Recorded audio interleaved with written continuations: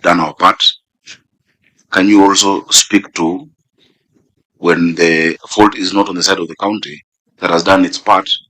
Because what we were to do today, Chair, getting another whole day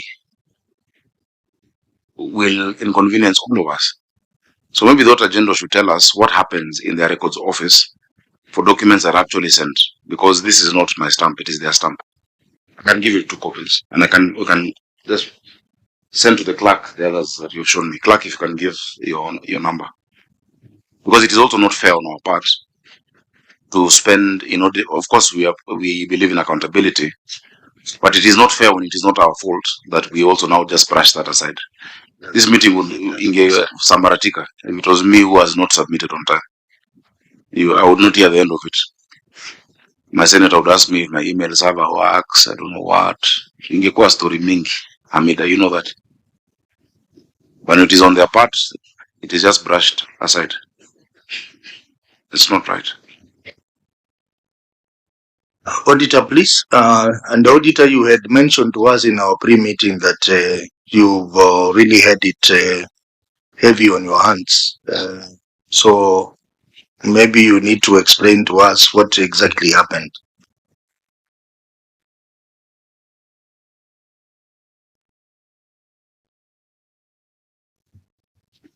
Chair, maybe this one you need to guide. You can guide us and the honorable members, because this was addressed to the county assembly. It's not the Senate. So because they are interdifferent, because these are different bodies. So they were responding to the county assembly. So it was invitation with regards to the county assembly, but with regards to the invitation of the Senate, as per this letter. It's the same response that we sent during an audit. We send the same response to the county assembly, to the Senate. It's a management response. It's not, but your office has received. What you're saying is you have not received. So even when you call to the assembly, will you say it's a different answer? Chair. Sure. Honorable members and our witnesses, I think we have a lot to cover today. I don't want us to spend a lot of time on the preliminaries. We will give the auditors 7 days to verify the documents that you have received. Because now you have all the documents for all the hospitals. And then the committee will decide after they have received your confirmation what to do with the hospitals, given the tight timelines that we have. So let me leave it at that point, because I see we are going to spend the whole day discussing about preliminaries when we need to go to the substance of our report. So I want to agree that the county, you did your part. The auditors may have done their part, but let us give them another 7 days to verify all the documents, and then we'll make a decision. But taking into account that the hospitals in the city are very, very, very crucial, and there are a number of issues that we need to look at. So we'll make a decision on how to deal with that later. I hope that settles the matter. The members who have just joined us, please put yourself on record. Thank you, Chair. Good morning, everyone. Excellency Karibu. My name is Senator Hamida Kibwana, nominated Nairobi delegation. Thank you, Chair, members, stakeholders, Governor, and your team. My name is Senator Chimera. I come from Kwale County, member of this committee. Governor, good to see you, and I'm happy you're taking good counsel from your senator that you should appear before these committees. Thank you, Chair. I always appear, but you look different. I don't know what has happened to you. A change. Yeah.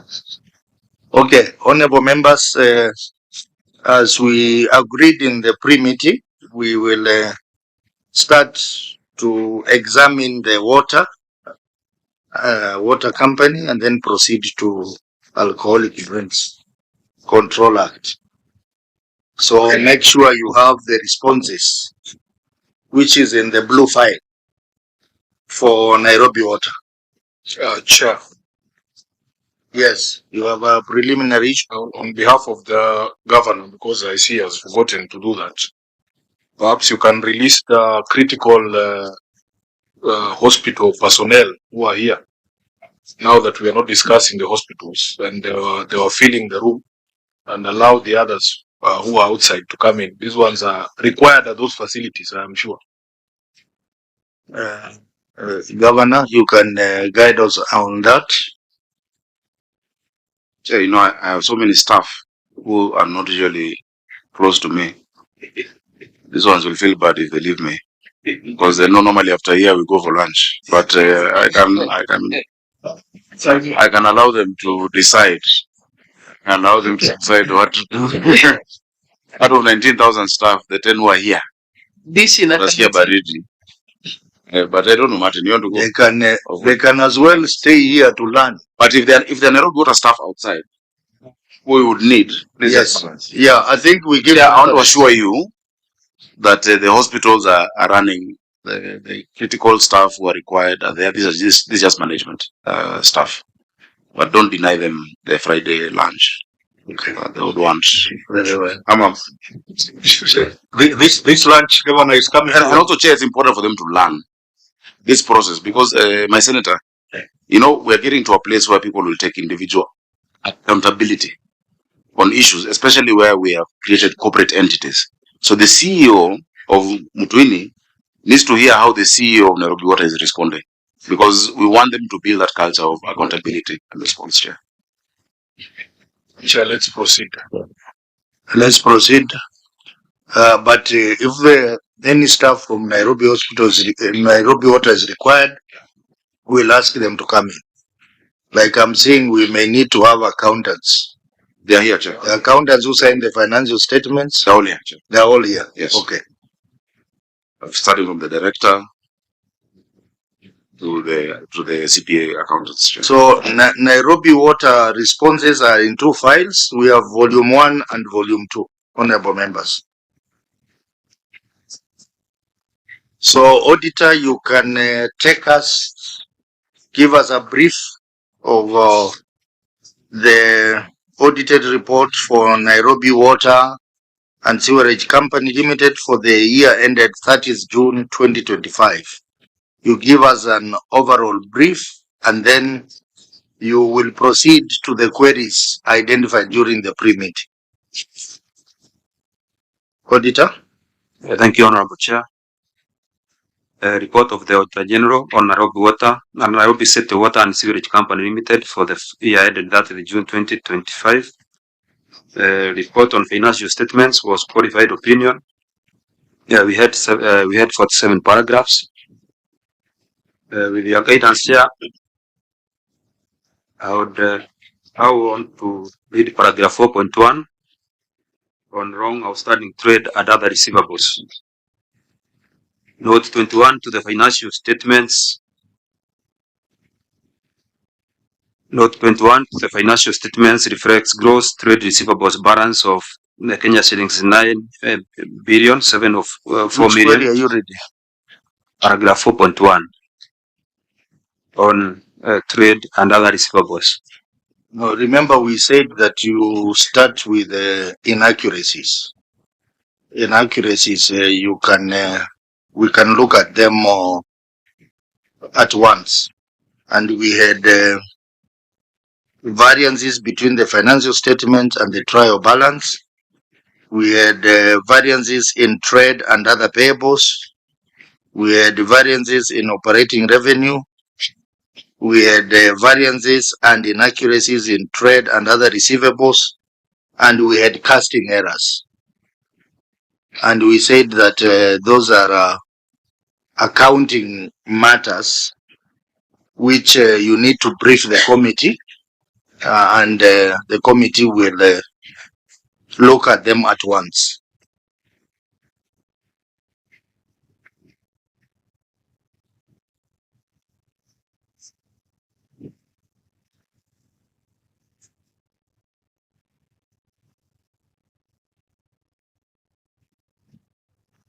Okay, thank you, Chair.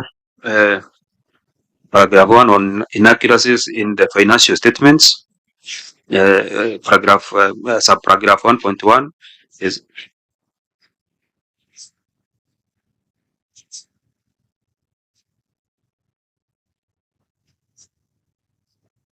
paragraph 1.1 is on variances between the financial statements and the trial balance. With your guidance here, I don't know, do I read? Or See, okay, ordinarily we will want you to read out the query. yes. But I think for the purposes of managing time, you just give us a brief about each of the queries, and then the members will proceed in the manner that they understand. So just like, for example, statements and the trial balance, you give us a brief what happened there. Was there any funds lost? How is the matter being handled by the county? And then you go to the second query, and then members will know how to deal with it, because it's largely an accounting issue. Thank you, Chair. Paragraph 1.1 was on variances between the trial balance and the financial statements. The county provided an adjusted trial balance, and the issue was addressed. Yeah, Chair. You were not in when we were doing the brief with the other auditors. We were hoping to proceed by you starting by saying we had 47 issues. 9 have been addressed, 16 partially, 21 not addressed. That's the brief that we got. And in the interest of time, we should be able to, we don't need to go through the issues that have been addressed. So if it is true that 9 have been addressed, skip those ones. Let's go to the 16 and the 21 that are either partially addressed or not addressed. Because these ones of trial balances, all that is required is for them to provide a reconciliation or something like that. And I always get worried, Chair, in these committee meetings, when I see the bulk nature of the documents here, it points to a problem with the entity that during audit they don't provide those documents, that they are providing the documents to the Senate, yet the Senate does not do audit. So when you see these thick files here, it always raises an alarm that the governor is trying to explain things to us that they should have explained to the Auditor General. So please, let's just go to the issues that have not been addressed. Yes, Chair, allow me to speak to that. The bulk documents is us telling you this is what we told them. It is not us coming to you to account. That is a worry, because So, if you told them at the point of audit, it Yes. would not be a query. So that's why we should audit the audit. So let's go to the ones that That's the are auditor. not Why did addressed. we answer and you're still asking? Auditor, we agreed we only handle issues which are not addressed from your perspective. So just start with the summary and pick the issues. And remember, we said some of the issues can be combined because they are related. So you proceed on only issues which are not addressed. Thank you, Honorable Chair. Yeah, the company, the audit report had 47 paragraphs, out of which 9 were addressed, 16 were partially addressed. Partially addressed means that a paragraph could be having maybe two reservations. One reservation is addressed, and then the other one may not be addressed. Then we had 22 paragraphs that were not addressed. Thank you. Okay, so now proceed to the issues which were not addressed, starting with the issues around the inaccuracies in financial statements.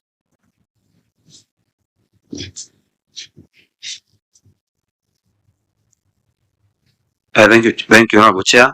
The issues were not, the issue number 1.2 on inaccuracies in the financial statements was partially addressed. That is on variances in trade and other payables, where we had variances between the financial statements of the company vis-a-vis balances reported in NAB's financial statements. The Office of the Auditor General, Commissioner of Income on inaccuracies in the financial statements was paragraph number 1.4 on casting errors. The statement of profit or loss and other comprehensive income, and as disclosed in note 12 to the financial statements, reflects general and operational expenses amount of Kenya shillings 4,860,384,030, which further includes bank charges of Kenya shillings 4,600,258. However, recomputation of the supporting documents revealed an amount of Kenya shillings 4,907,264, resulting to an unreconciled variance of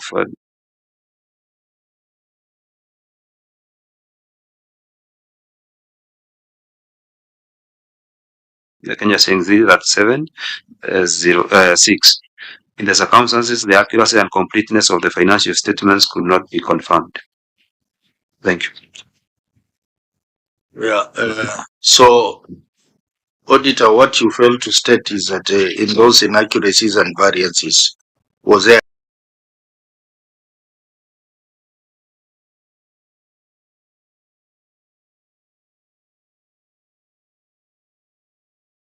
any loss of funds, or it was just purely accounting issues? Thank you, Honorable Chair. We cannot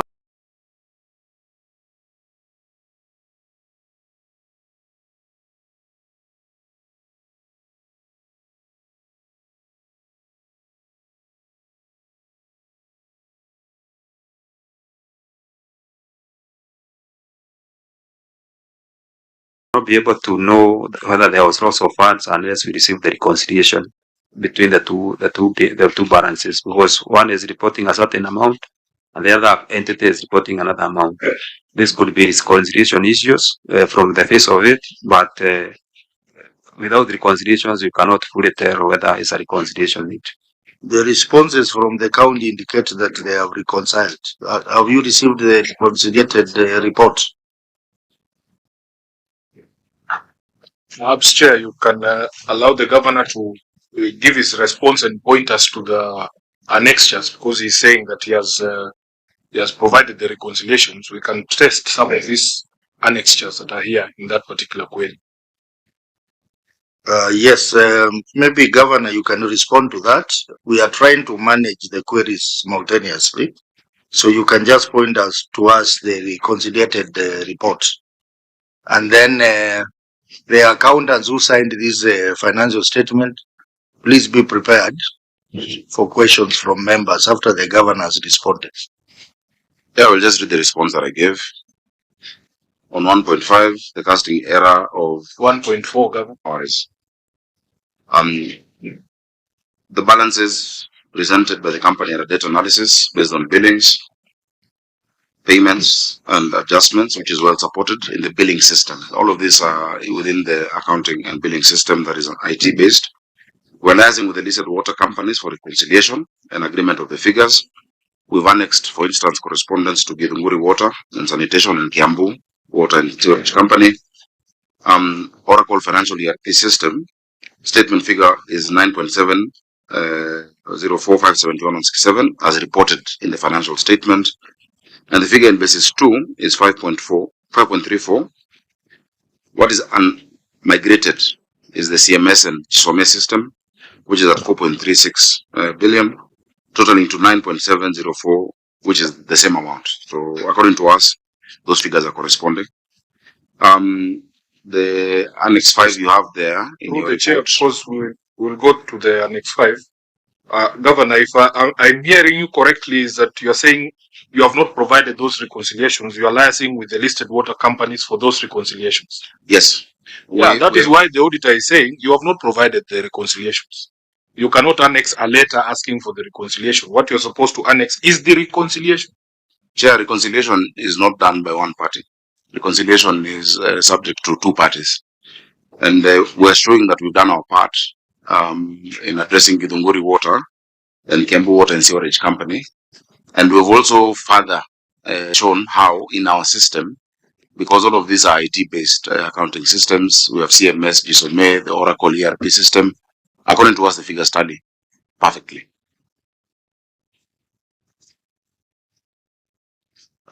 Maybe just finish your response, and then I will allow the auditor to make a comment on that response. And then further to that, the data's listing from basis 2, CMS and GSOME, as at 30th June 2025 is also annexed. These are the systems that we use in this process.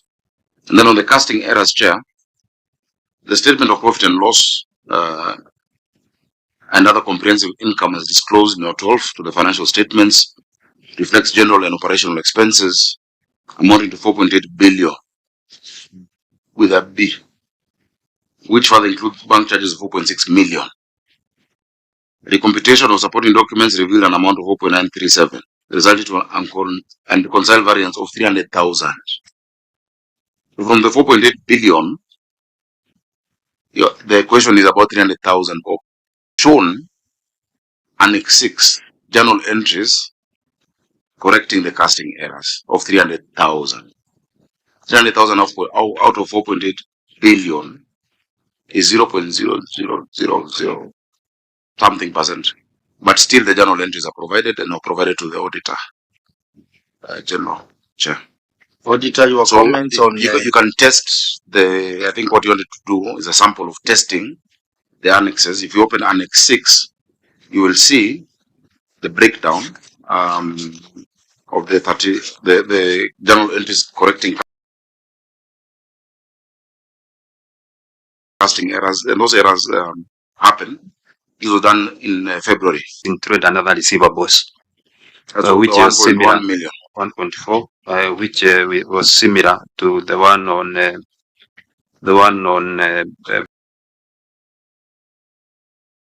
variances in trade and other payables. Still on difference between entities, what the other entities are reporting and what the company is reporting on the Kedongori water and the Kiambu water. So those water and the Kiambu water. So those were the two issues. And sorry, Chair, for that. So maybe you need to explain to the committee how are these issues going to be finally resolved? Is it in the next audit process, or how are they going to be resolved? Thank you, Chair.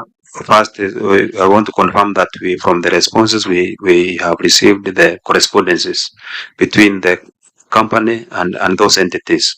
However, the reconciling the two balances is not there. It has not been worked on. Chair, I think the reconciliation should be an ongoing thing, because like now the water supplied to Dongoli and Kiambu water will still continue being supplied. So reconciliation should always be done at the end of every year if there are variances between the different entities.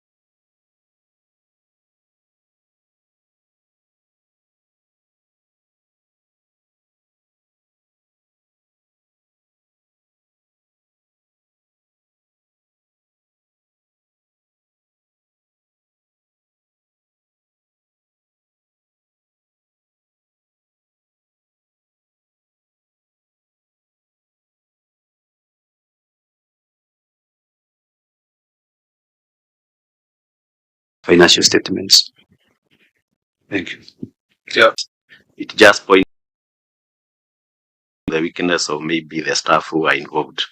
And we are normally keen to know the competence of these staff so that we can know whether they were deliberate errors.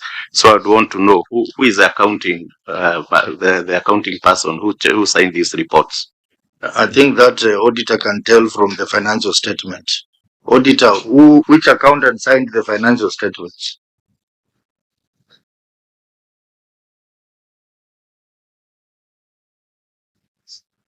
I think, Chair, the accountant is CPA Power Omondi. His pack number? Pack number that is 647. 36? 47. You can verify that in the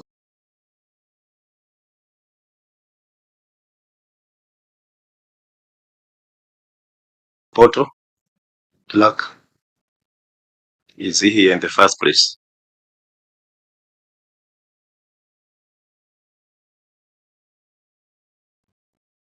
Omondi. Yes.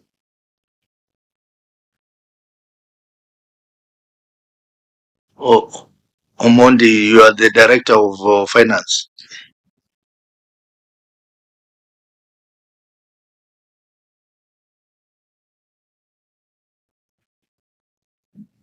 Chair, this Omondi. This Omondi This Omondi, who has made an error of 0.00645% needs a medal. If the error is 300k out of 4.6 billion, and it's an error not even attributable to us, I don't think we should. Point of order, Chair. I think Governor, let us not go down that line. You will agree with me. Just a minute. You will agree with me that you have to account for every coin. Of course. Yeah, so don't try to trivialize the figure. Not trivializing. We've told you the response we've given. Just a minute. Yeah. When the Auditor General has raised a query, just do the reconciliation. If you attach a letter to an entity and you don't attach the reconciliation, the query has not been resolved. So if they don't respond, what do you want? Just a minute.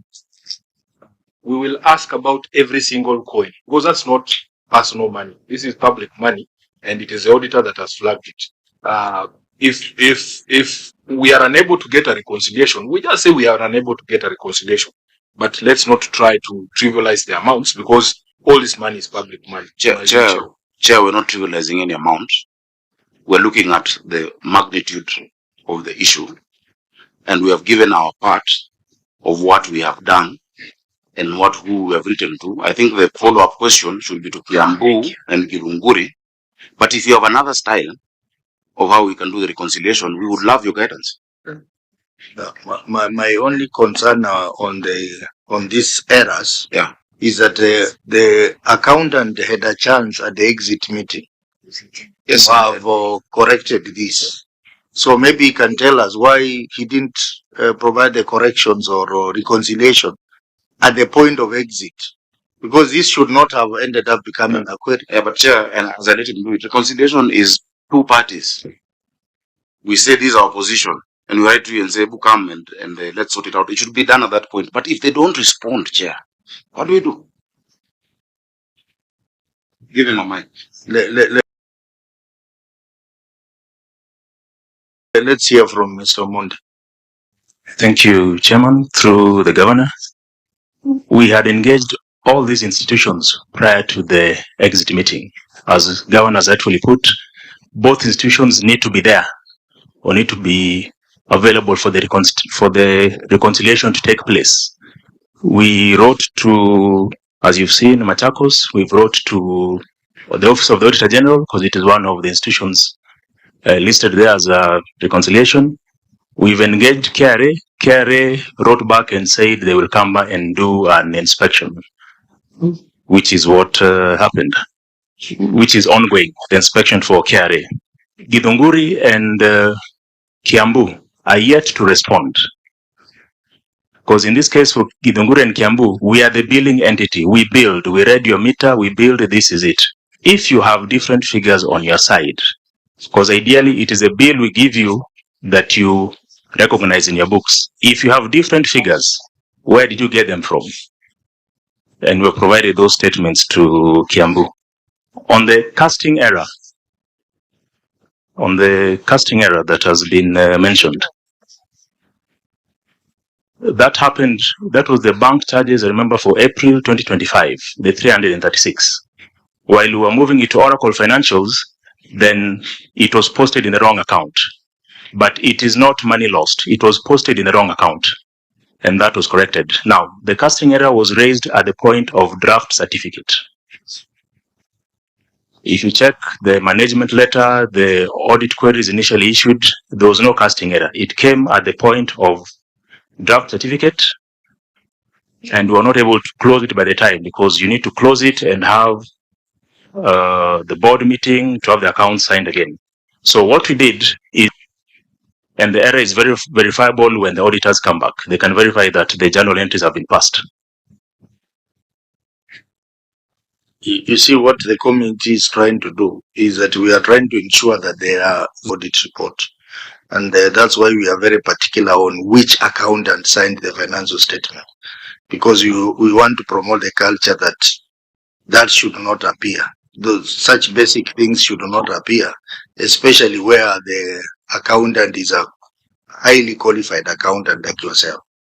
So I know this is a matter that if you sit down with the auditors and you provide the reconciliation as required, it should be able to be sorted out.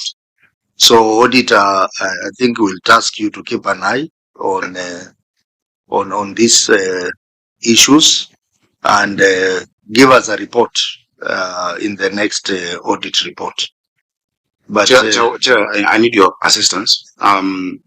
We've shown that the 300 was a posting error of bank charges, but the issue of reconciliation, so that it doesn't become a recurrent issue, while we've done our part, can the committee help us to bring Machakos and Kiambu, and the senator for Machakos is here, to give us our money and agree that they should pay us, so that it doesn't recur, or the essence of this meeting, Chair, is to strengthen systems in counties and to help us be better. If we've not done the reconciliation properly, because we've done our part, you can guide us on how better to do it. Yeah, we've asked them to come. If they don't come, you have the power to summon them to sort out that issue. And I don't know how else we can do it, and you can guide us on how else to do it, Chair. We will stand guided. I think we will take note of that, clerk. Take note of that. The Kiambu is yet to appear before us. Kiambu County on matters of water. So we'll take note of that and raise it with the Kiambu. Machakos also. Has Machakos appeared before us? Yeah. So I think we take note of that. But largely, as much as the committee can try and raise a matter when they appear before us, it still remains your responsibility to follow up. And also to ensure we have written to them. Yes. We've called them. When they don't do their part, what do we? Chair. Senator Machakos. The governor is raising an issue here, which actually, if you are unable to call Machakos here and Kiambu, you have a senator. Yes. Let him bring it to the house, and then we summon them through this committee. Because right now we can do nothing. You have not raised it to the committee officially. Okay. Now answer the questions that pertains to you now. Now, if you want count of Machakos, count of Kiambu, go through your senator. Let it be raised to the committee officially. And I have a very able senator. Thank you. Chair, idea, there's a reason I'm laughing. If an ordinary person in Nairobi, if Nairobi Water had an issue with my account, Sifuna, they would not come here to ask for the Senate's help. They know what to do. They know what to do. This is what we call backpassing, Governor. These institutions, you have a way of bringing them to bear. I remember your dispute with Kenya Power. You didn't come to us to ask us for help. Sorry, you took certain measures that we are not very proud of as a leadership of Nairobi. No. But today you are appearing helpless, throwing yourself at the mercy of the Senate. I am sure, Governor, these matters, because the queries are on your side, we need to resolve them and move. But I am sure you have ways and means. So the senator for Nairobi is sitting next to the senator of Machakos. Yeah. Please help me. What we will do? Because I don't want to cut off water to Machakos, and I don't want to cut water from to Kiambu. So you know exactly how to bring these people to the table for reconciliation. That's the point that I was making. When you do that, it's not the water company there that suffers; it's the people. Yeah, you asked a question, Governor. If they don't respond, what are you supposed to do? You have the tools, but you are saying we will. What we will do? We try all diplomatic methods and PFM methods. Please, if those don't work. Please, then we try Nairobi. Just try the Kenya Power way. You will be able to. Senator Tropico, please put yourself on the record. Thank you, Chair. Thank you, Chair. My name is Paris Tobiko from Kajiado County and I'm a member of this committee. Thank you. Mark, and then we close. Yeah, Chair, maybe on this one, just to comment that if the county perhaps or the African took keen interest on the Section 31 of the certification process and responded to these issues during the exit and the ML, these issues would have been resolved then. For example, Chair, the letter requesting is dated February 16th. The audit concluded in December 18th. So, Chair, if that had been done then, maybe this would have been addressed at that time. So maybe it's a question of maybe taking action when the certificate has already been issued. Thank you, Chair. Very well. I think we will leave it to your auditors to keep an eye on this issue and have it fully resolved. So you can proceed to the next issue. Thank you, Chair.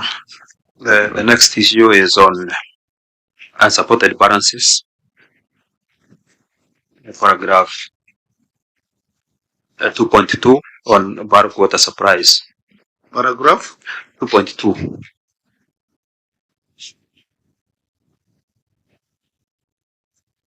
Bulk water purchases of Kenya shillings 951 million, it's 69,402, supplied by the Water Works Development Agency from Karimeno 2 and Northern Collector Tunnel.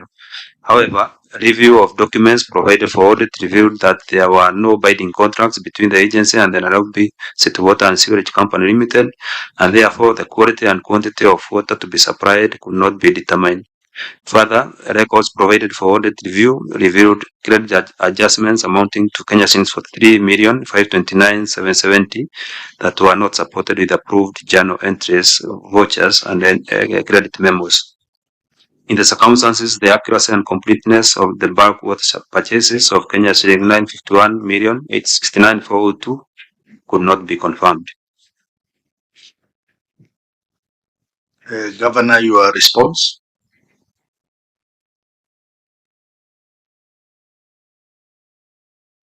Chair, this response, let me read what I responded first.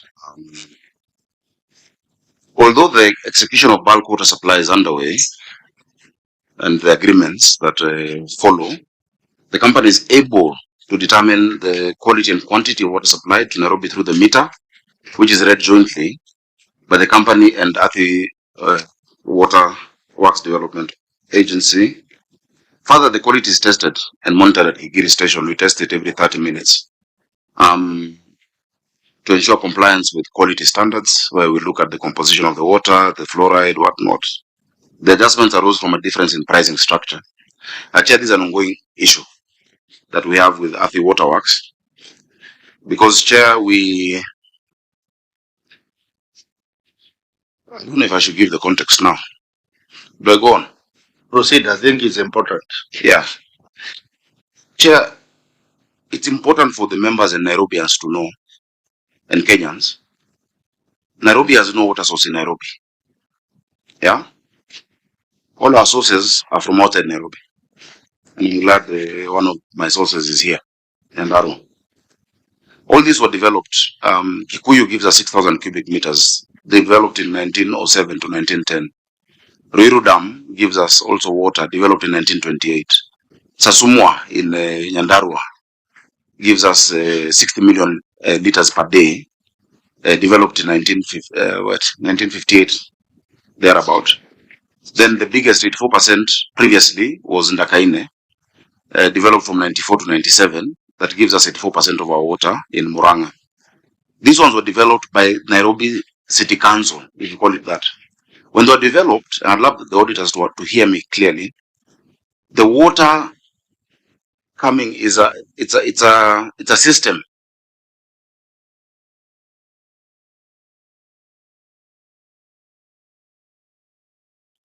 That includes dams, includes the piping, includes the treatment plant, and then the final connection to the people. Yeah. Now, the latest, because all of this gives us 525.6 million liters a day, yet Nairobi needs 970 million liters a day, with a demand growing at 4% every year. Yeah. So we pushed for the development of more water sources.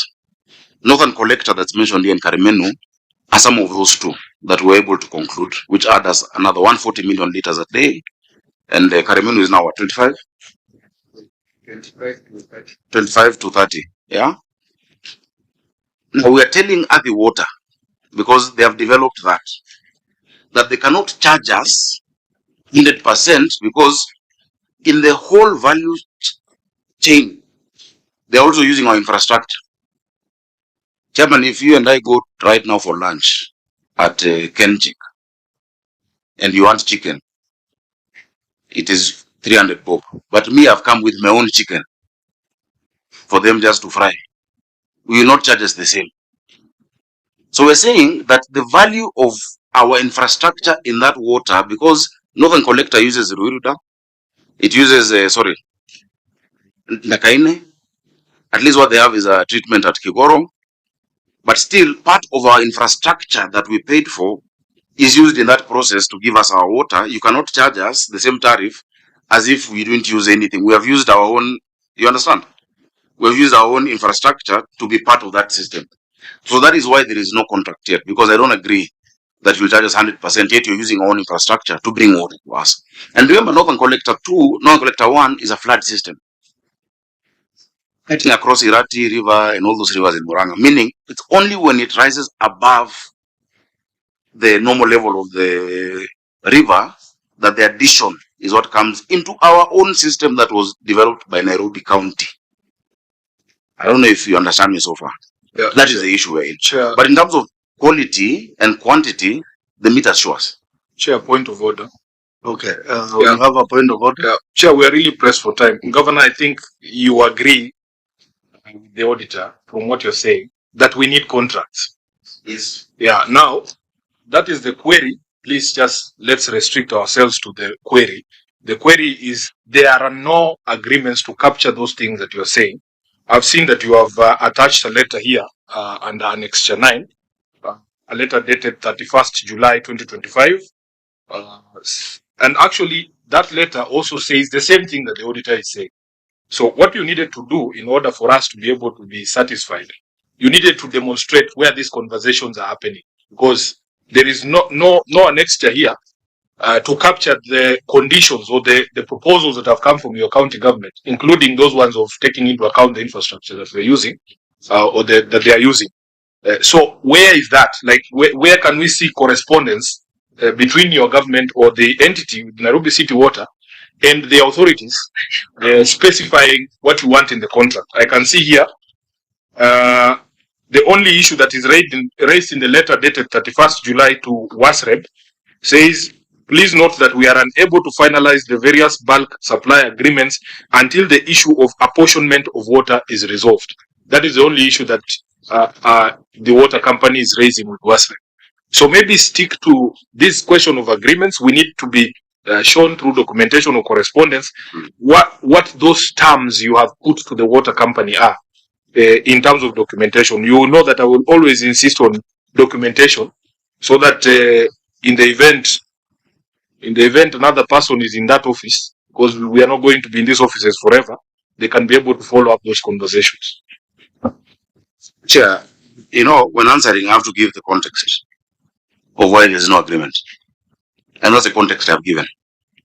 And now that you understand that issue, those issues are discussed at the meetings. The meetings have minutes. If you want us to provide minutes, we can provide. But even as recently as last week, even with the COG, we had a meeting with Earthy Water. Who else was there? Not COG, Intergovernmental Technical IGTRC. The ongoing discussions.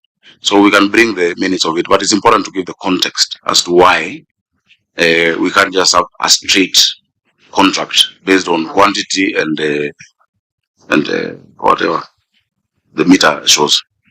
It's good to understand that, I think, and this is the best platform to explain. I hope the Senator for Nyandarua does it. Senator for Nyandarua, where water comes from? Yes, I'd want to know, Governor, then I've heard you. But assuming you've been supplied with 1 million cubic meters of water, at some point you do pay. On what basis do you pay?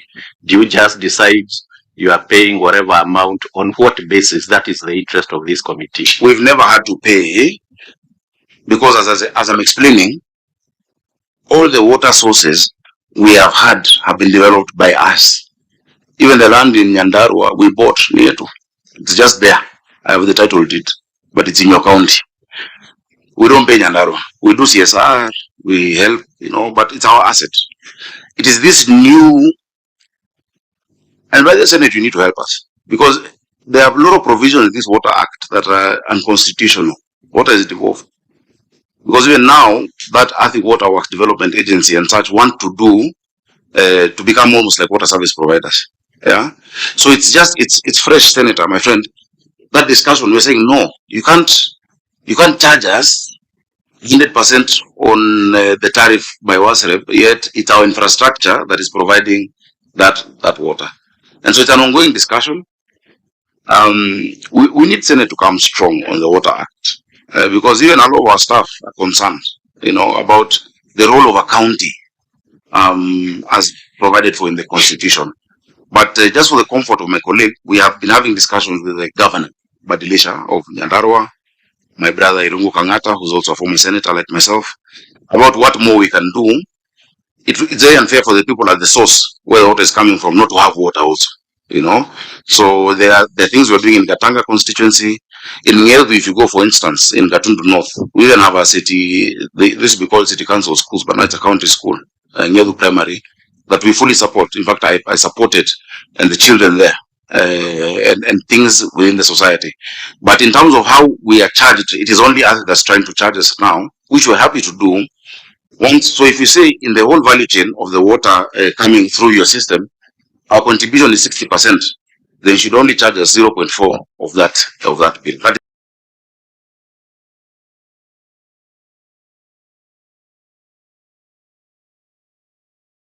is the long and short of it, Chair. And I think the auditor can help us.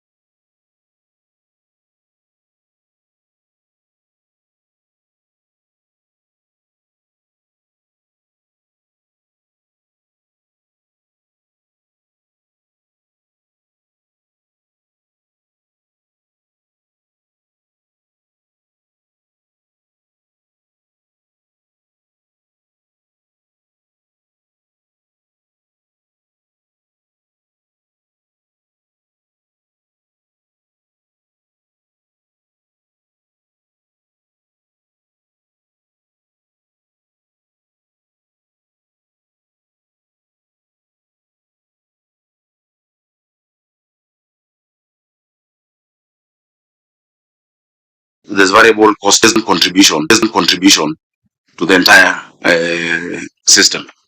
I think that this is something that is it's novel in nature. It's a new discussion.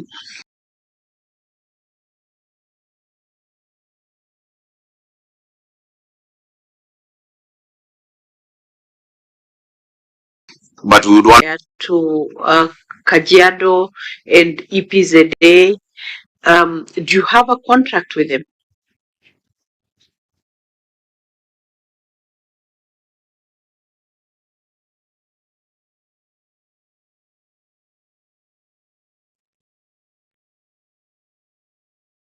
let me allow the chief officer to just give those details. Chair. To just give those details. Chair. Water payments are not based on contract. They are based on gazetted tariff by WASREB. Infrastructure. So the payment that you are making are based on the tariff. Because we don't need a contract to pay water, you need a tariff pay. But we are telling them that because they are using our infrastructure, and if you look at this tariff, Chairman, you will see there's a tariff of 30 shillings that was applicable until 30th of June. Then there's another tariff of 38 shillings that was applicable thereafter. Because we were telling at the water that you cannot charge us 38 shillings, and yet what we are selling to Nairobians is 36. So that contract was for us to agree with them that this tariff that they have gazetted needs to be revised. Even cost recovery, that must be covered when you're looking at this tariff. Chair, just let me just be comfortable a little with this. Then I come. We hear you. So because then you payments are based on tariffs, but you are insisting because there is your infrastructure, you cannot pay at the normal tariff that they're asking for. So then that is why you need in these special circumstances, that's why you need a contract, isn't it? So what's the challenge in getting into these contracts or getting the contracts? Chair, the challenge is what the governor has told you. Last year, the Minister of National Government did indicate that they wanted to take over the water sources for Nairobi. And they were saying that they have resignated all that infrastructure to national government.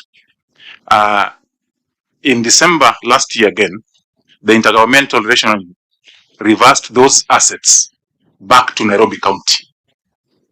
So the dispute that we are having at COG and Intergovernmental is for us to agree with them, first of all, the asset ownership, who are the owners, because they were moving the assets to national government so that this tariff applies. We did challenge that. And now this contract, you've been told that last week we had a meeting with Audit and COG. And we are agreeing that the assetting should be based with the county government so that when they charge, and we agreed on the contract, that contract that is being applicable will put the assets under Nairobi. Senator Mudama? Yeah, Chair, my question was, what is the challenge of giving the auditors the documents that they need so that they can reconcile their audits? And again, on this billing of contracts, I don't know if this question should come at this time, but because I'm stepping out, Chair, is that most of the places in Nairobi don't receive water, like where I live. And I receive billing every month, even when I've not received water from. I want you to hold your horses, because we agreed in the pre-meeting that all those issues we'll deal with them when we are looking at non-revenue water. But where do you live? You can give me your location. Okay, so let's wait for that. But honorable members, I think this query is not unique to Nairobi County. You saw when Mombasa appeared before us, we had the same challenge with the coast water. I think Kilifi, we also had the same challenge. I think for us to address this matter of counties and the regional water bodies, we will need to invite them. And I hope the clerk will pick this issue. We will need to invite Adi Water to come so that we look at these issues substantially. Because it's not just Nairobi Water that has a similar challenge. We have contractual issues between Mombasa and the Coast Water, Coast Water and the Kilifi County, and even Taita Taveta, and even Kwale. So these issues, and as the governor rightly said, there is something fundamentally wrong with the Water Act. There's something fundamentally wrong with the Water Act. And Chair, I'd really implore upon you to support counties in their role. Yeah. Chair, a lot of these assets we're talking about were actually purchased land, contracts, even when there were loans we've paid for. Now, the national government suddenly realizes that they've done some investment. If you look at what the Northern collected investment is vis-a-vis what we've done on by ourselves over the years, is only 25%. But if you do 25% and say, okay, now we've done this, we want to take over all your assets. We cannot allow that. And we hope the Senate stands then with the counties. And we should not allow that. Yeah. Chair, and I'm very happy that we've protected this. Imagine from 1907 to date, we have protected these assets of the people. We cannot reverse that those assets then go to be owned by national government because they have contributed 6% only, the 140 million liters, yet the 525 that was coming originally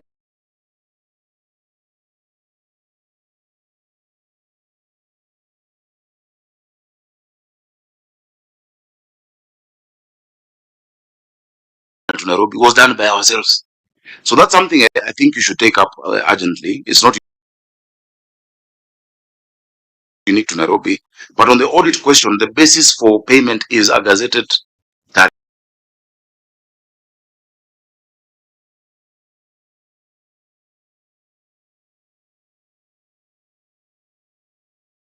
tariff, nothing else. The contract, for instance, Senator Tobiko asked our contract with Kajiado or with EPZA, there's no need for contract there. The same way even for you, where you receive water in your house, there's no contract per se. You just have a bill and a meter and a gazetted tariff and you pay. Chair. So please take this up. County now. That's how we're able to do those 4 sources. I'll give you an example. In Ngedu, we lose 30 million liters every day through the filtration system, the backwash filtration system. My engineers, who are the best,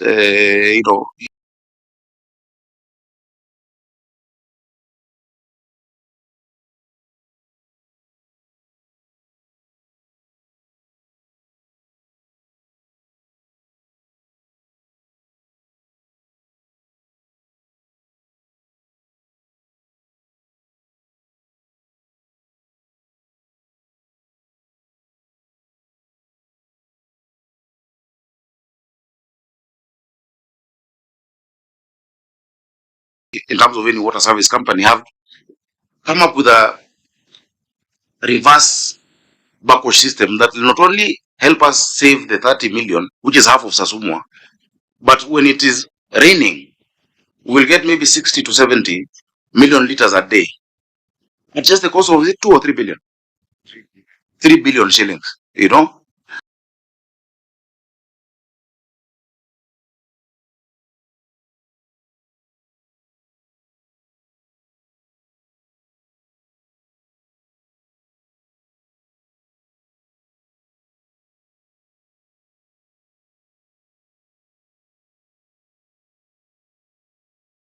But for us even just to get that, we want to give Kenyans and Nairobians this water, but there's certain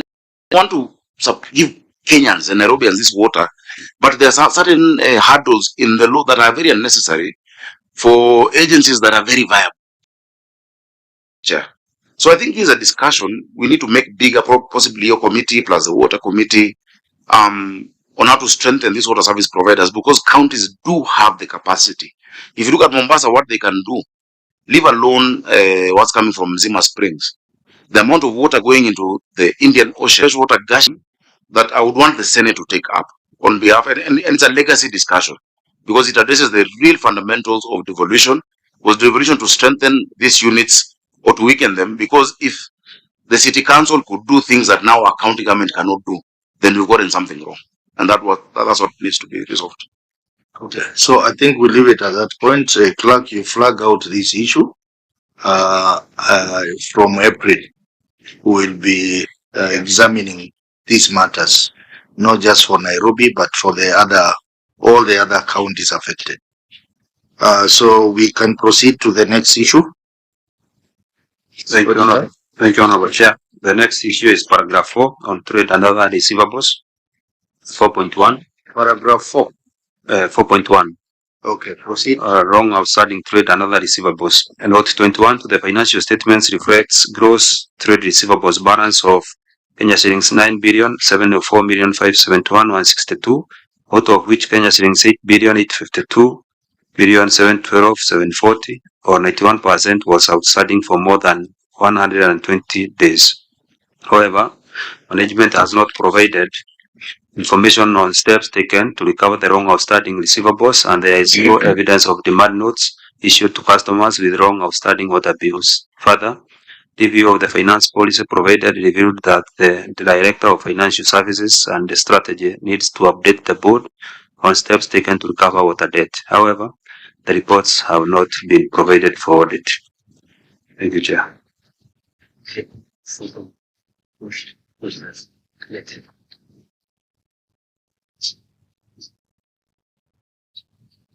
I think you can read 4.2 as well, which is related.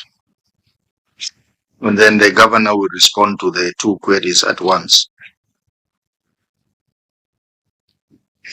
4.2, Honorable Chair, unmigrated receivables, the GSOME system. Note 21 to the financial statements reflects gross trade receivables balance of Kenya shillings 9,704,571,162.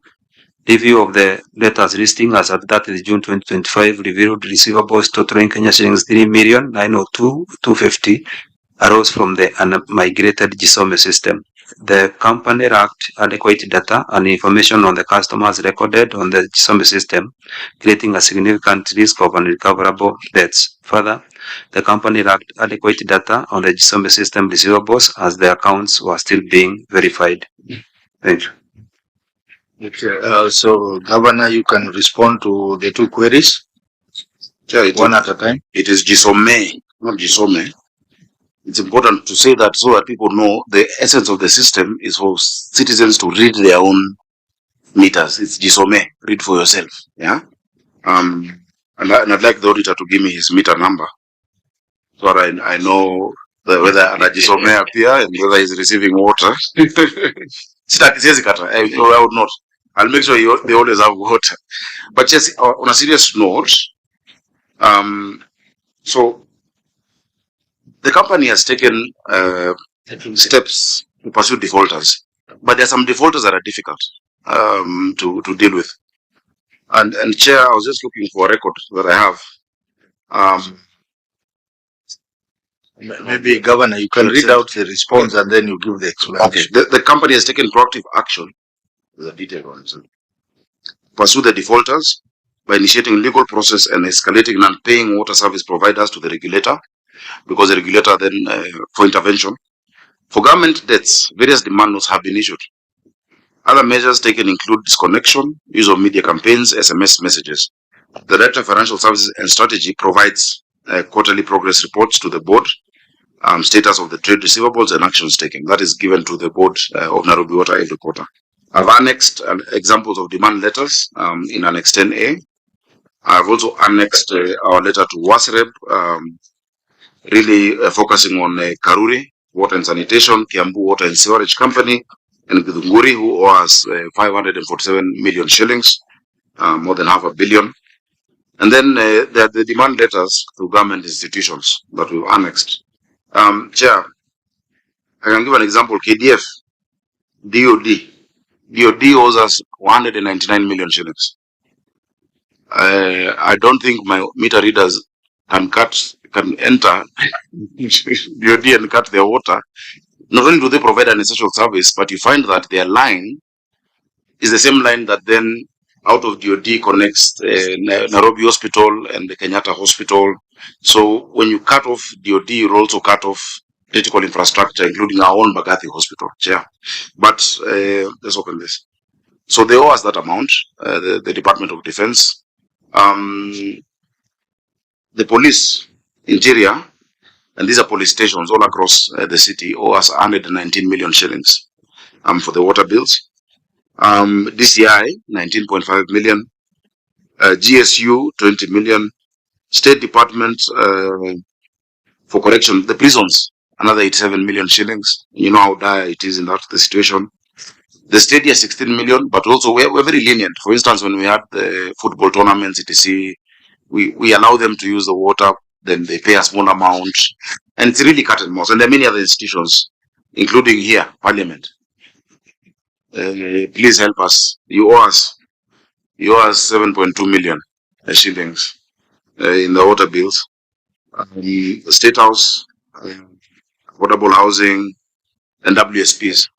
Primary schools, public primary schools, owe us, it's not in this list. Where is it?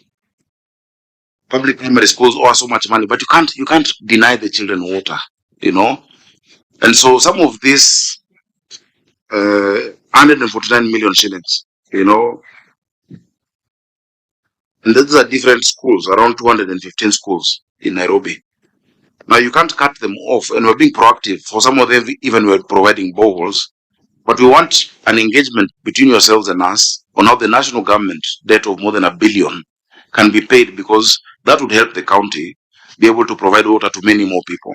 And so if the Senate, even through the conditional allocations etc., can find a way to make sure the government debt is sorted, is incorporated in our equitable share, then we pass it on to Nairobi Water.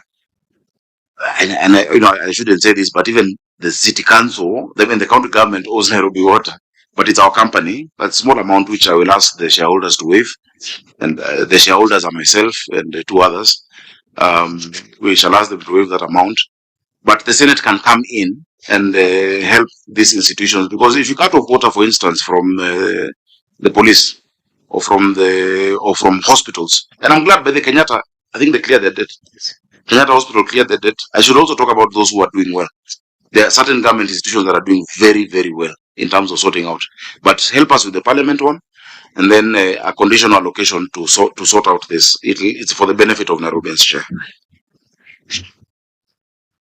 Now, on the issue of Kisome,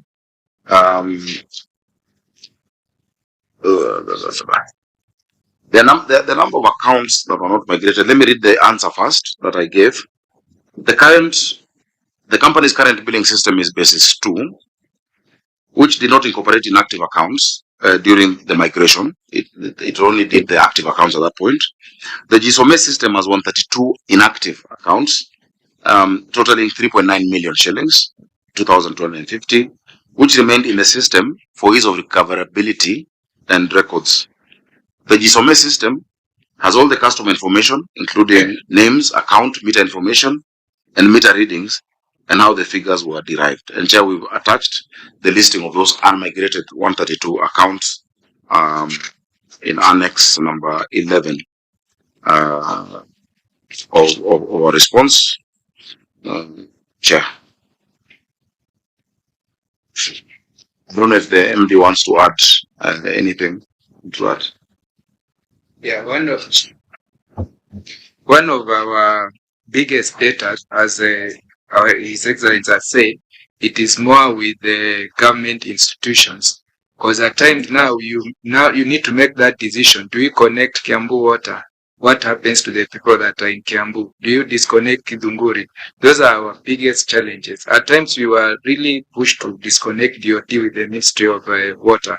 But the governor said our main line that passes through DOT is the same line that serves the State House. So when you make that decision, Now that is a catch-22 situation to us, but we've escalated to the Ministry of Water, and they are really trying to help us to see how these people are coming to pay us. The Senate can actually help us because you're the ones who divide revenue between two levels of government. And so you can add a small component, even if it is $500 million for us, then another half to clear the old debt. Many of them are saying, if you clear the old one, we can pay. But primary schools will still be unable to pay. The capitation going to the primary schools, I don't see them. And they keep asking. Last week I was in Kawangware Primary, and they want that connection added. And I know, yes, we'll connect them, but they will not pay. So we need to be very pragmatic on how we sort out these very vulnerable institutions that require that service. And Chair, this is part of what you're saying is non-revenue water, because it is water that is built, it is water that is provided, but you cannot stop providing. It's a human right that needs to be paid. It's one of the human rights that you need to pay for, which is water. Air is free. Other things are not as expensive, but this one must be paid for, Chair. So if there are ways that you can assist us, if you have ideas, apart from what I've said in the conditional allocation in the division DORA and CARA, County Allocation Revenue Act, I don't know how else you can resolve that old debt that this is to show, and they continue to accumulate because we've not cut them off, Chair. So, for instance, if the National Assembly, in the budget they give the Department of Defense, just adds 200 million, they give them a budget of billions. Just add 200 for you to clear the water debt, add to the National Police Service an amount to clear their debt. Unfortunately, when you go to that level, it is now national. So there are other debts also in other countries. But Chair, your guidance will be important. Let me start with the auditor. Your comments on the response. The two responses. Thank you, Honorable Chair. The annexures were provided for paragraph 4.1 on wrong outstanding and other receivables. However, the amount is still not yet cleared. Again, on unmigrated receivables. Sorry, Chair, on that last one, you're saying, however, the amount is not yet cleared. It's not. It has not been paid as you have explained. Yeah. Chair, maybe before you go to the next 4.2 on the migration, because the auditor is saying he understands our dilemma and the issue. But unless it's clear, this will also be an audit query next year. How do we make it stop being an audit query when these people have not paid? Because it is not an infraction on our side, and we've recommended how you can intervene. Because then again, be an audit query. I want next year to have an unqualified report. We now have qualified. We used to be adverse, but so long as they have not paid, now I am still getting a lower audit opinion for something that is not of my doing. Maybe advice from the auditor. How does this stop being a recurring question? Do we show steps towards recovery? Do we attach evidence of what can we do?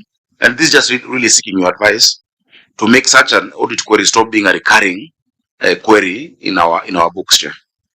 Maybe Governor, even as you, because I've seen you made some efforts, demand letters and all, but the most noticeable attempt you have made is a notice to disconnect customers. Maybe you can tell the committee what happened. Have you disconnected the Ministry of Defense? Have you disconnected? Because now the auditor will base on those efforts to make a decision. And Chair, on top of that, as you also made an effort even maybe to meet with them, call the people who are concerned and meet with them, at least you show us there was a meeting and you also prove it to the Auditor General. Chair, on meeting with them and raising it, even at my level, I have done that at the summit, which brings the county governments and the national government, chaired by the President.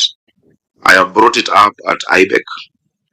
I brought it up with the President directly. And now that we have a cooperation agreement, on Monday, for instance, I'm chairing the committee with the PSs.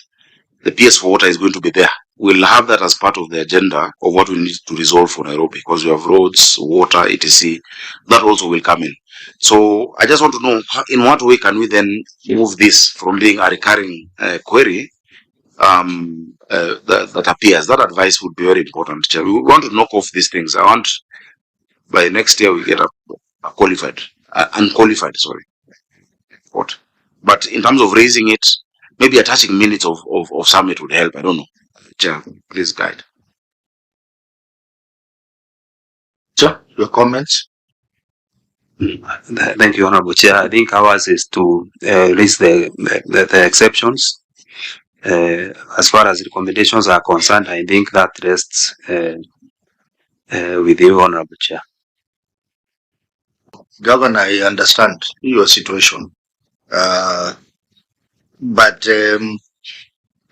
these other entities or individuals who owe you money, you have attached their demand letters. I think we need to see some serious step being taken, maybe taking people to court or something like that.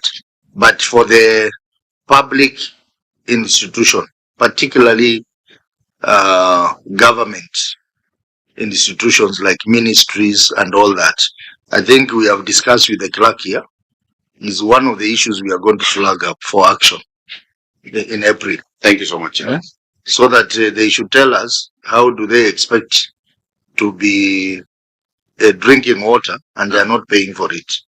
So I think we are going to pick it up as one of the responsibilities of the Senate to protect devolution.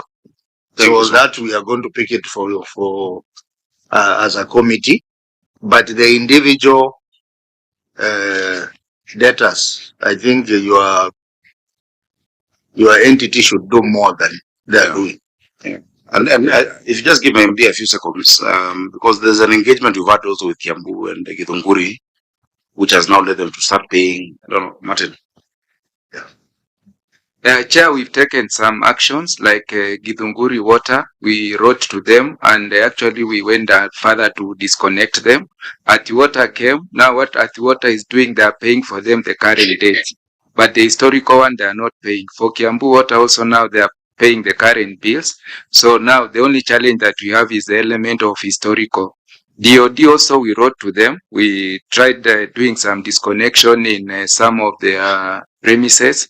Now we've seen some positivity in this current financial year. Now they are paying their debts.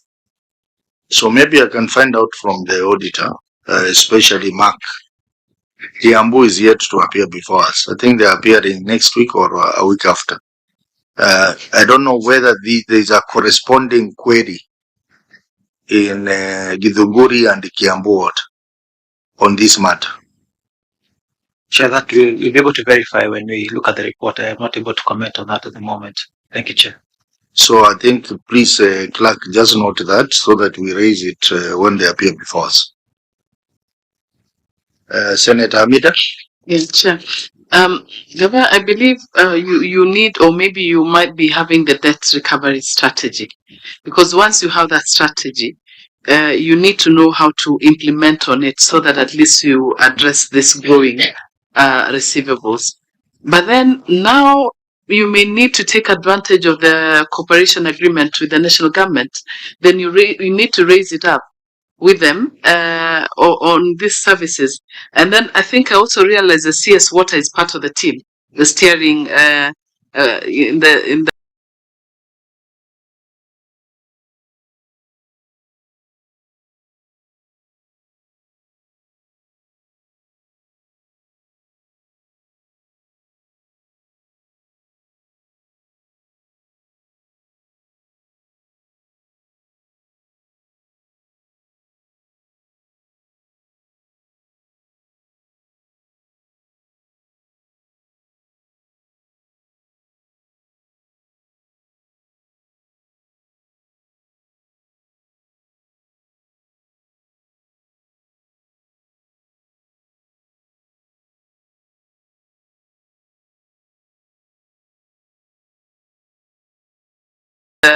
team that's steering the included You know, we've never had such a chance, Chair, and I'm glad. So we'll report on it. I'm glad. So we'll report on that, and possibly maybe what the auditor would want would be then the minutes of correspondence that we can keep adding when there is that question.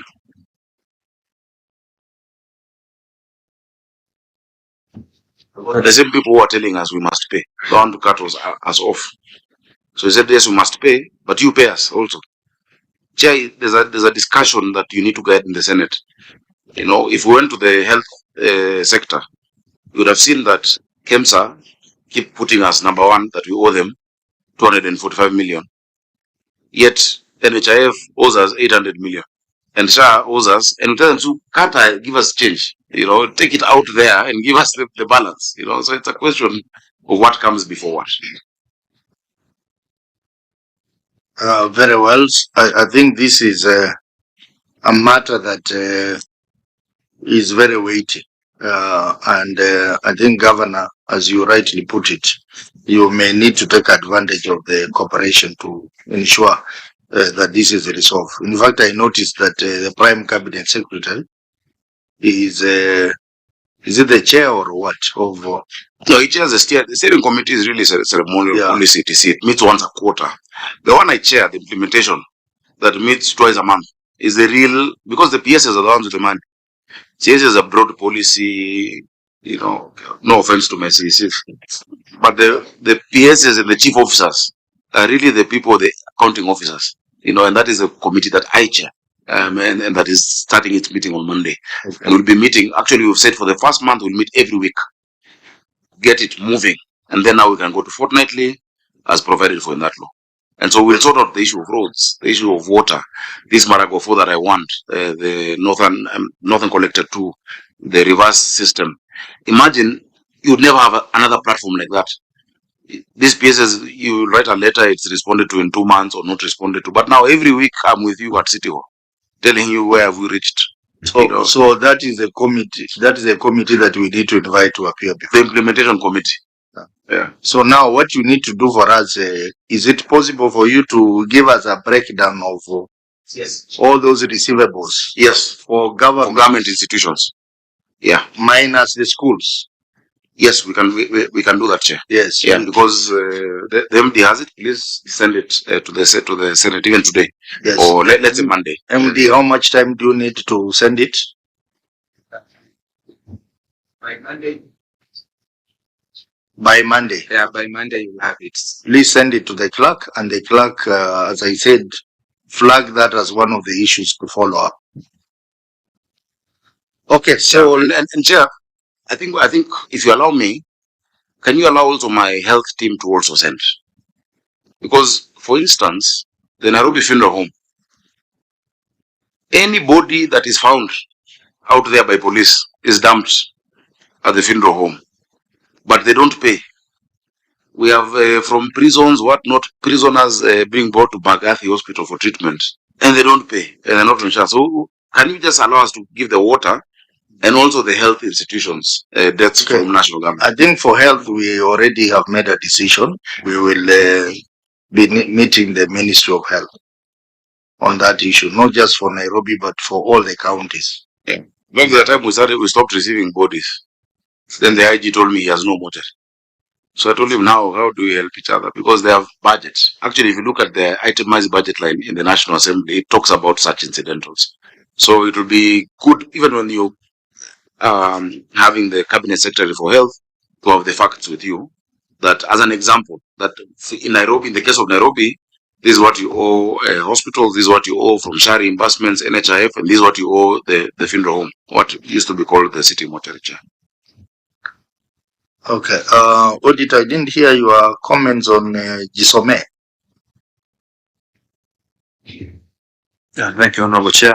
On Gisome, the detailed support for the 3.9 million was provided. However, there was no evidence of migration to the basis tools. There was no evidence for migration of the amount. Migration of the data of the data to the new system. So maybe, Governor, you can comment on that. Chair, we don't want to migrate them because they're inactive accounts. there is no need to migrate the inactive accounts, but the details and records of those inactive accounts are available. They're still available, and they're attached. They're attached in Annex 11. You want your system to remain efficient, and so migrating inactive accounts is the same way when you talk about IFMIS, the previous systems of accounting that were there in the counties, life forms.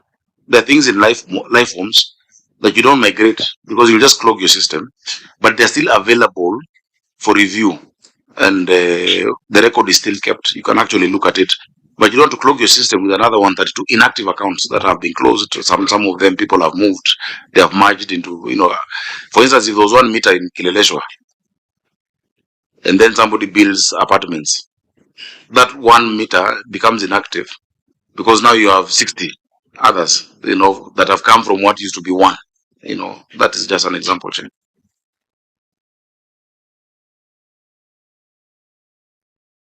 Chair, I wanted to hear the response of the auditor on that one. Auditor?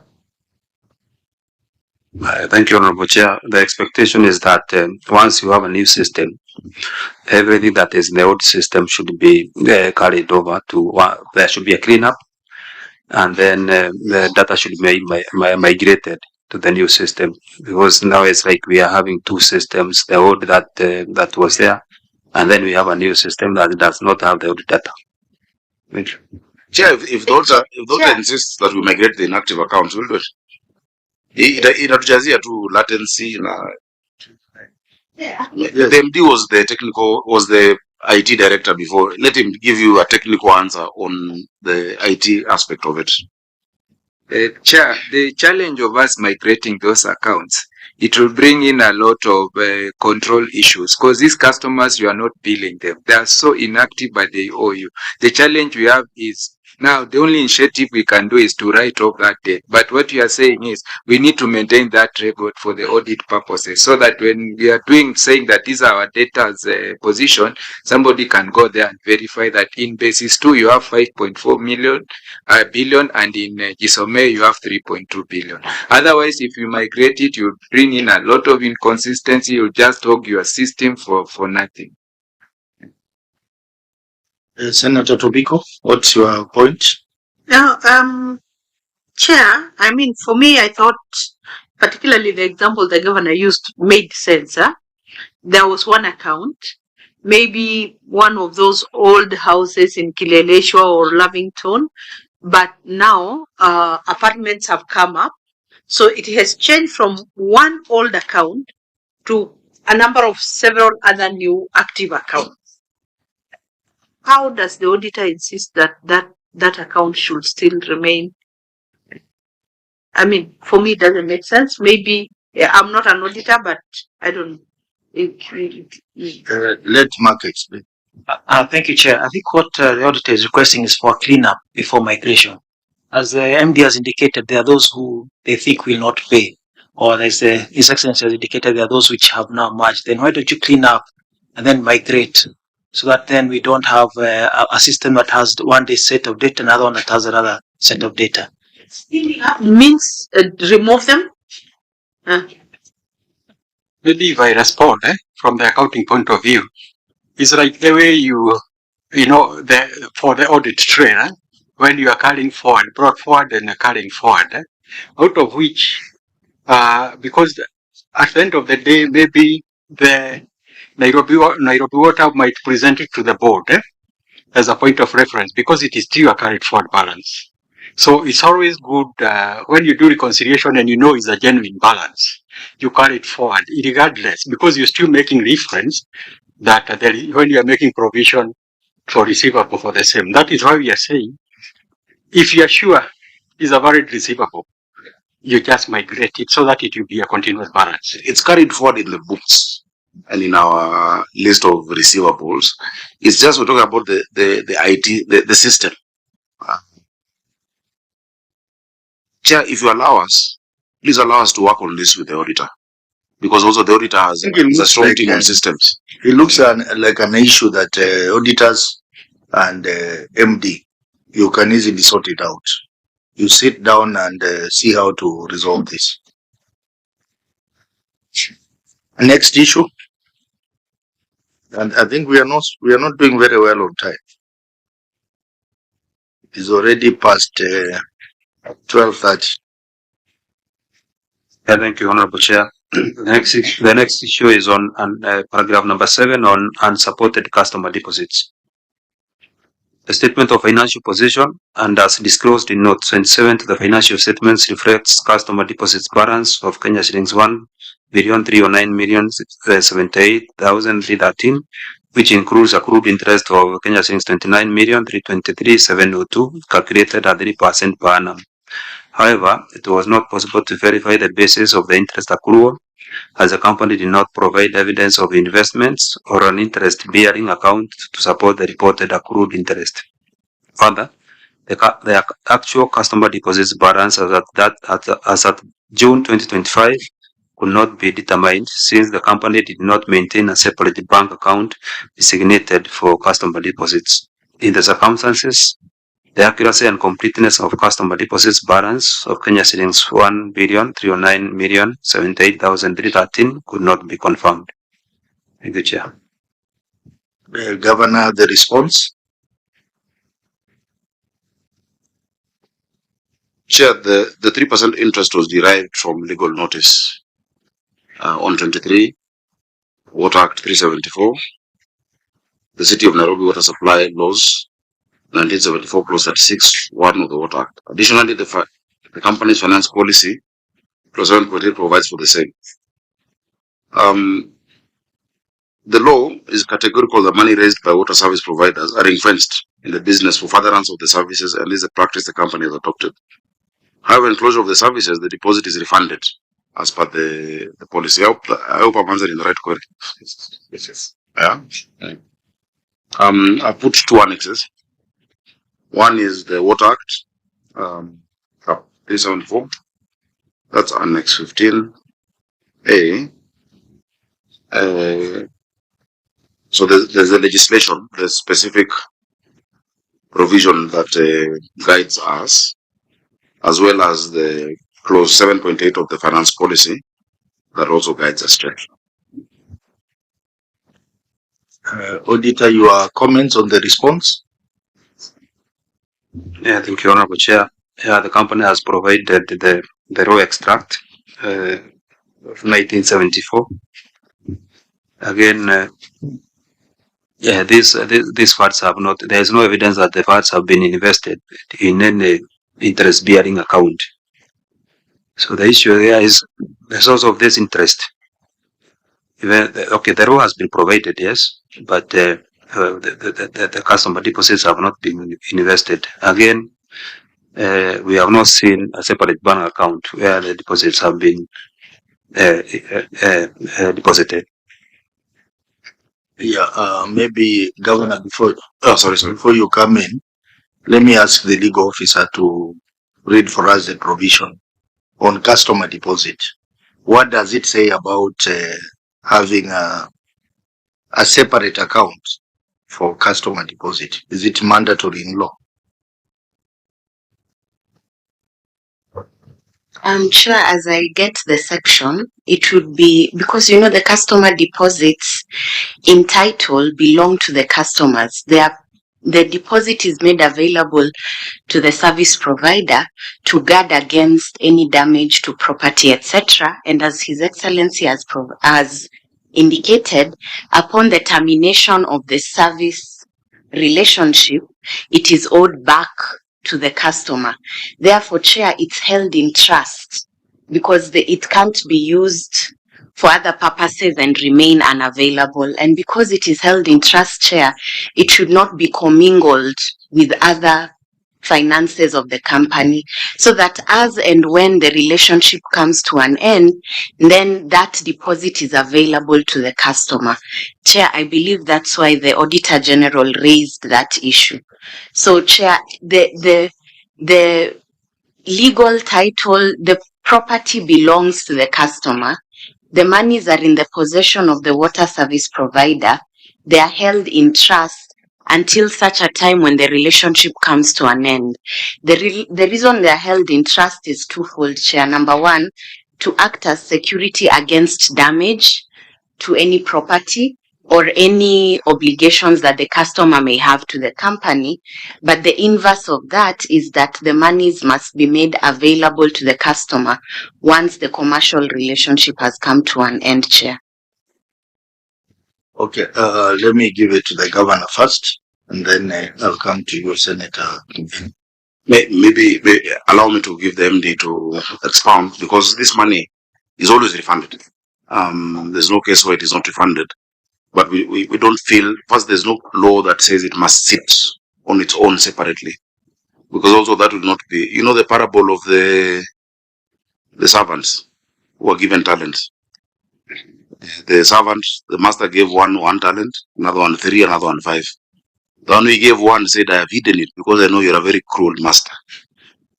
And he was reprimanded. The second one also said the same, but the third one said, ameiongeza.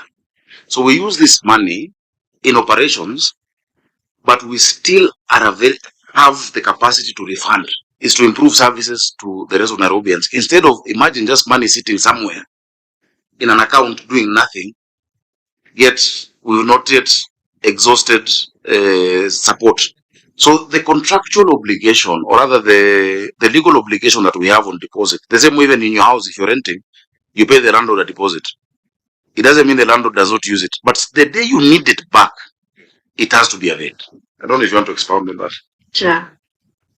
Chair, before they answer, maybe I can ask a follow-up question so that they can answer all together. Even as the governor says that they don't have, gives the parable of the 3 men who are given these talents. If you go to the Bible, then we'll preach here because I'm a preacher. But I don't want to go that direction. What does the law say about using this money for customers' deposits if it's going to be used anywhere else apart from refunding to the customers, even if not borrowing? Because using is like just borrowing. What does the law say about that? Can you read us the law? Okay, Digo. Yeah, I think what the Honorable Senator is referring to is previously it had been taught that the use of these monies are governed by the provisions of the PFM relating to short-term borrowing. Chair, I don't think that's a correct legal position, because the short-term borrowing under the PFM relates to actual instruments that are short-term in nature. If you look at the definition of short-term borrowing under the PFM, that's why, Chair, I insist that these customer deposits, Chair, they would be subject to the laws that govern properties that are held in trust. Because, Chair, as I indicated, when the customer makes the security deposit, it is the purposes are twofold: to ensure that some sort of security is given to the service provider, to ensure that any damage to property will be able to be compensated at the end of that commercial relationship. But on the other hand, inversely, Chair, it is the right of the customer at the end of the commercial relationship to have the monies given back to them. Chair, where I don't agree is that these monies may be used for purposes that are not, that there's a carte blanche on what the money can be used for. Chair, that's why the committee has been insisting in other instances that there must be an internal policy on, number one, if the monies are deducted from the accounts for customer deposits, then under what circumstances are they paid back and what can they be used for, Chair? Because, Chair, remember I've indicated to you that these monies belong to the customers. They are held in trust to ensure that should there be damage to any equipment that are owed to the WSP, then they're able to be hived off before the monies are made available at the end of the commercial relationship, Chair. And Chair, that is why we should hear what the law says as we move forward. I think she has summarized. Yeah. She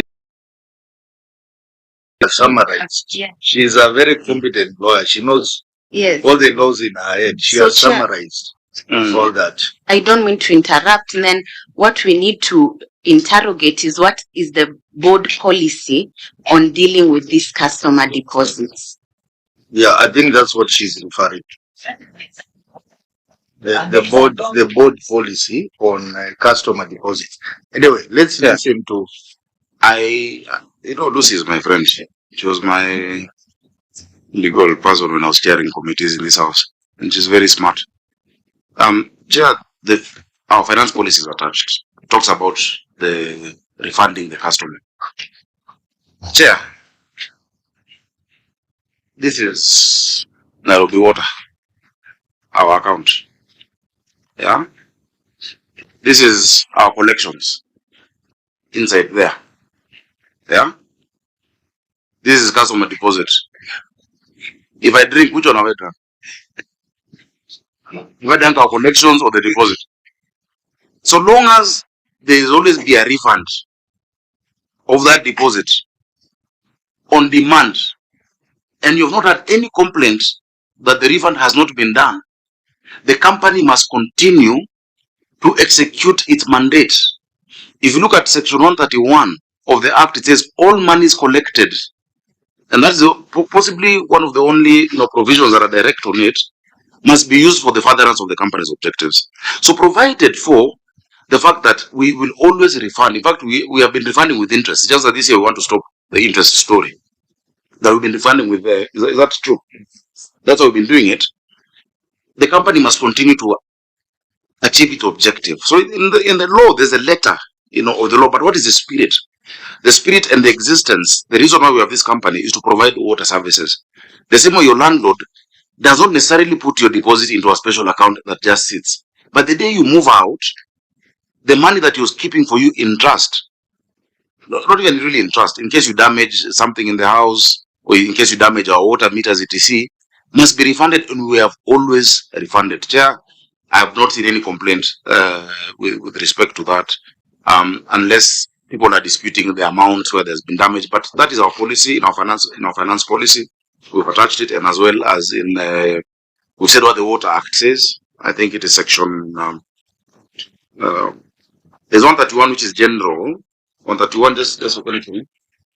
131 of the Water Act talks about monies collected. It says that all funds collected for water services by the licensed water service providers holding county or national public assets on behalf of the public through water services bills and other sources shall be used entirely for the purpose of covering costs for the provision of water services and asset development according to regulations made by the regulatory board. So, Chair, I don't know how else to explain. When you go to the bank, Chair, maybe you have, I know you're very rich, because I know you're becoming a governor. Your money for Osoti is not in a box. No, your money as Osoti in cooperative bank here, there is no box written Osoti. But this is your money. Those Masai went to an ATM, removed, okay, no, let me not say the community, withdrew 50,000, then went inside and told the teller, if I find my money on the road again, mutaniona. There is no specific where your money is. Point of order. Point of order, Chair. I will know. And Senator, Yes, you withdraw. Chair, because I'm stepping out, Governor, there is no water in Riverside and bills are coming every time. In my office. So kindly check about that. Yeah. But Chair, you understand what I'm saying? Yeah. The commitment is that when you need it, it is given back to you. But there is no specific shelf in COP with saying to people, or your money is used by the bank. People borrow your money, the bank will use it for its operations, etc. But the contractual agreement or the legal commitment, what needs to be done is that it recovers any damages done, that amount. So you just have a statement that yes, we have your 20,000 shillings whenever you need it. But there's no law prohibiting the use of that money, Chair. So I understand the letter of the law as Lucy has read out Radoli, but the spirit of why water service providers collect money is to further the objectives of the company. That is my opinion, Chair. Yeah. So Senator Tobiko. Chair. And Chair, for the record, Sakaja is a Maasai, like originally a Maasai. No, His grandfather, even my CC here. Chair, I wasn't even getting into that. Chair, I wasn't going into that because I believe that's on a light touch. Chair, I wanted to follow on the customer deposits. Really, we can't let the governor get away with this one because the amount first involved is quite substantial. It over $1 billion. That's if I saw it well. And the legal person has explained you cannot commingle these funds with other funds. At any one time, we should be able to know that the customer deposits are secure. It's okay. It can be used to generate income, more income, and I think that is why they've been able to pay interest. But there must be a way that this money is seen that it's secure, it's available, whether it's earning interest, that the better. But we cannot just say because the customer's money is here and the institutions, the water company's money is here, you can't tell which is which. Chair, on this one, the county must show us with no uncertain terms that these funds are secure and they're available and there is a structured manner that they are dealing with those monies. Senator Mbugu. Chair, and I want the legal to listen here. You know, the governor has cornered us with this registration of 1974. First of all, if I want to tell this committee whether it is still valid, because it is referring to the council. And Governor, you have also said that you want now to be paying with the deposit without the interest. But this document is saying when you are refunding, it will be with interest. Will you amend this rule of 1974 or what will happen?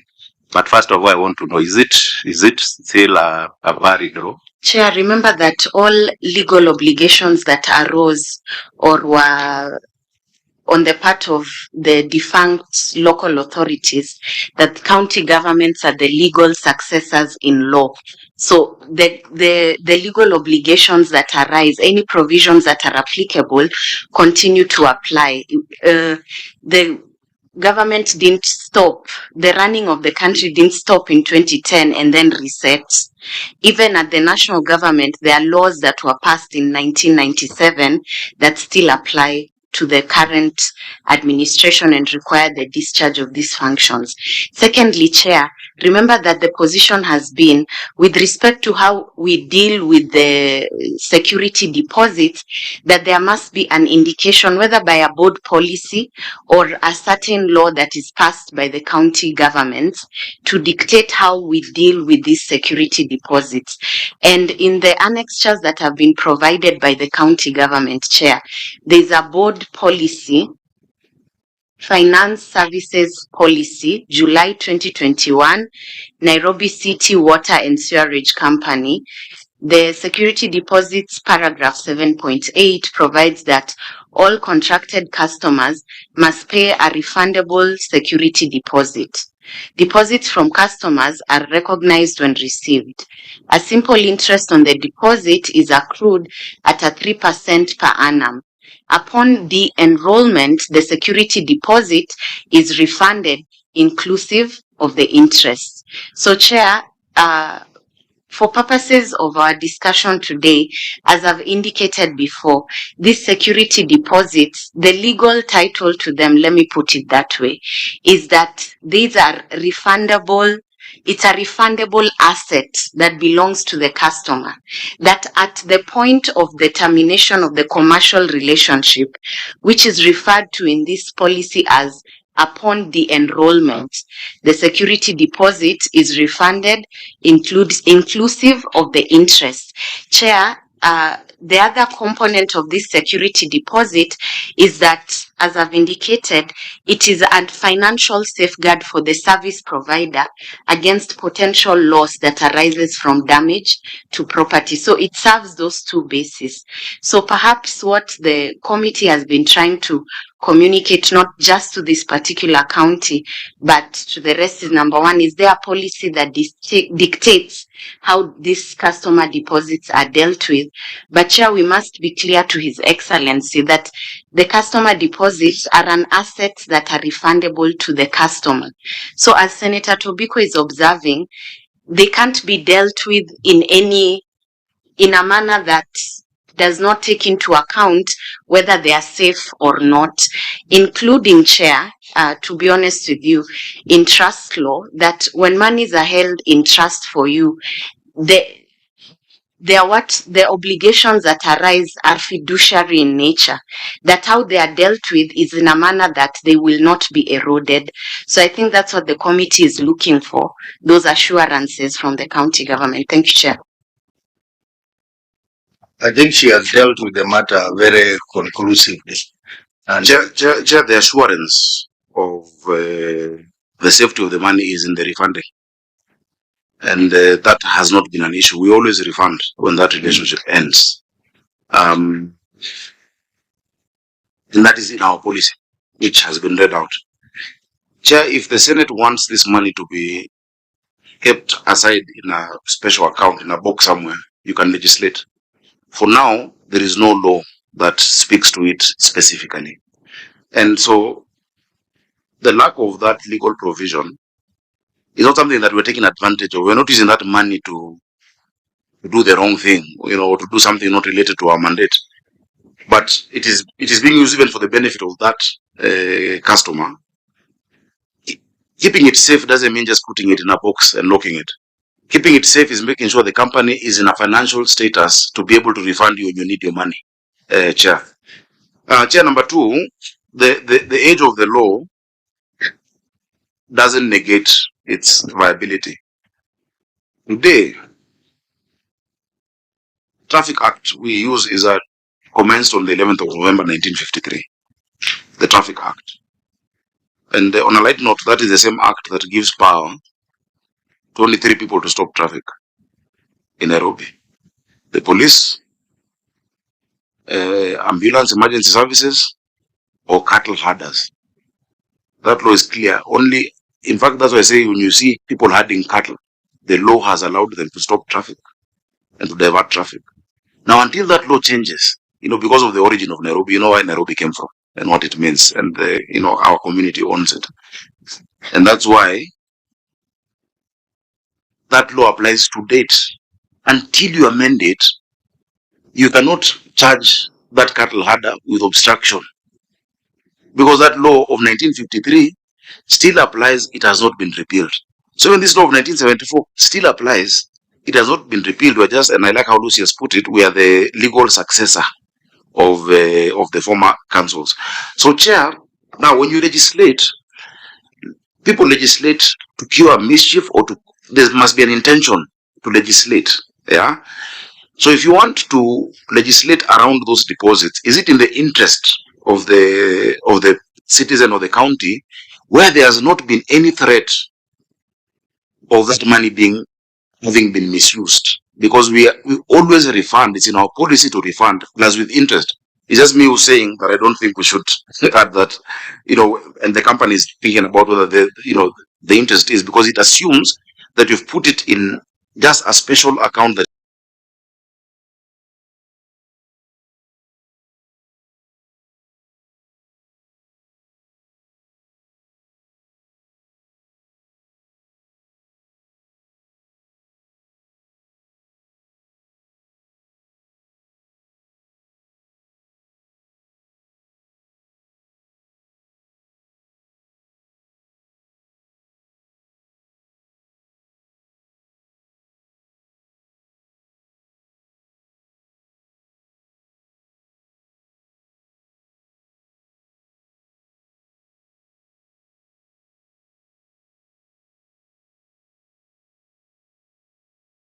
is growing, which as a Sakaja box. The trust that I have with the bank as a Sakaja box. The trust that I have with the bank is the day I need it, the day I go to an ATM, the day I write a check, that money will be available. That money must always be available, and has always been available, and that is our policy, Chair. So it's up to you to legislate as Parliament. Honorable members, I think there is no clarity in law on the issue of having a separate bank account for customer deposits. What we have is just some guidelines from WASREM saying that we need a separate account. So this is an opportunity for us to amend the Water Act to make it very specific that customer deposit should be in a separate account. So I think we leave it at that point. And the auditor, I hope you get that. This is an advice from our legal counsel that the Water Act is not very specific on the issue of a separate account. So we can only amend it to say that. And WASREB only issues directives, guidelines, which are not specifically supported by Water Act. So we leave it at that point. Honorable members, let's proceed to the next query. Thank you. Thank you, Honorable Chair. The next query is query number 10 on non-disclosure of material uncertainty related to going concern. The statement of charges in equity reflects a loss of Kenya shillings 236,496,853 and prior year adjustment of Kenya shillings 118,101,768, which decreased the revenue reserves from a negative balance of Kenya shillings 3 billion.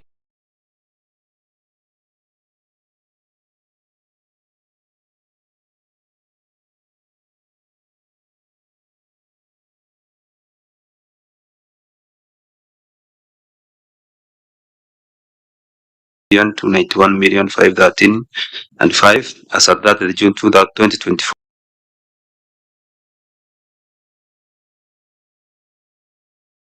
To a negative balance of Kenya shillings 3,646,000,000.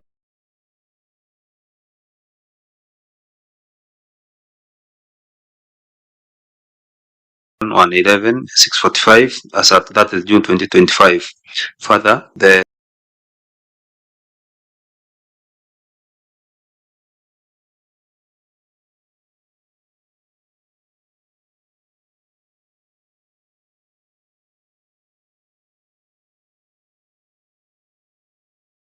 company's current liabilities balance of Kenya shillings 7 billion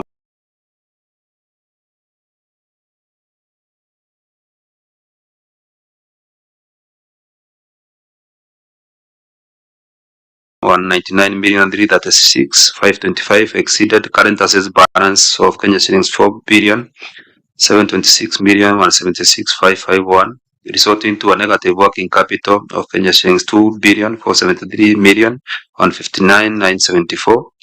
The material uncertainty relating to going concern was not disclosed in the financial statements.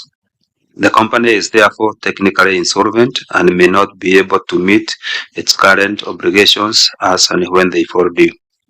Thank you, Chair. Governor, your response? Let me read what is here. Although I've just seen something I don't agree with. But that's all matter. The company is operating on a tariff that was approved in 2023, which I agree with. We have requested for tariff indexation, and we're engaging WASREB for a new tariff that is responsive to the existing conditions at any given time, which will improve working capital and liquidity position. The company is not technically insolvent as reported. If all assets operated by the company are transferred to the company, it will improve the financial position of the company. Chair, the part I don't agree with, which you can amend my response since I'm here.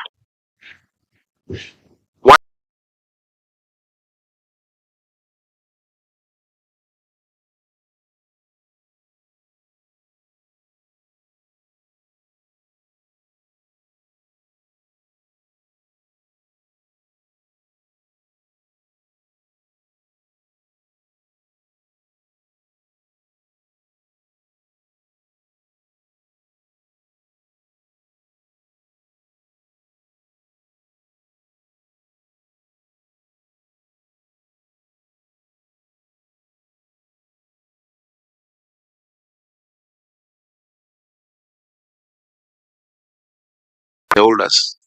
Joe Akech, the mayor that time, I think Mbugu actually, the town clerk, and then the county. Today, the shareholders of Nairobi Water are 3 people. The shareholders of Nairobi Water is Sakaja Johnson, the governor of Nairobi, Maureen Jerry, the CEC of Green Nairobi, and the county secretary holding it in trust. And when that changes. So imagine putting all these assets in that private company's ownership, you'll be putting them at risk. So the assets remain with the county government that owns the company. And of course, my shares are to hold in trust because at the registrar, you need to have natural persons as directors, yeah, and shareholders. And so on paper, if you look at the books on paper, the assertion by the Auditor General is correct. But in actual sense, it is not correct. It's just that we have not, and we will not transfer assets to the company that will put those assets at risk in case of debt recovery and such things. I hope I'm a bit clear. So, maybe you think based on this? No, it is safer. And remember, counties are corporate entities. That's the difference between county governments and the national government. In the national government, the only corporate or executive entity is the CEC, the Cabinet Secretary of the National Treasury. That's why all national government assets, the title deeds etc., are held by the CS National Treasury. The national government is not a corporate entity, but the county government itself is a corporate entity. That's why the governor is a CEO and he comes here. But the president does not go to National Assembly because he's not a CEO, he's not a corporate entity. I hope you understand. So you'd rather hold your assets within the larger corporate entity and use your service providing company just to utilize the assets, but don't transfer them because of the risk that you might have, Chair. So I agree with the Auditor General in terms of the analysis of the situation, but I'm just giving context that it is not really the fact of it. If I was just to value, for instance, the land in Kabete that we own, or how many 100 acres in Tasumo, the 1,000 acres in Ruai, where we have our sewer company, our water treatment. If I just use those 3, I've not even gone to Sasumwa or the offices in Kampala Road in industrial area, just that. Then if I were to value that and put it in our books, the company would look extremely profitable. Yeah. But I will not do that just for. So if there's an accounting way, I'm not an accountant, but if there's a way to recognize them but not transfer them to show the status. In fact, many people, including the CMA, have come to us saying, why don't you list this company on the stock exchange? Because if you list it, the potential for people to buy shares, if it was an IPO on Nairobi Water, many people would buy shares because it's a service that is needed. People pay for it. Our collections have gone up. Chair brought up the collections to 12.68 billion. Chair, this is more than 30 counties combined in terms of revenue. The revenue of Nairobi Water is more than 30 counties combined. But you see, I must protect its assets as the steward of the county of Nairobi. Okay, I hear you, Governor. I think what the auditor has raised, he has not gone into the substance of material uncertainty. He has simply said that it was not reported in the statement, that there was no disclosure in the statement, that there is negative working capital. So maybe, Auditor, you can respond to that, and then I open the floor to the members. Auditor, your comments on Yes, Chair. You put it rightly, Chair, that there's negative working capital. And in working capital, we're looking at the current assets minus the current liabilities. So, Chair, we're not looking at all the assets, including the fixed assets, as the governor is indicating, the land and all that. Those are fixed assets. But the working capital is negative at 2.4 billion. That's a fact as it is, Chair. The current assets includes the receivables that we are talking about. Correct, Chair. Yeah, so it is, they are referring to negative working capital. So they didn't go into the insolvency. So, Senator Mbogwa? In that case, I agree. There's no need to debate it. Yeah. Thank you, Chair. Now that the governor has addressed the issue of assets, with your indulgence, Chair, maybe you'd give the governor the opportunity to respond to the issues of the statement which was brought to this committee about what is alleged to be massive loss of assets of Nairobi waters, so that maybe he can respond and we can handle this. That statement was brought by Senator Cherargei, and he's not here. He's gone to the funeral. And because we are constrained of time, members, I wish to suggest that the document, since it was referred to this committee by the Speaker, we allow the county to respond to it through written responses later. Because if we go into this, then we will not be able to finish our work today. You know, we have alcoholic still waiting for us. So let me just direct that, yes, we have received it, but they will respond to it through written responses. Since even the questioner is not here, he's attending a funeral. Yeah, I've just seen the statements, and I think it's something that we can respond to in writing. Yeah, and again, we need to give justice to the county because they need to have time to digest this statement. Chair. Senator, Yeah, Amida? I'm saying I'm just hoping the governor will come up with the financial restructuring strategies for the implementation of to improve the liquidity, and I'm hoping that one is in place. Otherwise, of course, you will still have the same issues. Yeah. Part of the problem is like transferred liabilities from the council. For instance, the pension debt, which we had been considering, it's around 2.4 or 3 billion. If you sort that out just alone, balances it out. But that was transferred. Remember, the workers, when we formed Nairobi Water Company, the workers moved from the department, that time it was a department in the city council, to this newly formed company. And they moved with those liabilities. So the transferred liabilities are also an issue, but I agree with Senator Hamida that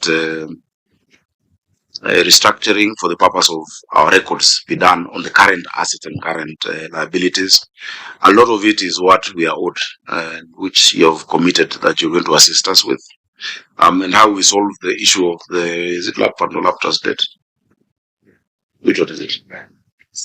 Lap trust, yeah. The lap trust debt. We were going to, in fact, I had passed in my executive committee for the company to go get a debt. To borrow. And it was going to the assembly, but I withdrew it because when I looked at the interest on that debt, and I had something coming up which was still about to conclude, where the national government is swapping because of the money we found that they owe us, with account to land in Garrison, etc., that has been done by the Supreme Court. I felt it would be more profitable for us to just have that settled by the national government as a debt swap because they owe us 68 billion shillings. So they'll be able to cover the 2.4. So it's something that is ongoing in terms of just restructuring and getting the best deal for the city. The interest on that loan would have been too high, but I also feel the pain of the pensioners who really want this expedited and done faster. And I know that is not a question today. I don't know if it's a question. It's not a question today. But that is the situation. So I agree with the auditor on how the books look like and the numbers look like. Let's work on that restructuring so that by the time we're coming back, it is clear on these current assets versus current liabilities, the steps we've taken to recover the decision. Okay, very well. I think the easiest route is to just work on the receivables, and then the negative working capital will disappear. Yeah, and I think we had said that we will come in as a committee to help you. So, honorable members, we move on to the next query. Thank you, Honorable Chair. The next query is on the next section of the report on lawfulness and effectiveness in use of public resources. Paragraph number 2, wrong outstanding trade and other payables. The statement of financial position and as disclosed in note 29 to the financial statements reflects trade and other payables balance of Kenya shillings 5 billion 858 million 16 1,648. However, included in the balance are trade and other payables and long outstanding audit fee balances of Kenya shillings 4,385,877,249 and Kenya shillings 21,316,980, which had been outstanding for more than 180 days and over 6 years respectively. Failure to settle bills in the year to which they relate adversely affects the implementation of the subsequent year's budgeted programs, as the pending bills form a first charge to that year's budget provision. This was contrary to Section 53, Subsection 8 of the Public Procurement and Asset Disposal Act 2015, which provides that an accounting officer shall not commence any procurement proceedings until satisfied that sufficient funds to meet the obligations of the resulting contracts are reflected in approved budget estimates.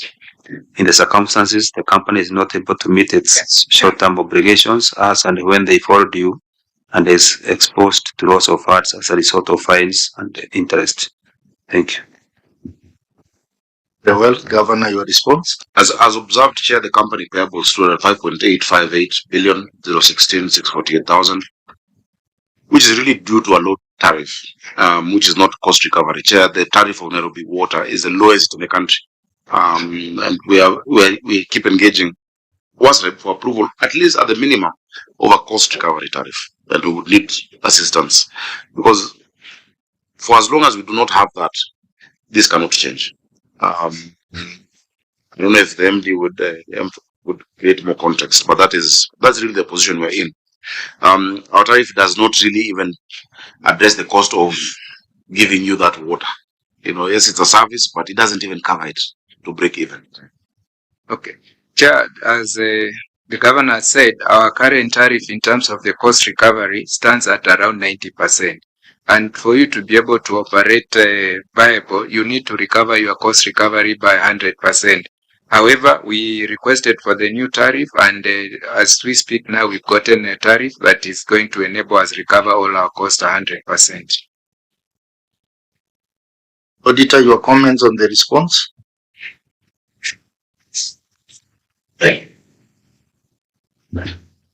Thank you, Chair. I agree that if they are able to get a new tariff, hopefully maybe the position may improve and settle the debts. Okay. Although from what we discussed on the receivables, I don't think tariff is the only issue.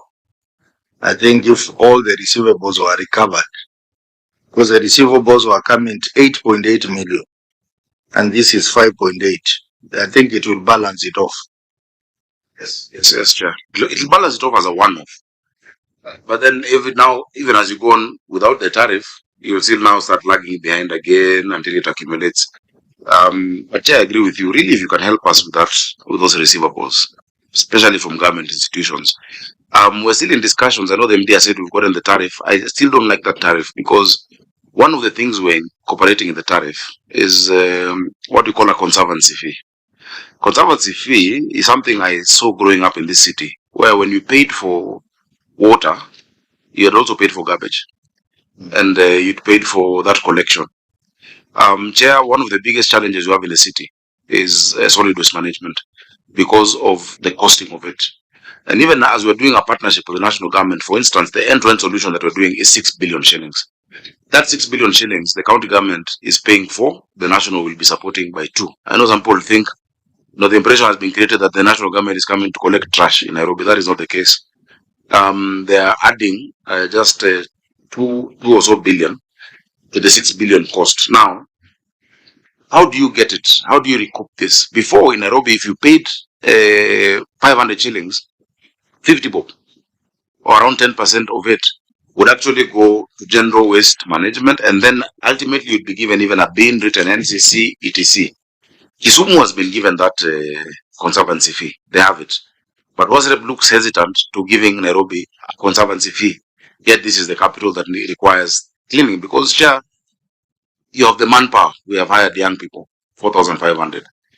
Now they're even on permanent pensionable. There's equipment which we bought and continue to purchase. And even with the contract we're entering into today, there'll be much more, the refuse compactors, etc. But if you only depend on our exchequer Chair, the day that equitable share delays, which it always does, you'll have the young people having collected the garbage, but you'll have your vehicles grounded because I will have to pay salaries before I pay fuel, you know. And so that is why within this tariff, we want to include something that makes this Green Nairobi also have working capital to keep moving because it's a logistical exercise.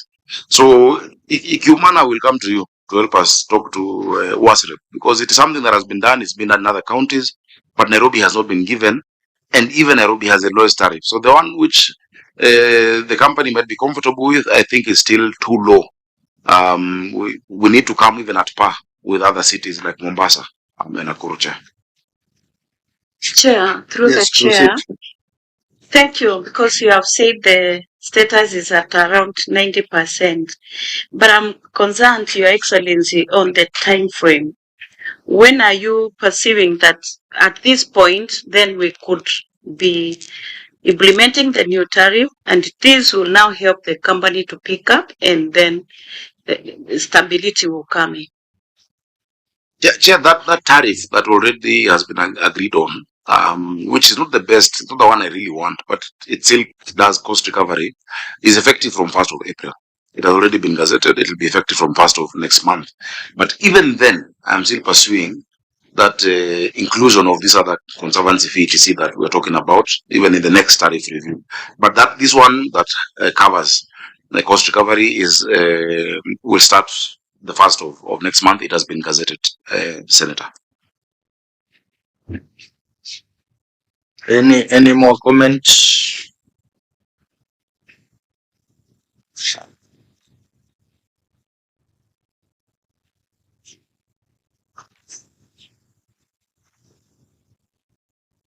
Okay, if there's no any more question or comments, let's proceed to the next query.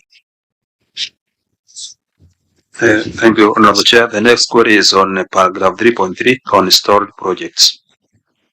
A review of the project implementation global matrix for projects undertaken in the financial year ended 30th June 2025 revealed that several projects worth Kenya shillings 851,734,987 had surpassed their completion dates and had stalled. Management did not provide explanation for the delays or stalling.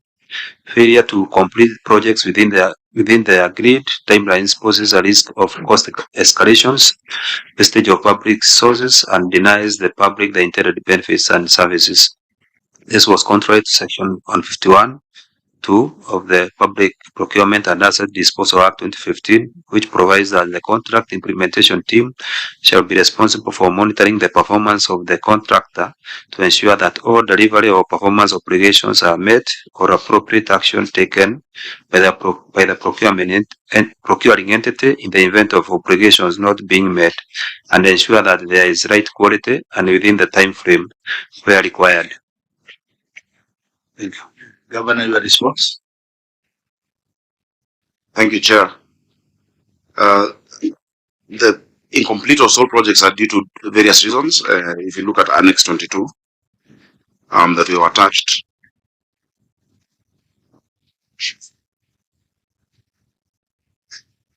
there are 14 those projects, and some have different issues. Some is accessing where you live. For instance, the Quarry Road Sewer works 37.8. Because there's been encroachment of an informal market. However, this related to only 180 meter of a lateral line.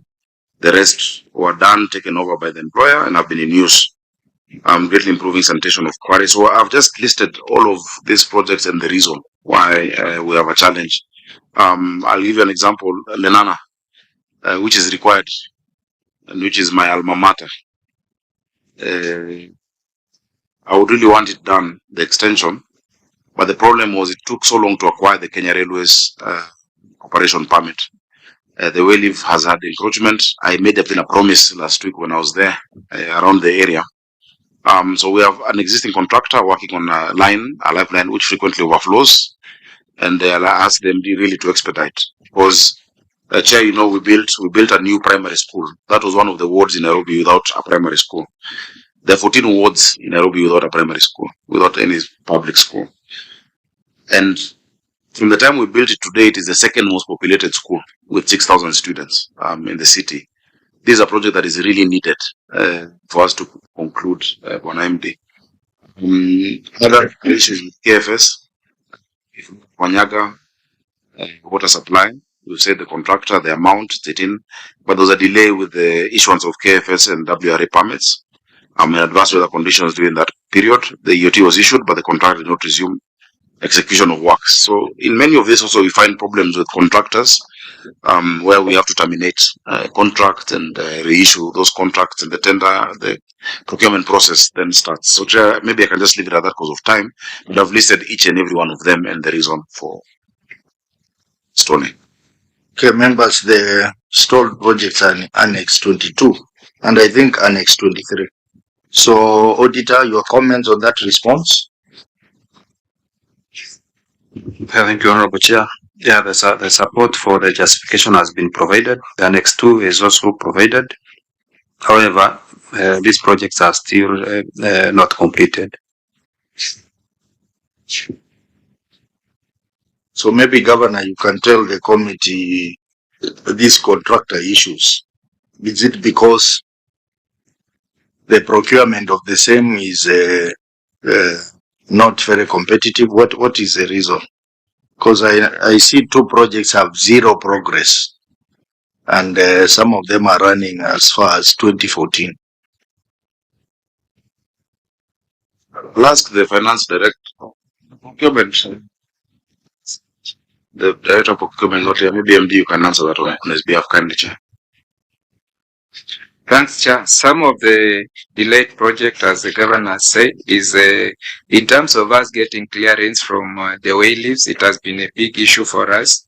In terms of us also getting clearance from other road bodies like Kera and Kura, it has been an issue. At times we wait almost.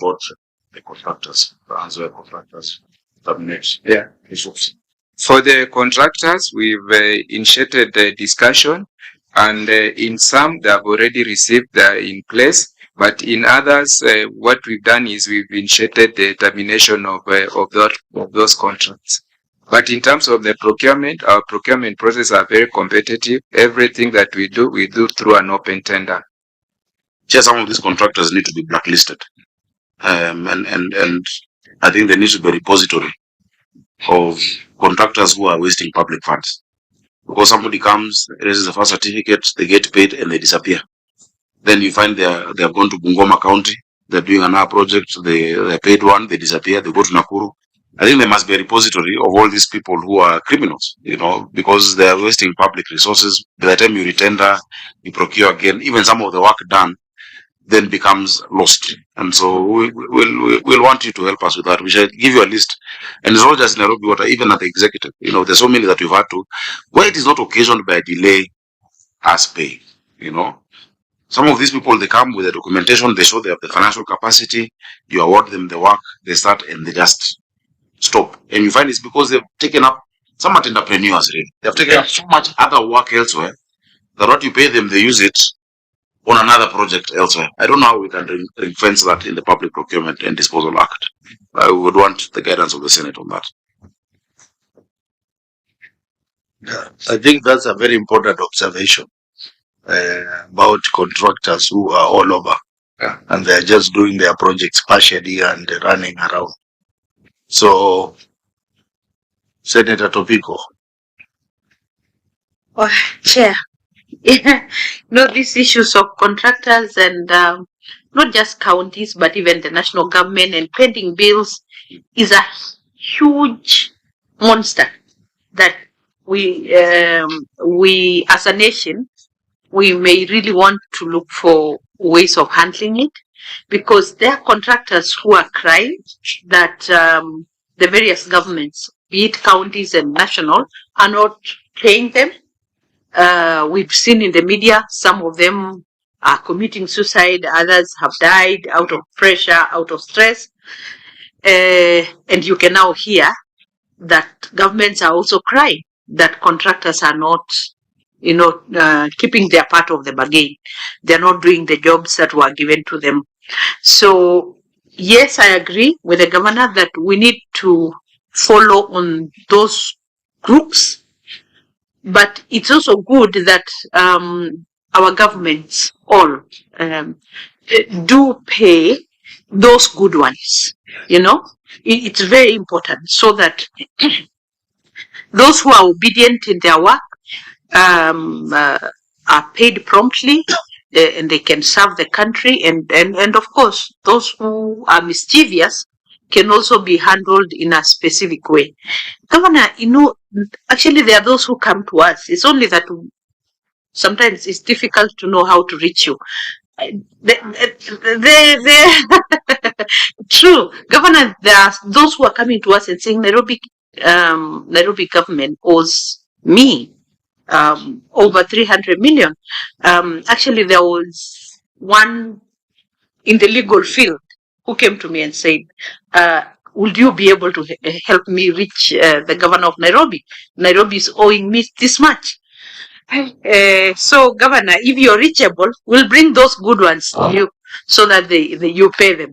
And then we deal with the crooks. Thank you. Yeah, Chair, there's been a historic challenge with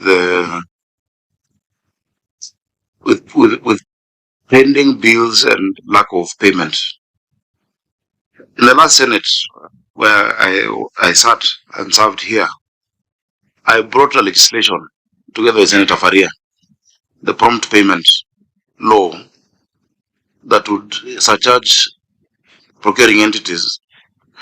Now, as a governor, I'm glad it didn't pass, because it is extremely difficult when exchequer does not come, you know, promptly as well, you know, or collections suffer.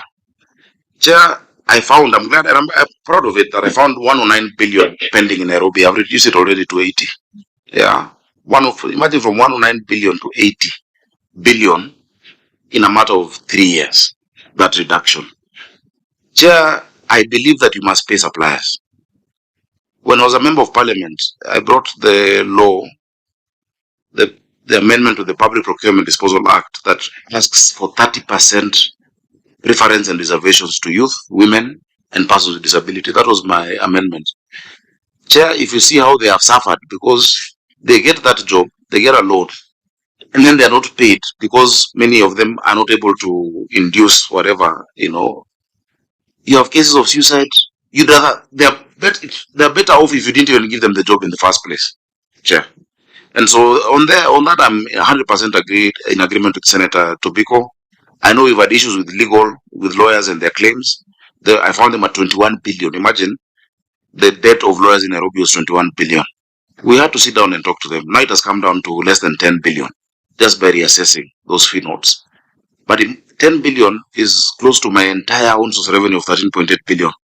If I was to pay these debts, there's nothing else we'd do but only pay debt. So there must be also, and I know there's a case that was filed in Nakuru about legal officers. What I did, Chair, we had 40 new lawyers in Nairobi County, boosted our litigation department, got advocates who would, you know, good time post-admission experience, so that we outsource very little work.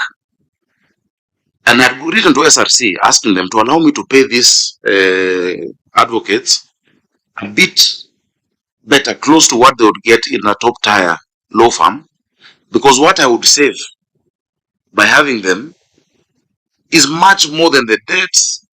Imagine there's a lawyer who came charging us 1.5 billion because they represented Nairobi in a case, a contractor, an activist took us to court for doing renovation of Uhuru Park. So when an activist takes us to court for renovating Uhuru Park, the lawyer is charging us based on the value of Uhuru Park, as if we were selling the park. Yeah, and the problem with the lawyers is that they set the remuneration order in parliament done by themselves. And you find that what they would charge a private entity, I don't think there's any lawyer who's ever charged Safaricom $1 billion or Kenya Airways. But what they charge public entities is criminal. It is wrong. Yeah, I feed 300,000 children every day in Nairobi, 326,000 children at 5 shillings. The entire cost is 1.4 billion. Should I feed 326,000 children or one lawyer? The cost to build a stadium, like Dandora Stadium, is 275 million. Should I build another stadium, a new stadium in Kawangware or Riruta, or pay Senator Peris's friend who wants legal fees? And these lawyers, you'll pay them, but there's no, they've not built anything. You can't see anything. One NG cannot say, oh, you two-term because I'm a lipa mawakili. But you see, they will say because of something they have seen, they're getting water. And so there's that.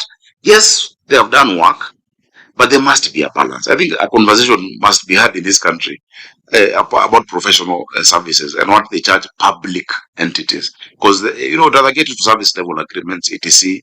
But what I've done, and actually just hiring those lawyers, has saved me so far maybe every year around 1 billion. Just hiring them. And their cost is not even 200 million in total, And so I'm building a state law office or a county law office, just like the office of the Attorney General. The office of the county attorney in Nairobi is now the best resourced in the country with more than 50 advocates. We had 40, but already there are those there. Every department today has legal advice. You find somebody taking us to court for adding rent, house rent, from 10,000 to 17,000, then the lawyer is charging you 60 million. Surely. There's no value. There's no value there because they're charging the value of the house. So that's an ongoing discussion. Well, you are lucky that Senator Ugenda is no longer a member of this country. Let's not go even there. Well, Senator there's a warrant to arrest some of my people. Yes, Chair, Governor, yes, I see this report and it's a bit worrying. And I think, Chair, maybe we can request the county government to add another quorum. Yes, we can see the contract sum, the project progress, but we should also have a quorum of what has been paid, maybe in terms of an advance payment, so that when we are retreating to do a proper report lighting, we can capture that. But also I'm interested in knowing when you get a contract like this company which got a contract of 107 million, he has not done nothing. He has done nothing. Do you ask for a performance guarantee? Yes. Because there is a recourse for you. Yes. Because you've suffered and you should get something from them. So maybe you should tell us what maybe the county has gained. MD, take that. Chair, in terms of our contract, we don't make any advance payment.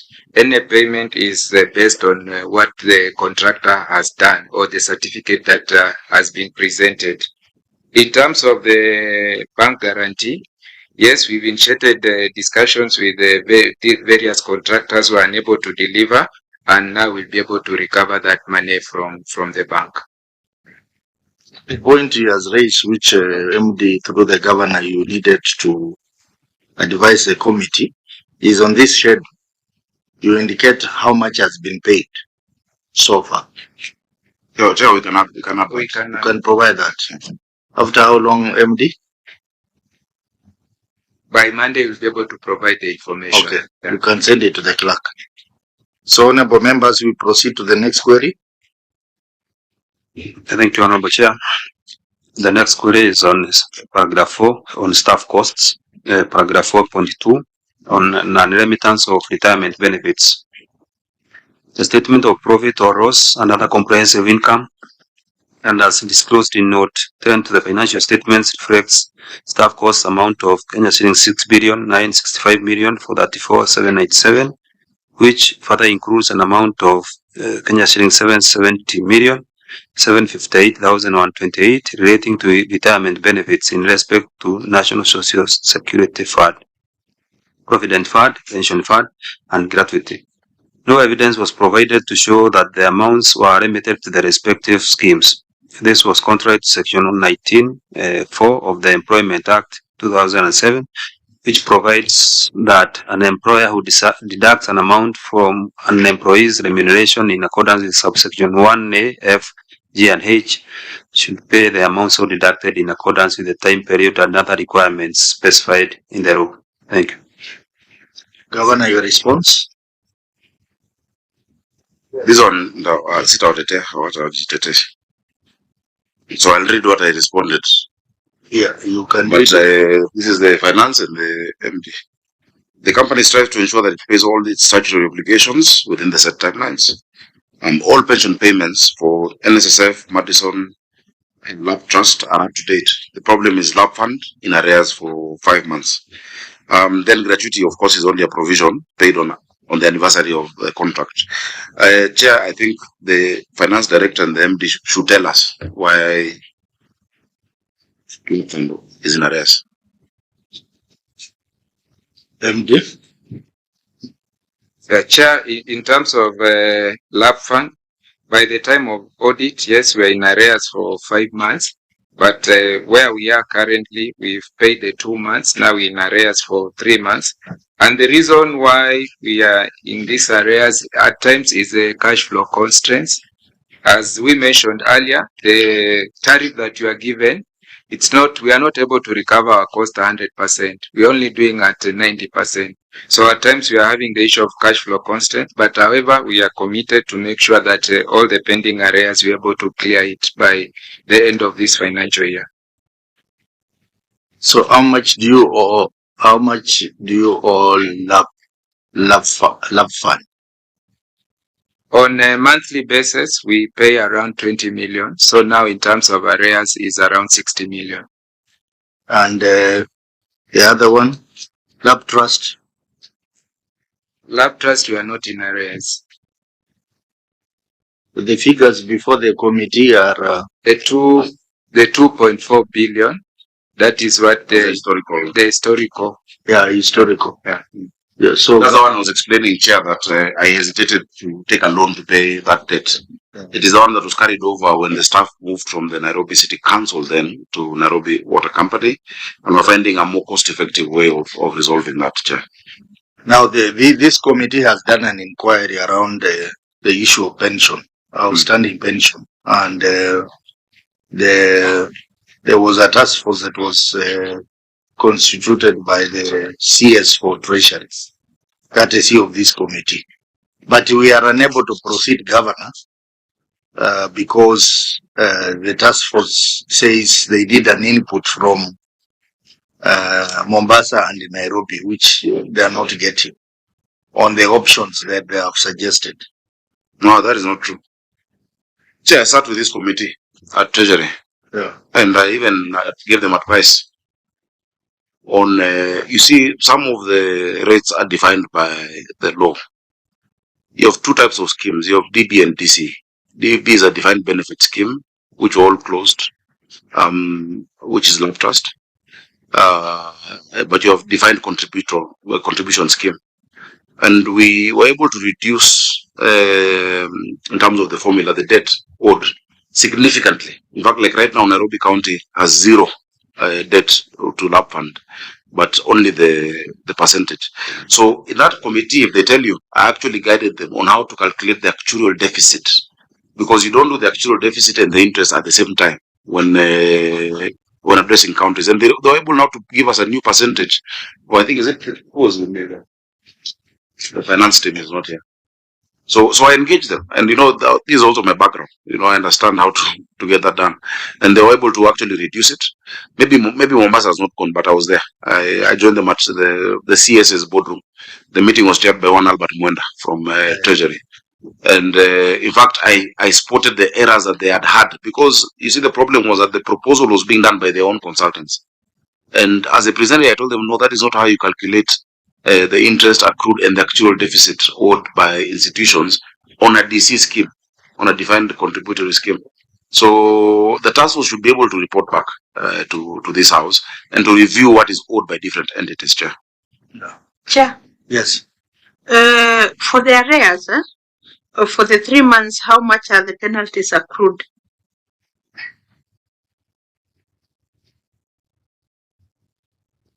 Based on, we had a discussion with the lab fund, and based on the goodwill, they are not charging us any penalties.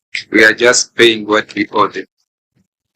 Chair, and that amount is not much. I'll ask that we just sort it out next week. Find 60 is not too much. Yeah, you have it. Committed to pay in 3 months. Okay, there's an agreement to pay, but you see, you pay, but you pay the debt plus the current. Payment of the so that's good. Chair, that's what we've agreed with Lab Fund. No penalties. Yeah. And I really want to thank the Lab Fund. They have been very good partners for us and for our staff. Okay, I think the issue of the historical debts that is being handled separately. Yes. We will. We. I think in April we are going to invite the task force to appear before us, and we may need the assistance of Nairobi and Mombasa County to finalize that process, because they have come up with several measures which they are recommending, which we need to discuss. One is they are saying that they can do asset swapping. They are also talking about coming up with a repayment plan, which is supported by COB. They are also saying that they can, which is a controversial one, they may engage the national government to come up with a bond to deal with that. Then counties can pay. So that is a discussion which we will need your maximum input. Chair, and I spoke to them too. You see, even this, for instance, Lab Trust. Lab Trust began in Nairobi County, where the owners of Lab Trust. It started in 1929, with our council. It was for senior employees. Many of them were the Europeans. Lab Fund then was an offshoot because they felt they don't want to sit with now when Africans were coming into government from 1960. I've sat with them and I've shown them how you can be able, first of all, to cover the current issues. That one has no excuse. We can blame past administrations for not having done their part, but currently we must always be on time. That's why I've thrown it back to this team. But what we have been against, Chair, for Nairobi, we're not going to do asset swaps. Chair, one of the biggest problems we have was the Mariakani swap that was done by previous administrations, where even value has not been derived. Many of these ones, they become undervalued. And so we agreed to do joint venture projects where the county also gets value on top of the payment of their debt. But you can't just give away your property or your land, because two things. One, there's a ratio that these retirement benefit organizations must maintain on liquidity, assets versus cash. But number two, the value of those assets, always the county will get a road deal. It will always be a road deal to the counties, But there are creative ways through which to pay them, including if you allowed us to securitize some revenue. There are certain revenue streams that are so consistent, like parking or land rates, that if a portion of it then is securitized, you'll sort out all county debts in a year or two.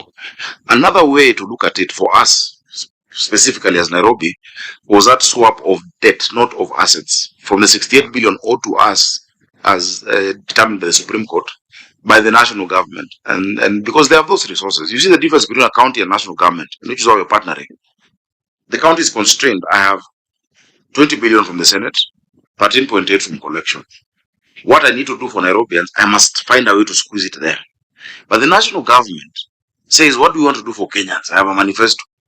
So you cost first what you want to do, then how much you collect in taxes, and the rest you finance the deficit through borrowing. Counties are not being allowed to do it. And you see, that is why, unless a county like Nairobi partners with them, will not be able to go ahead.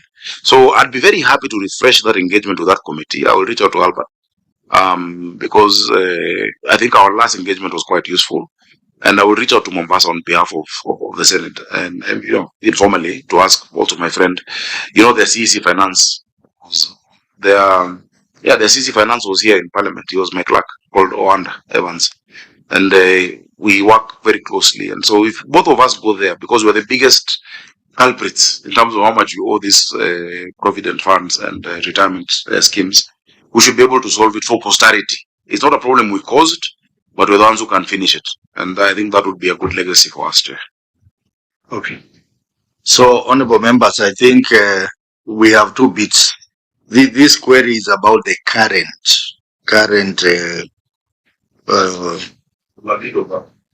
which we have agreed, but we also have the historical, which is not in this query, but we are dealing with it separately. So let's proceed to the next query. Is it non-revenue water? Yes, Chair. Paragraph number 5, unaccounted for non-revenue water. During the year under review, the company produced a total of 215,292,106 cubic meters of water. However, only 108,383,164 cubic meters were billed to customers. The unbilled volume of 106,908,942 cubic meters, representing 50% of the total water produced, with a sale value of Kenya shillings 11,961,024,350 at an average price of Kenya shillings 111.88 cubic meters per cubic meter, constitutes non-revenue water. This level of non-revenue water is significantly above the allowable limit of 25% provided in Schedule E of the Water Services Regulatory Board, or SREB guidelines. Consequently, the company exceeded the allowable loss by 26%, equivalent to approximately Kenya shillings 8,566,579,601. This high level of NRW undermines the company's profitability and retains its long-term financial sustainability. In the circumstances, the company possibly lost an estimated amount of Kenya shillings 11,961,024,350, or 50% non-revenue water. Thank you. Yes, Governor, I can see your response is too long. We have it in our files. Maybe you can try and summarize. Yeah, its response. Allow me to summarize, Chair. Non-revenue water is the biggest challenge of any water service provider. There are two types of non-revenue. There's the revenue losses. There's commercial and physical. The physical. Chair, we have very old infrastructure, which we have to keep improving on, where we have leakages, especially, for instance, where we are here today. The infrastructure here was done in 1947. Actually, no, 1936, thereabout, because that is when we had done OP, the judiciary, which was put up in 1930, City Hall built in 1935. Imagine that infrastructure has never been changed. So you have a lot of mechanical losses based on leakages across. I know the allowable limit is 25%, but there are different interventions that then sort it out. Chair, for instance, when we removed offtakes from Kiambu and Githunguri, we reduced it immediately, instantly by 3%, just by cutting the offtakes from Kiambu and Githunguri. We have areas, for instance, Langata had never been receiving water. Yeah. And in December, I went and launched now their water through another route, through Karen. Because my good people in Kibra, where the line was going through, had punctured holes in the line going to Langata. We concretized it, but still they went through it. So it's theft of water. We've worked with water police. There was a lady on Airport North Road where I went to. Her place looks like a kiosk, but when you enter, there is a ladder going down. She had 16 pumps, 16 from our main line on Airport North Road, and those 16 she's supplying apartments. In fact, this lady she should be written about, because she's supplying water and electricity. She's Kenya Power and Nairobi Water, but outside you think she's selling mandazi. And so you have a lot of these people who have infiltrated physically the line. The solution is use of technology. Yeah. Now the use of technology works once we have. I'll give an example of the SCADA system.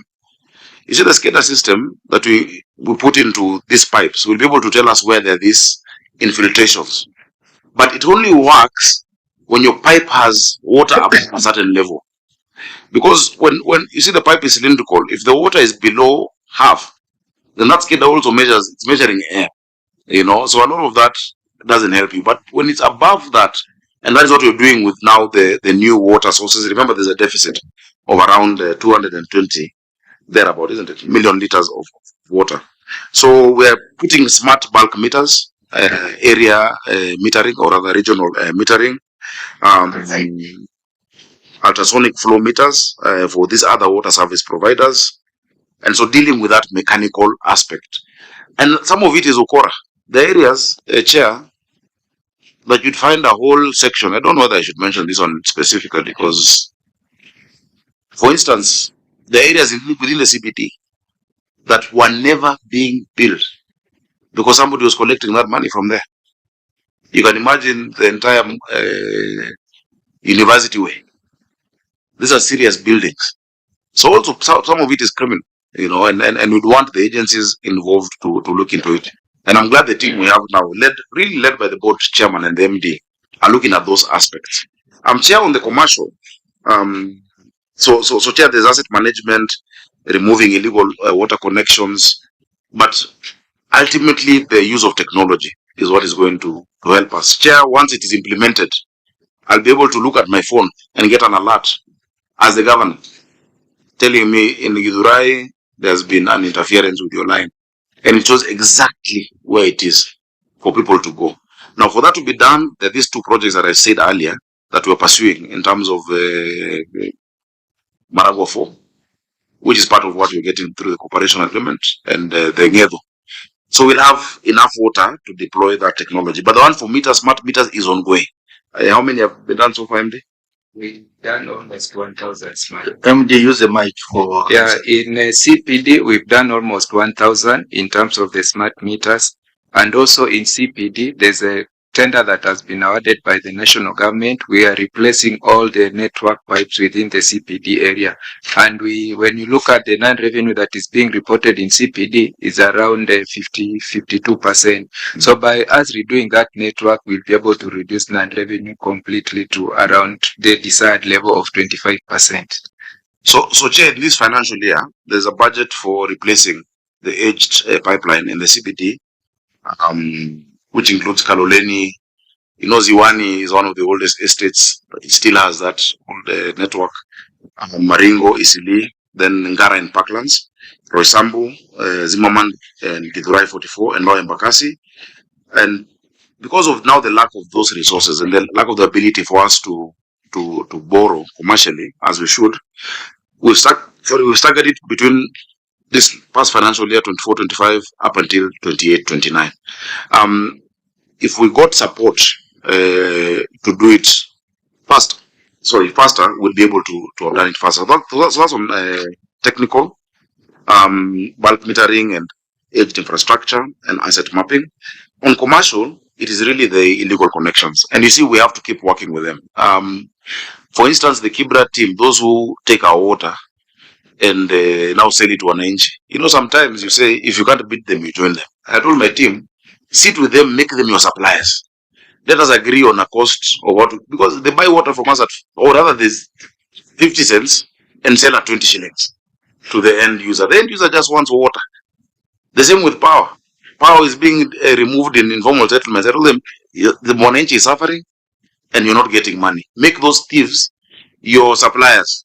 Reduce for them a tariff, give them in bulk, and give them the proper materials, because the reason we have a fire every day, 3 fires in Nairobi, is because of those illegal connections. So that is what we're doing in terms of the technical losses and the commercial losses. Business re-engineering, creation of monitoring units, etc., and smart metering. So, Chair, the support we would need from the Senate really is helping it help make it easier for subnational governments to borrow. Why should we? The amount of money we'll save by doing these projects, for instance, in one financial year, is more than what we are losing by staggering a project until the financial year 28-29, Chair. So I don't know. Is there anything to add on revenue? Yes, that's my chief officer. Yeah, Chair. We want to appreciate the report that has indicated that that was read does allow only up to 25%. But we also want just to bring to your attention that these tariffs are normally negotiated, and every now and then when a tariff is issued, non-revenue is considered. I will wish to, yes. And Chair, if you look at the tariff that you've been given right now, the allowable non-revenue is actually at 47%. Two is at 47% by WASREP. So we are trying to move that from 47 downwards to around 30. Yeah, but even I don't like it. Though that's what is allowable, I think we can reduce it. If you look at who is the best in the region, is it Kampala? Yeah, No, region. Think a big one. Kenya, Uganda. Nyeriwata is the one that is doing well at here is got 18%. Kampala is 25. Some of these ones are held by their terrain, because it's healing. They have very little technical losses. Another loss was because of our success.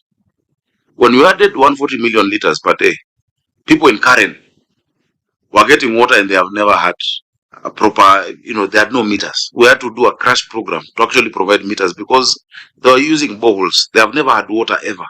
There are areas, and at least for you, Mihango, Sun Valley, Langata, where I was in December, Royal Park, the wider Ngei Park 2, Utawala, Ruai, I was there the other day. Those were like for the first time they're getting water.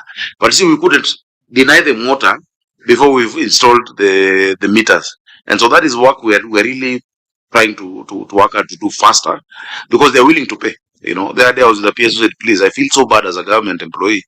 In my house in Karen, I'm getting water, but I have no meter. I'm not paying, but we're receiving it. Please expedite. And I called the MD to go to go sort him out. So part of it is also being victims of success. So in as much as the allowable is 47%, which is, I don't know, they just guessed county 47 and give us 47%.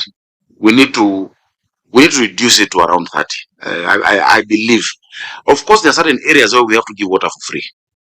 In some of the informal settlements, if you're not able to do that, we'll have cholera issues, we'll have health problems that then cost us still as a county much more in provision of those health services. So sometimes it's a service you have to, and remember the aim of the company is not to make profit, it's to serve all Nairobians. This is a service that you're giving. Every money we get, remember we're not plowing back to shareholders. Every money we get is reinvested in increasing the network, in supporting and expanding this network. So where we need more support, we will come back to you. But we've seen reduction based on just removing, and it's cat and mouse. You will remove the illegal ones, case on the water pipeline. So now it has gone down because the water to Langata is coming by gravity from all the way from Mudhiru coming through where is it, Kabete to Dagoreti. Now Karen by gravity to Langata. So the line from Kibra is restricted now to sort out that area. Langata people, and Langata has had water problem since I was a child. I remember. Langata was known for not having water. But today ask them, and they will tell you they have never seen it. In fact, they think it's a lie. It will stop. It will not stop. We're going to make it better, and we keep improving it. So, Chair, allow me to leave it there for non-revenue. I'm glad to engage the members and also the auditor on it, because this one will always be a query. Okay. Auditor, your comments on the response from the county? I think, Honorable Chair, I think for us is to wait and see the effect of the measures in the next financial audit. My issue, Governor, is, as you rightly say, the losses are both commercial and physical. There are queries that auditor has raised on the billing. There are issues of active accounts having zero bill, and the issue of active accounts having to be estimated, bill being estimated. This I believe it has some correlation with the non-revenue water. Maybe you can explain. There is, and I wish to an extent the enforcement power of the water service company be enhanced, even by having sometimes armed officers. I don't want to describe vividly what happens when my officers are chased by dogs when they go to read meters. So, when they can't access a property, then you have to estimate based on usage. But smart meter will resolve that because we'll be able to see from where we are. We don't have to come physically to read your meter. It's digital. We can see it from our end. So maybe MD, you can expand on that. And I hope you've never been chased. But those are the scenarios, Chair, we keep on encountering. However, what we are doing is we are leveraging on technology. We are buying the smart meters so that those customers who are unable to open for us the gates, we are able to install the smart meters. In terms of those customers that are having zero consumption, we are doing a lot of analysis. We've invested in what we call the business intelligence system. And one of the discoveries we've noted is our customers keep on removing those meters. When there's the time for them to get water at night, they disconnect those meters so that the water is flowing directly to their tank. So when you go to read the meter, you realize that there was no meter movement. So what we've done to that is we've procured the meter seals. We want to seal those meters so that any tampering, we realize that the customer has tampered with those meters, we are able to now tell them that, we'll have concrete evidence that the meter has been tampered with. But yeah, we would need amendments of the law, even the penal code, to make it so expensive to interfere with such infrastructure. Because people can't just, how do you disconnect a meter and get away with it? And you see, there's some categories of my people who have come to understand. Some only pay when you catch them. And until they are caught, they will never pay you. But removing is government property. It should be seen as economic sabotage. Disconnecting a meter when water is coming and then reconnecting it. Of course, the technology will help us because we'll get those alerts. But it must be, I think, the penal code, or I don't know which law you can help us. Lucy, you can guide us, that the fine or the cost of, I can do one in the county assembly, but I want the statute, which is more, the hierarchy of laws, it is higher, to actually make it criminal offense to interfere with the public infrastructure that is providing a service like water. There was a bill, maybe Lucy, you can advise. There was a bill in National Assembly, critical infrastructure bill. How far is it?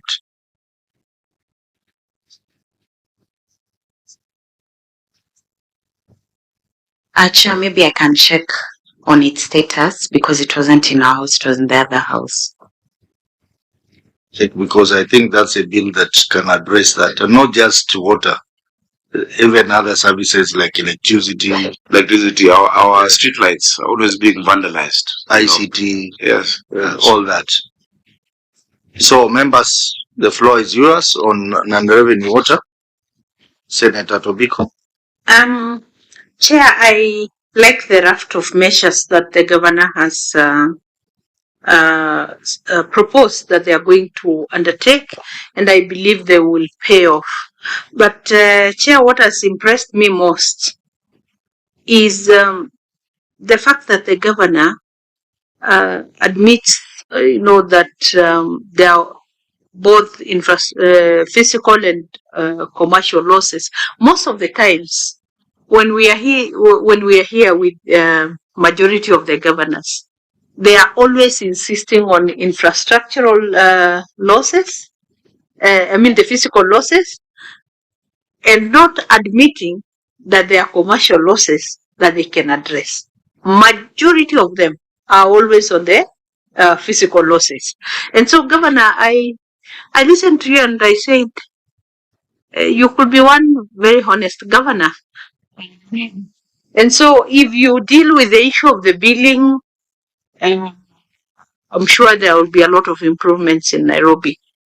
I don't know whether the staff of Nairobi county government have changed from that old mentality of city council. Majority of us have lived in this town for quite a while. I came to Nairobi when I was age 18. I've never gone back. Apart from having a home in Kajiado, but I basically live in Nairobi. You would understand sometimes why Nairobians set dogs on these people. Because They will come. When they see your bill is high, they will, tell you, oh, tutafute shortcut, nipe kitu kiasi hivi, and then after that, we'll write off your bill, and you pay because you want the water not to be disconnected. But later on, the same bill will resurface, now even bigger, and so people get very frustrated.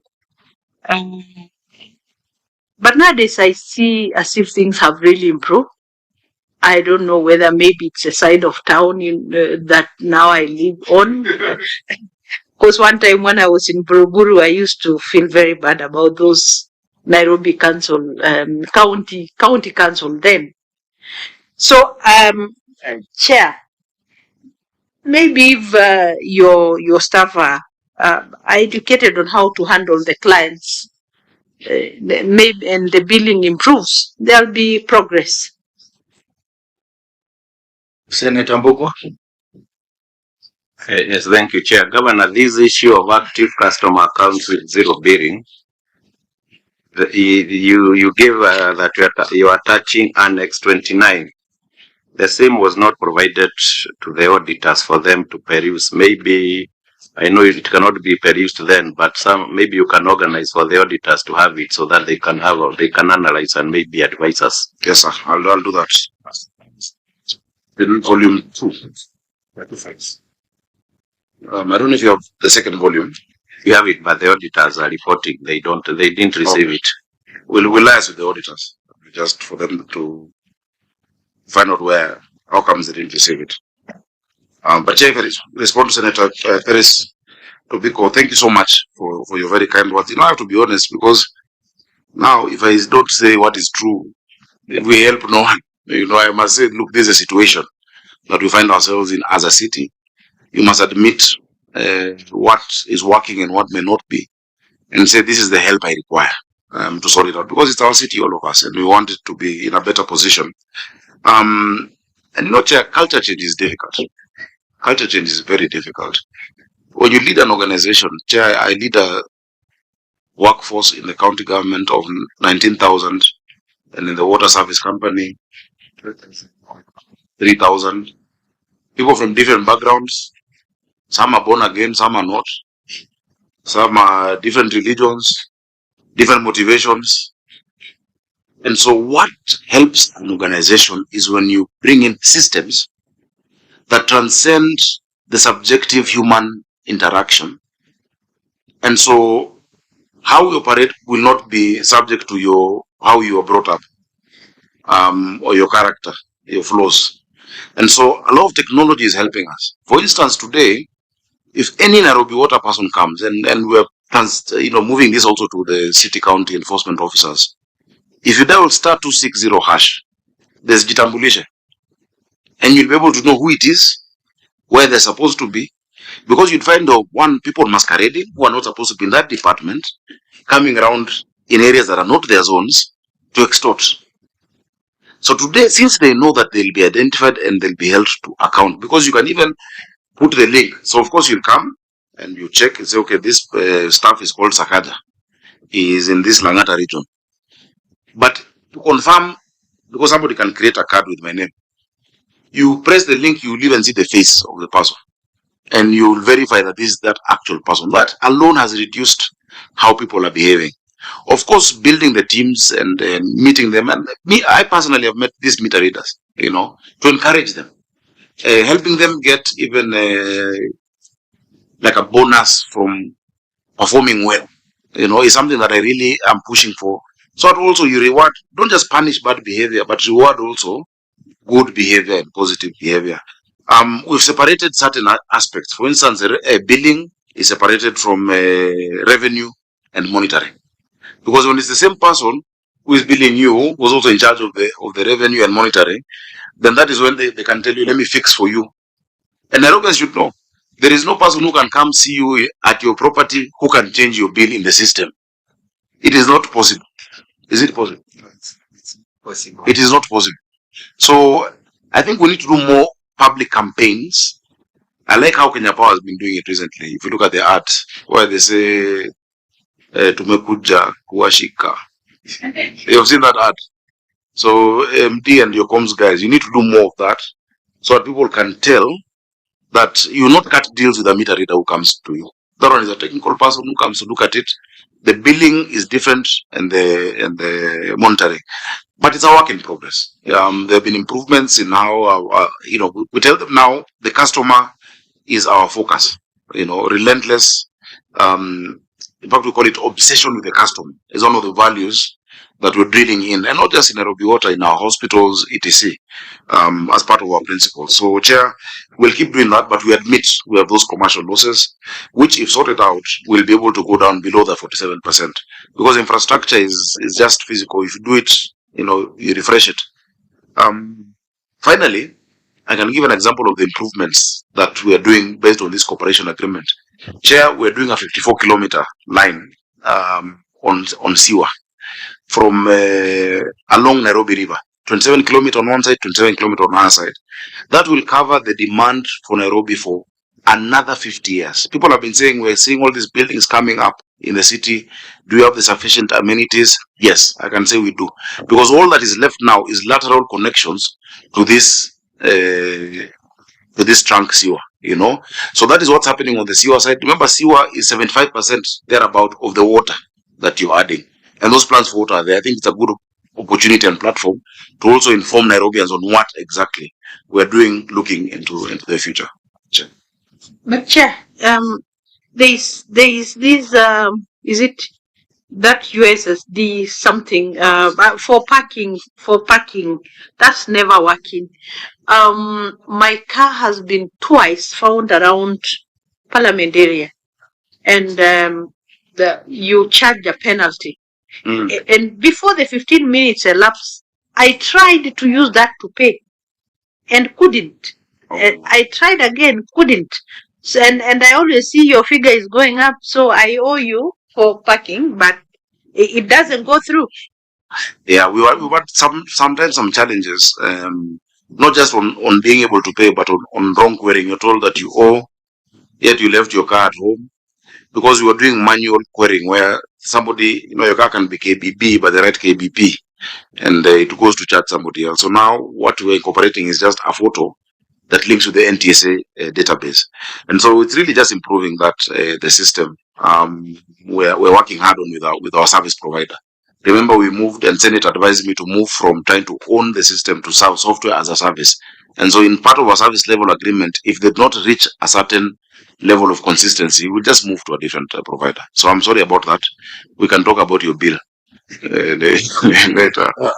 Honorable members, I think the measures the governor has provided for reducing non-revenue water, they seem very, very reasonable. But governor, now action is more important here to action those measures so that the non-revenue water goes down. Now my legal officer is advising on the issue of what can be done to those people who are interfering with your system. I think the Water Act provides for that under Section 145, read together with 147. It has a set of offenses and penalties for those who tamper with the water meters and water installation. So I think your officers needs to look at that and enforce that Section 145 and 147. Yeah, if you look at what has been provided, the Water Act points to WASREB regulations. Tampering, the penalty is 5,000.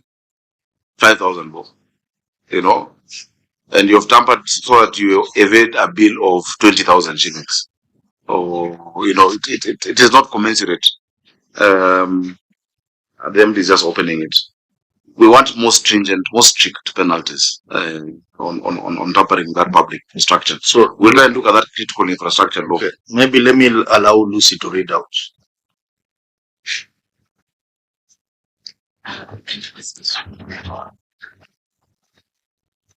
Chair, under Section 145, A person shall not A. willfully obstruct, molest, or hinder any inspector or employee of a person authorized by the CS, the authority, the regulatory board, a county government executive, or a licensee in the exercise or performance of his or her powers under the Act.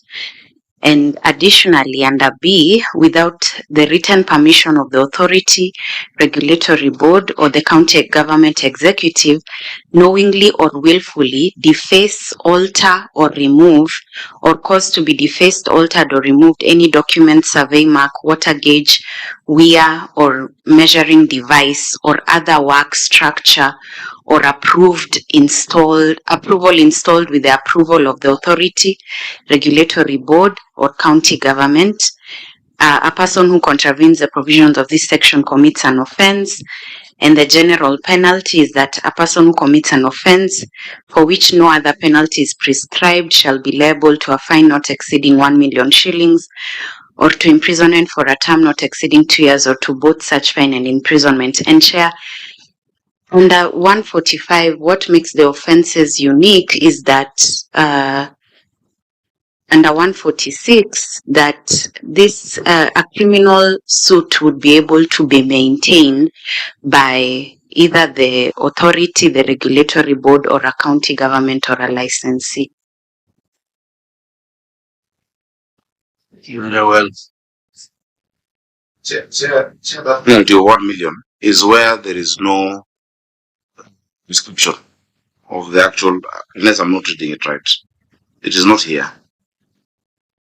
But now it has been specifically provided under WASREB, which is so low in the tariff. Yeah, I can read for you. Illegal water connection, commercial, industry, and construction. This is page 2 of the gazetted tariff. 100,000 plus estimated consumption during the period of illegality. You imagine a big industry. You know, the industries take most of our water. East Africa breweries, for instance, beer. Out of the 525 million liters of water a day, they consume 100 million liters of water per day. More than close to a fifth of all the water that comes to Nairobi. And many industries are of that quantity. So when you charge them 100,000, in fact, you might find someone with an illegal connection whose work of the illegal connection is to fill water bowsers to go sell. 100,000 is easy to pay, you know. Illegal water connection, domestic, is 30,000. Overcharging at the water kiosk, 15,000. The surcharge for tampering with meters, this includes meter removal, reversing, or meter etc., is 5,000 shillings. That is what is provided for. So you see, if it's been specifically provided, I don't know how you can help us to go to the 1 million one. I'd want it.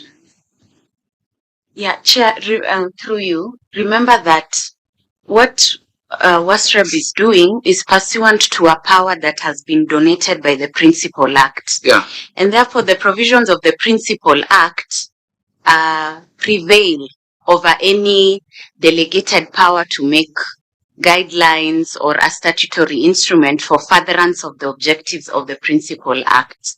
So, Chair, the reason why I called our attention to Section 146 is the uniqueness of the offenses created under Section 145. That, number one, those are offenses of a general nature. That's why the general penalty clause under Section 147 applies. But even better, Chair, 146 provides that without prejudice to the rights of any person to bring proceedings in respect of an offense under this Act, and subject to 157 of the Constitution, the authority, the regulatory board, the county government executive, or a licensee may institute and maintain criminal proceedings in any court against any person accused of an offense under this Act or under any regulations or under regulations made under this Act. So, Chair, the decision would be, where do you charge that will result in more deterrent action? If the penalties prescribed by WASREB exercising their powers under a delegated instrument is not deterrent enough, then using 146 any of those bodies that I've read are able to institute and maintain criminal proceedings whose penalties are more advanced than in the guidelines issued by WASREB. Thank you, Chair. So, Chair, if the committee advises me to ignore the WASREB and use the 1 million, I'll be very happy. You can advise me. Actually use that. I think it's not the committee to advise. It is the law. As you said, the legislation takes precedent. To the Chair, you know, there's a law that is on paper, but there's what we deal with every single day. There's never been any conviction that has gone through court on this thing because you're the ones who take the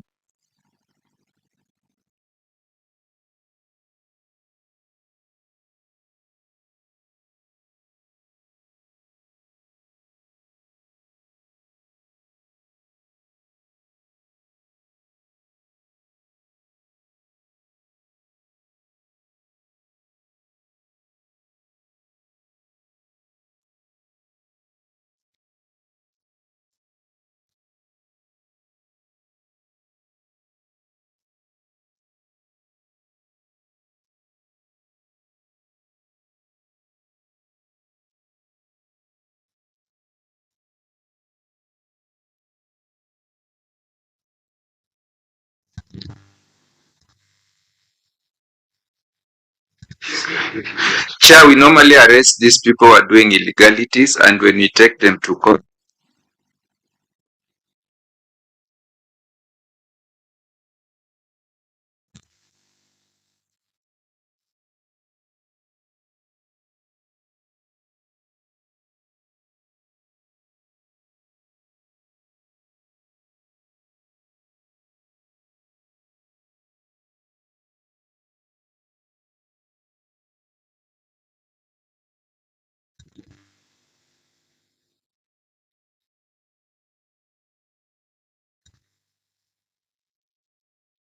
and it's and for I mean country that wants to go to Singapore, you cannot you can't be investing in infrastructure and somebody is taking you back. You know, you can't. So dealing with, I mean, you've passed the National Infrastructure Fund yesterday. It will be signed into law on Monday, I know. But until you have serious protections of critical infrastructure, we'll be wasting time. Chair, I put streetlights up in a day. You find people have taken it for copper, for the cables. The people who are doing it are even attacking officers with weapons to sell scrap metal. Unless there is serious, I mean, the other day you saw the streetlights are put in the CBD, dust bins.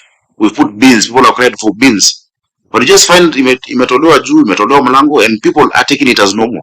People even share videos of vandalism happening during the day. And you put it on TikTok. You know, unless we have that discussion, there's a pothole that is famous here on Haile Selassie Avenue. Because the manhole cover is stolen and taken every day. Of course, the road is under Kura, but still, the person you know is Sakaja. You know, so there needs to be certain support. I think it's a discussion we can have later on how the countries that are protected such infrastructure have done it. Okay, I think this is a longer debate. We can stop there because what penalties and all that, maybe we can lend you Lucy to yes, I'll be so happy. Why is you at Avi?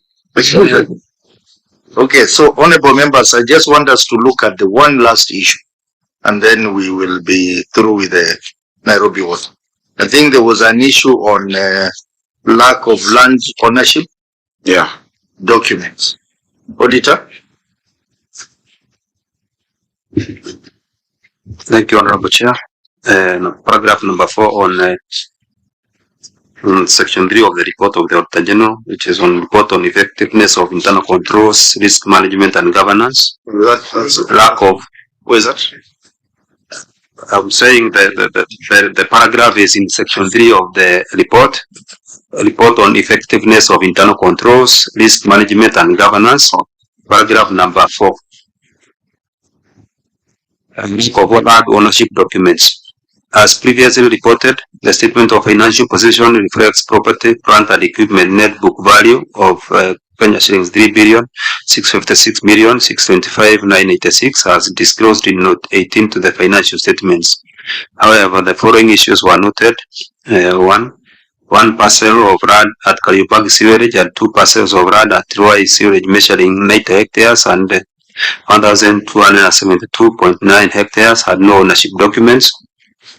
Number 2, the company has parcels of RAD meant for expansion, storage, water, and sewage treatment works. However, the ownership and other records of the parcels of RAD were not provided for audit. In the circumstances, the ownership of the parcels of RAD could not be confirmed. Thank you, Chair. Governor, your response?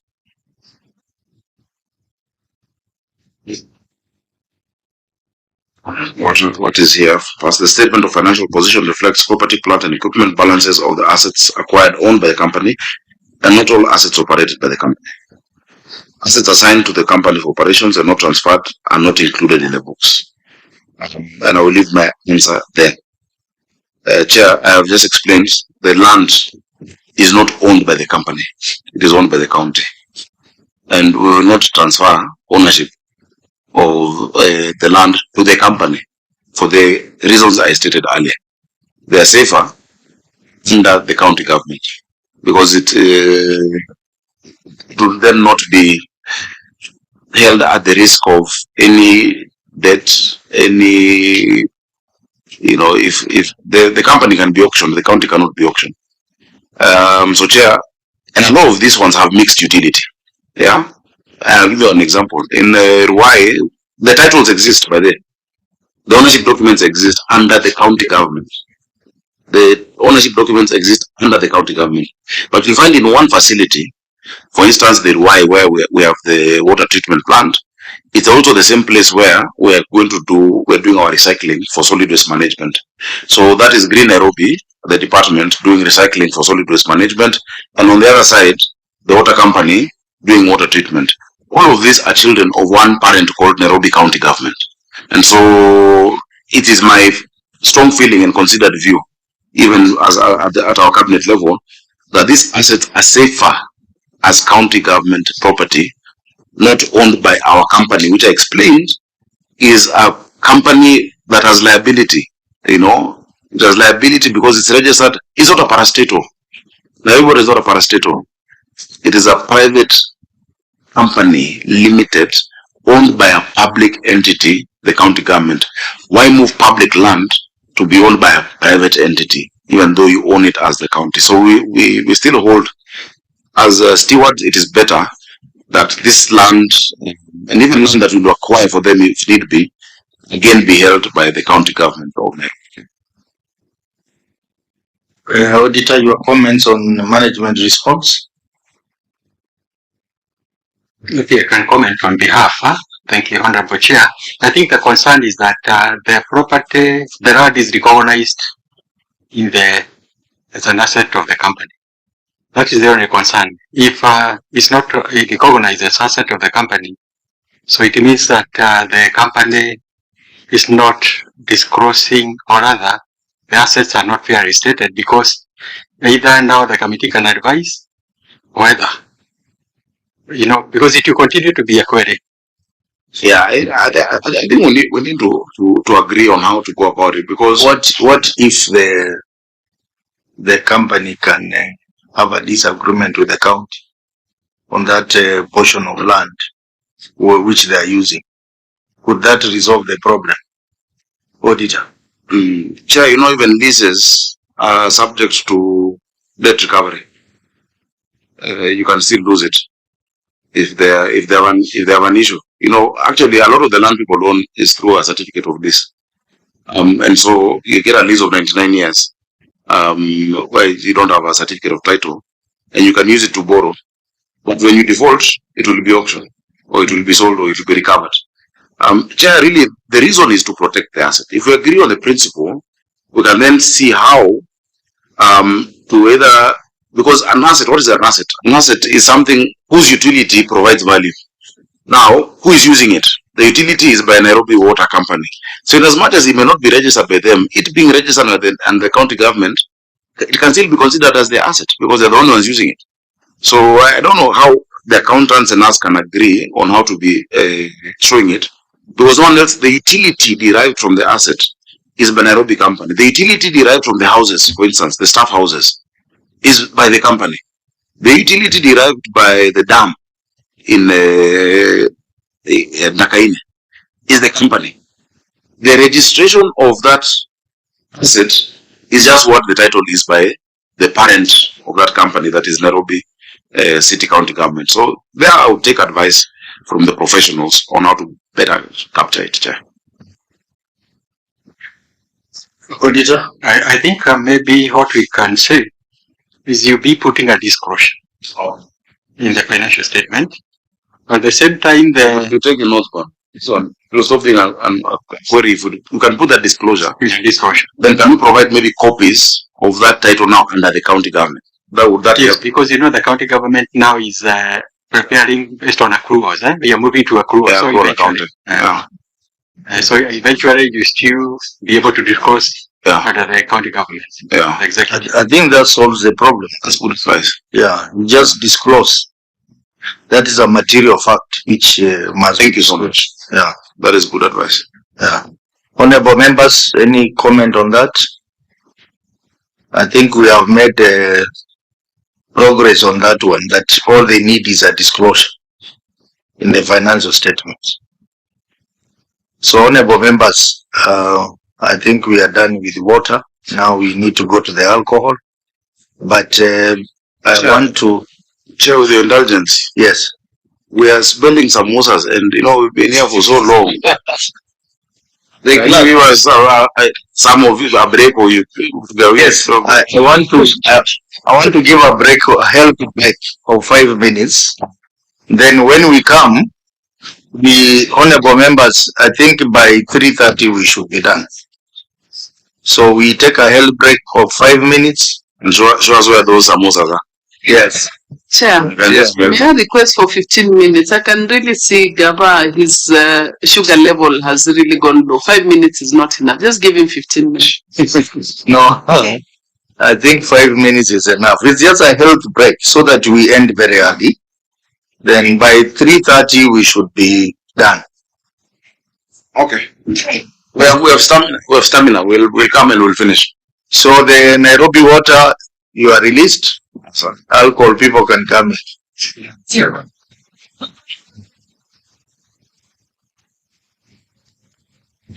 Eh?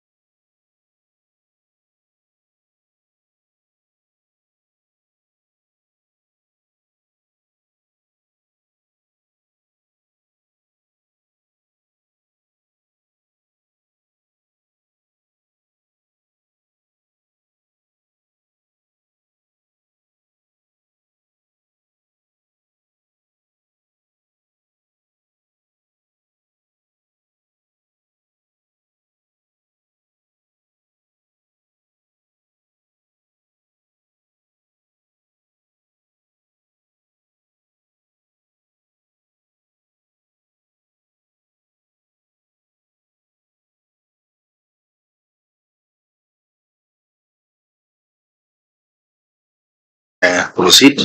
This is not a, this is just a continuation of the other meeting.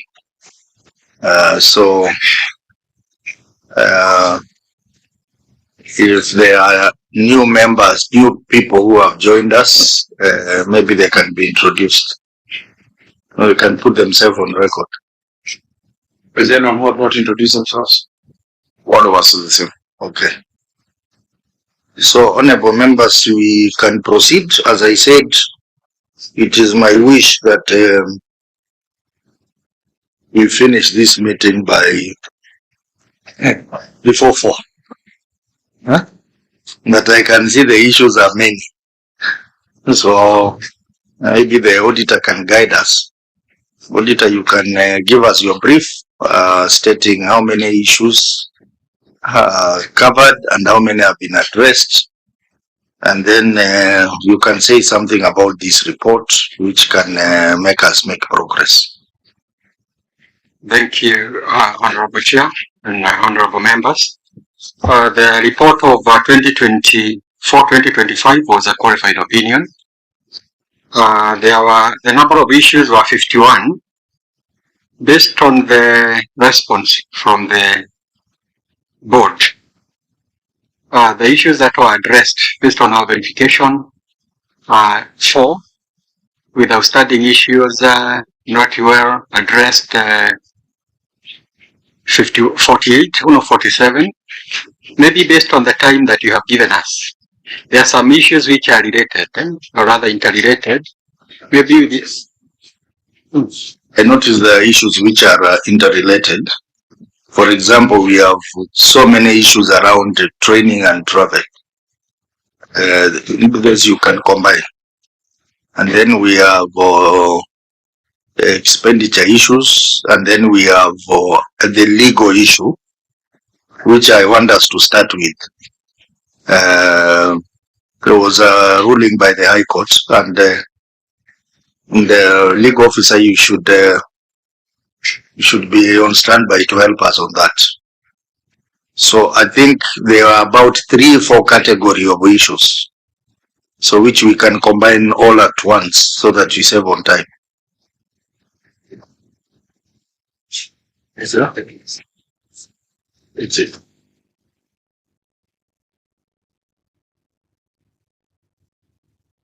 Proceed, auditor, to guide us. Thank you, Chair. The way I had classified, maybe we can do it with your guidance. In case it is the issue of unsupported documents, we can do 1. If it is the issue of inaccuracies, we can do 1.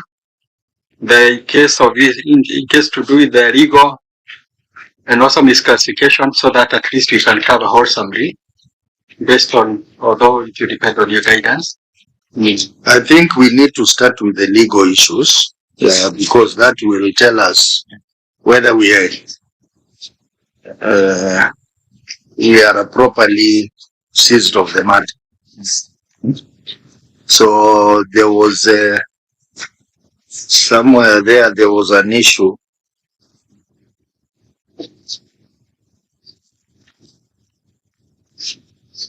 Thank you.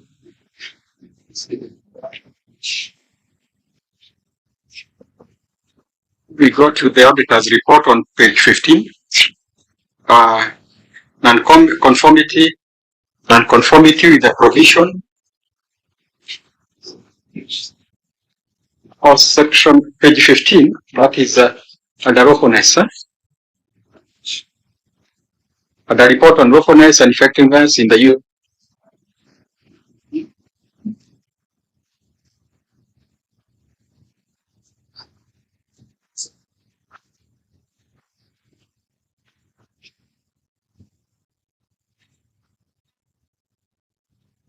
Auditor, start by telling us how many issues have been addressed, okay. And then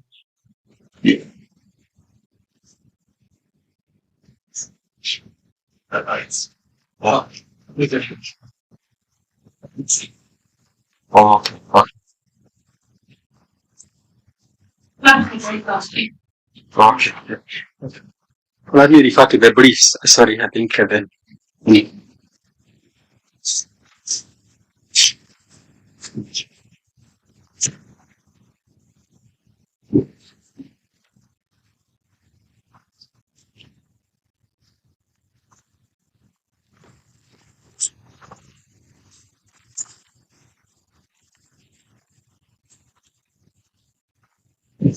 The brief is Adarophonus is on number 9 or page 28.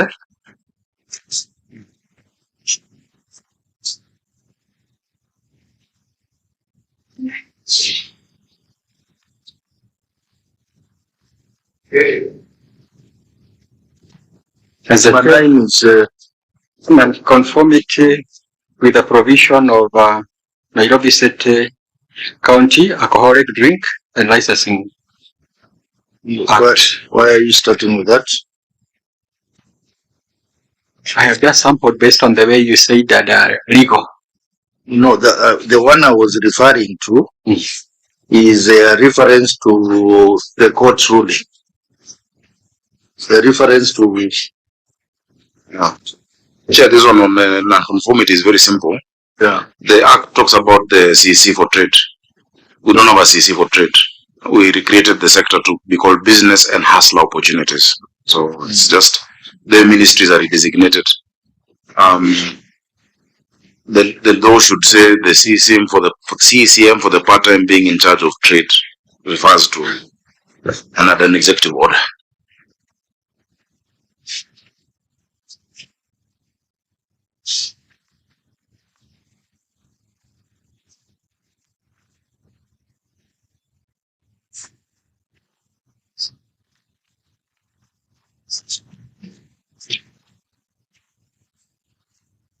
Governor, do you have another? You have the CC for trade and you have the CC for business hustle and opportunity. So the one for trade. The CC for business is the one for trade. Okay.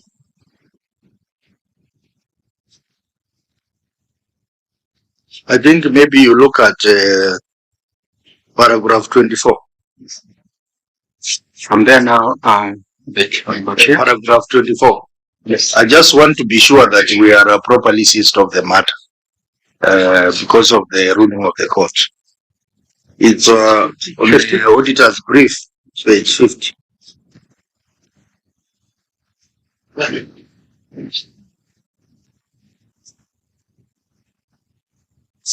So, auditor, you can proceed. Thank you.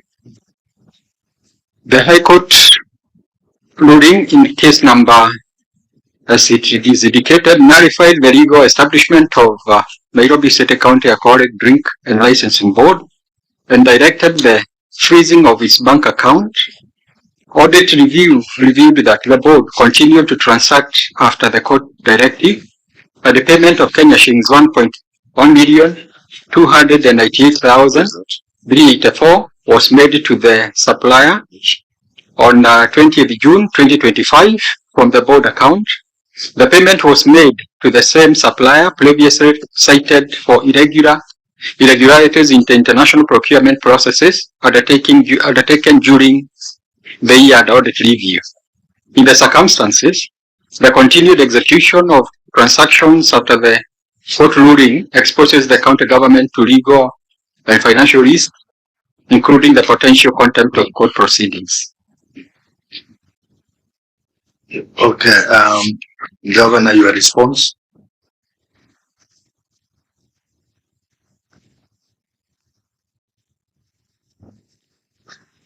I'm trying to find it. I can't see. Where is it? Yeah.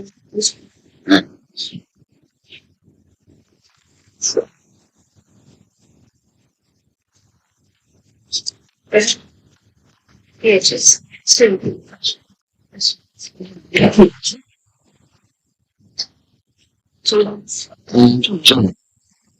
Please allow my CC to answer that question. She's showing me things I can't see. Thank you, Excellency. And thank you, Chair and honorable members. So following the High Court ruling, this is page 35. So the High Court of Kenya issued freezing of any withdrawals from the Nairobi County Alcohol Drinks Control Fund. The matter was taken up to the Court of Appeal, and an order was therefore issued staying the execution of judgment delivered on 6th of March. The transactions were done after the Court of Appeal ruled on stay orders on 28th of May as attached.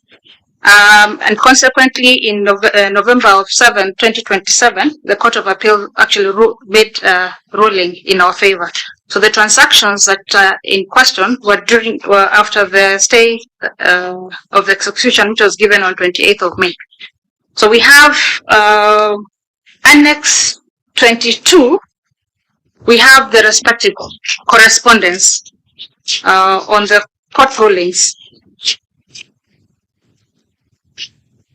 And among them is a letter to the legal department of the bank confirming that the Court of Appeal had given us a favorable stay to unfreeze the account. And consequently, we also have the ruling of 7th of November, which actually confirmed that from the Court of Appeal. Thank you. Auditor, what's your comment?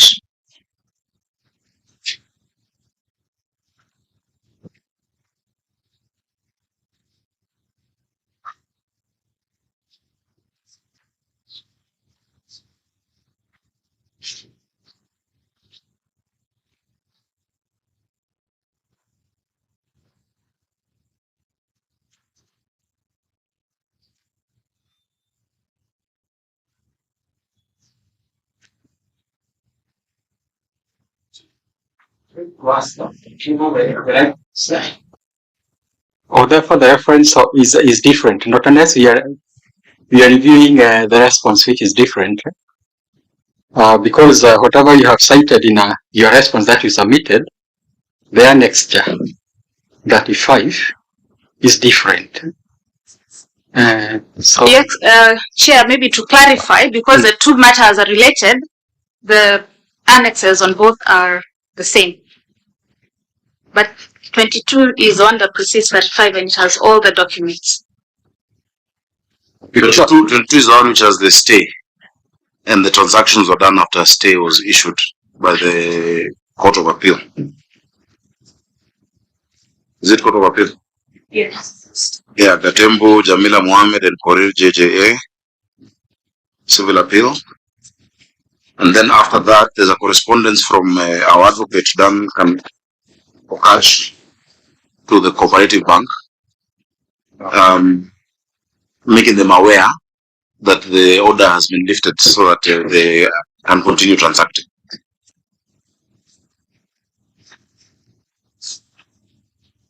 So.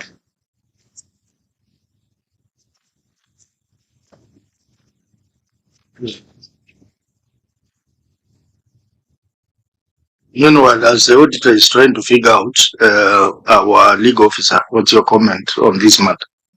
Chair, the annexures that have been attached support the position that the officer through the governor has pointed out, because there's a decree in which it had been ordered that the entire section 43 of the Nairobi County Alcoholic Drinks Control and Licensing Act that establishes the Nairobi County Alcoholic Drinks Control Fund is unconstitutional and void, and an order issued freezing any withdrawals from the Nairobi County Alcoholic Drinks Control Fund bank account with the details therein until legally and constitutionally compliant public fund is established in conformity with Article 207, and then some orders on costs.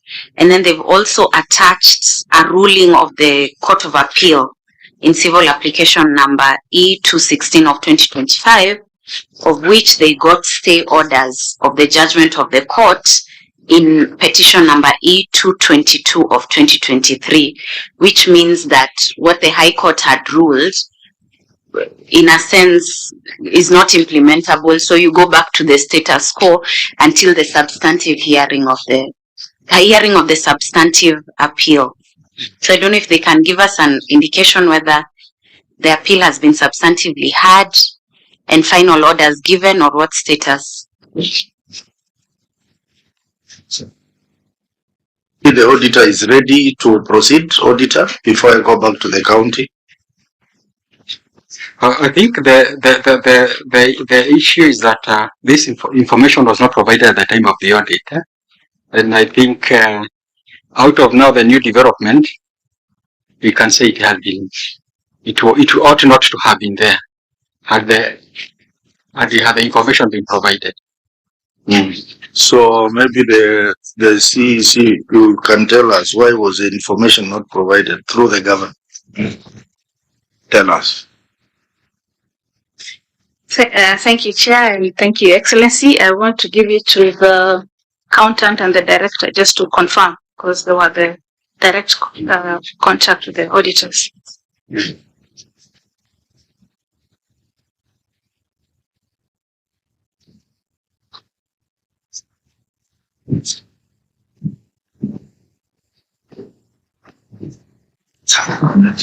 Thank you, Chairman. We can confirm that we did provide all these documents to the auditors at the time of audit. We did provide. Your auditor is saying you didn't provide. So who is saying the truth?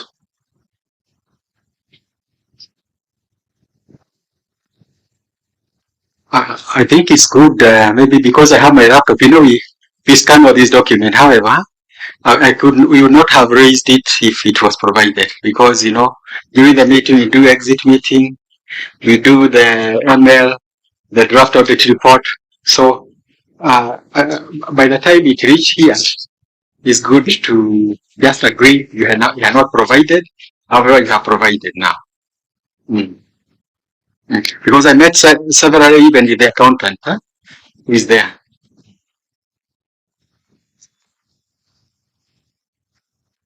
Because as a result of your non-provision of the document, auditor has raised 2 queries that are all related to that matter. If you look at paragraph 12, he has raised the issue of winding up of the fund and the board, and is related to the ruling, that ruling of the court. But this is a very substantive issue that unless documentation got lost somewhere, because the biggest issue we're dealing with on the alcoholic drinks and licensing board was the issue of the court. The accounts had been frozen, they are not transacting, you had all these members who are not being paid, looking for different arrangements. And Chair, normally, during the audit period, I myself chair the first meeting with all the chief officers and CCs. And whenever there are deadlines, I am the one who pushes them to respond. We normally have a group. And I said the following chief officers or directors have not yet responded, and they have to bring the response through my office. And I don't remember them not having done that. And I'm just asking, I've asked my chief officer to look for when I issued that instruction. It was, I think, September or around that time. Because we take audit very seriously. And that is why, for instance, these alcoholic drinks, by the way, we should have started with that. When I became governor, they used to get disclaimer of opinion. It was terrible. So the fact they've moved from that to past, I think you jumped advanced. Did you get advanced last year? No. To qualified shows that there's been do you remember the time I came here and I said, Unyoroshe Awatu, because at that time I was not the governor and it was such a mess. So on this one, I think it's a clear issue. We can refresh it. And I think this meeting also is part of this audit process, because there's clearly stay orders in court. And then to go further, Chair, what the court nullified then was the fund, because the law is still there. Of course, the case is going on. And we now reestablish the fund. The funds expire after a number of years. We're able to reestablish a fund. We gazetted the regulations on 19th of December.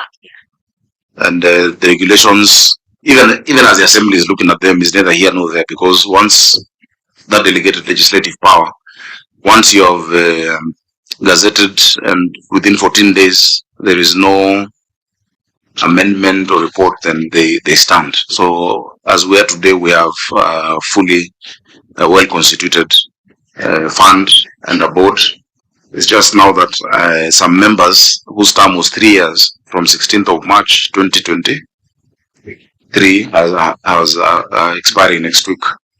And so I am going to appoint to see who I need to reappoint and who I would need to replace. Chair.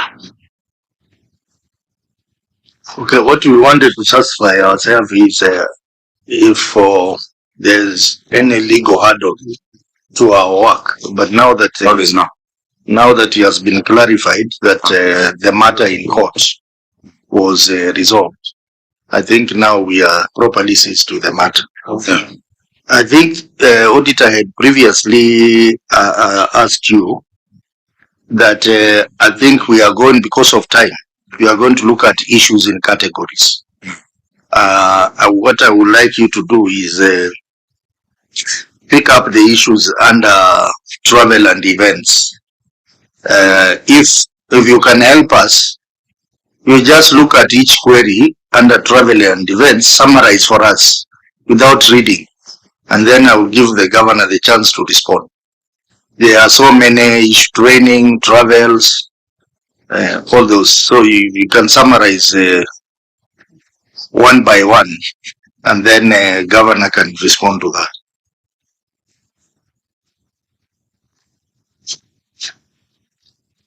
I think if I just go through the issue to do the travel, most of them were, what was lacking is supporting documentation, which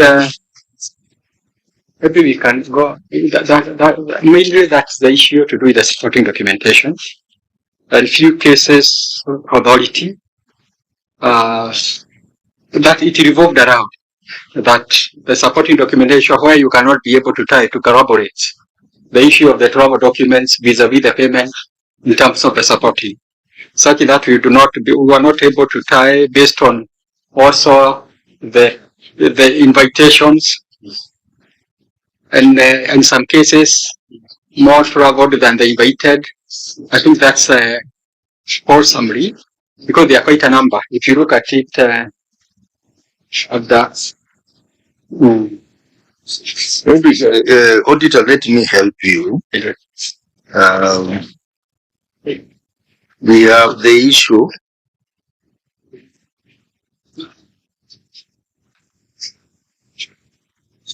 because there are quite a number, maybe just to answer.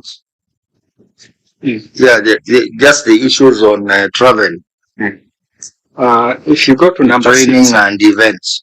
If you go to number 6, let's take example on page 15 of our briefs. Yes. There is one paragraph on irregular payment of subsistence travel allowance. And if I take example, one of the key points which you are looking at, it is the issue to do with the supporting warranty, or the unsupported warrants, the original documentation. Then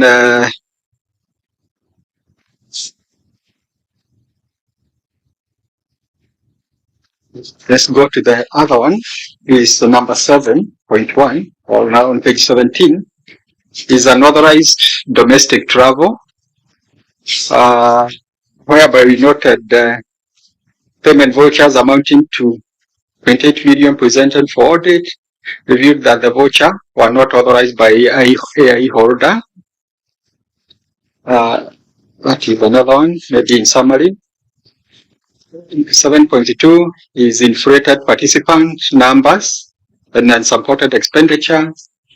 In this regard, the authority dated November 11 authorized allowance for 78 persons at a cost of 6.4 million. However, the list of attendance that had been authorized for 63. There were cases of also unsurrendered interest pertaining to the same.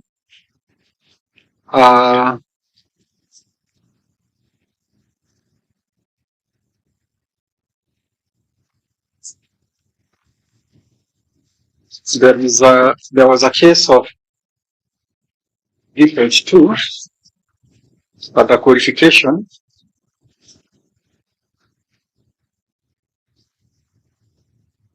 on foreign travels, the local, the amount of around 82 million with respect to the foreign travel in subsistence. However, we noted it ought to have been charged under the local travel. So in this case, maybe there was no budget within it. That's why it was charged there. That is 82 million. So out of which now the accuracy with regards to the same.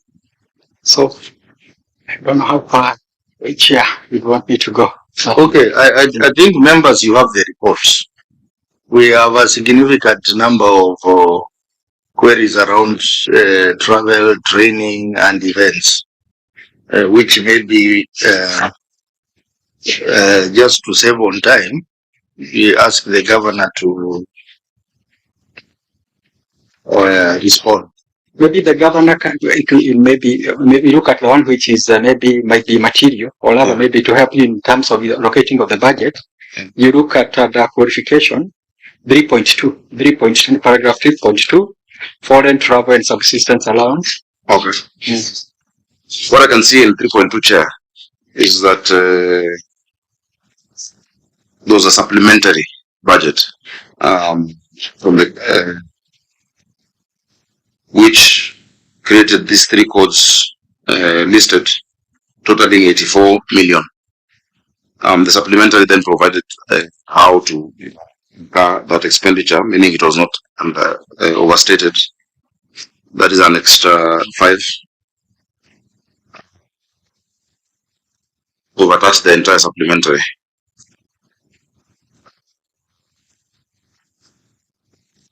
And normally supplementary is a very interesting auditor, because in the national government they do supplementary after the fact, as we normally do it, just before.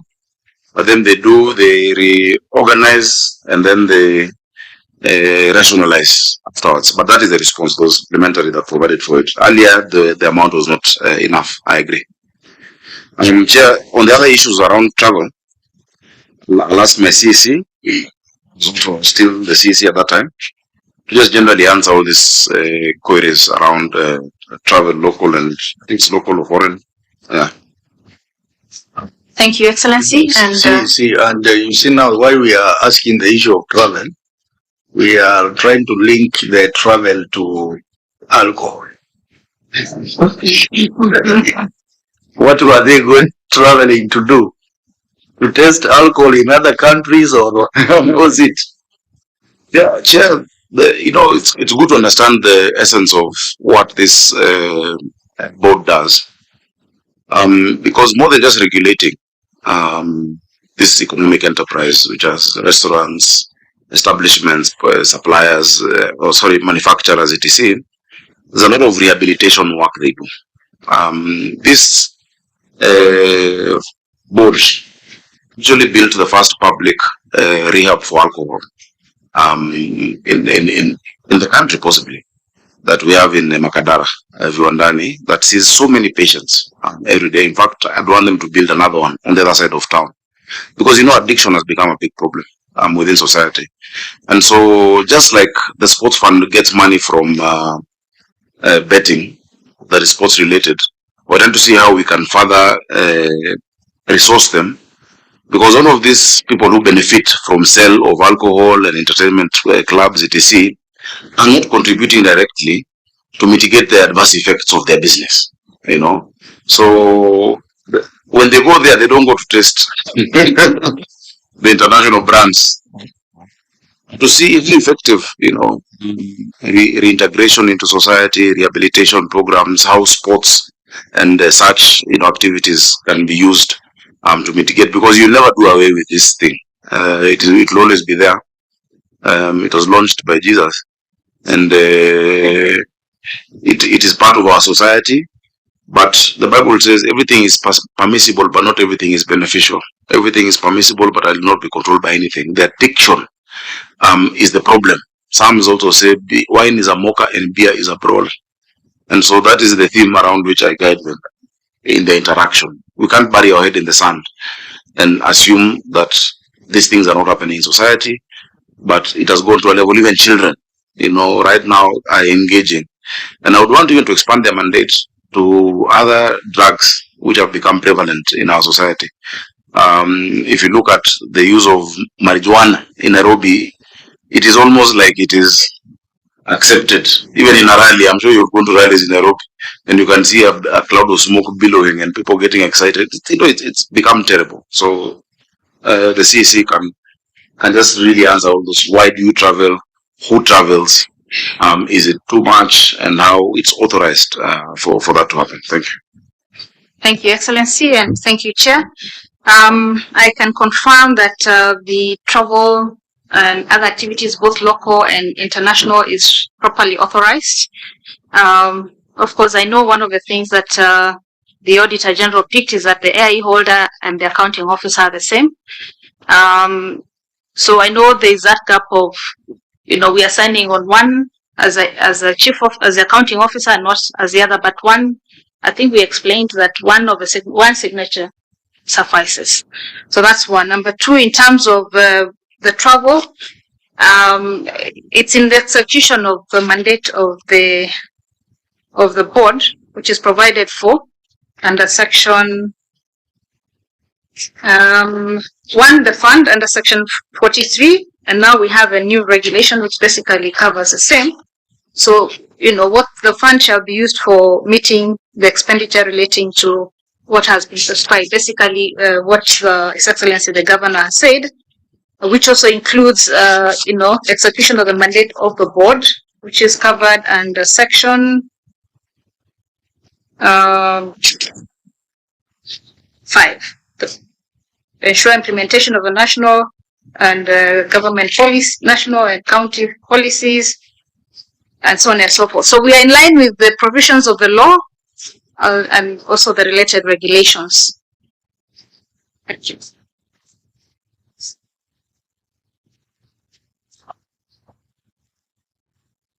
So maybe while on that, there is this conference thing the MCS did in Mombasa, which auditors raised as a query. I think there was a committee on culture and community services. Was also that related to?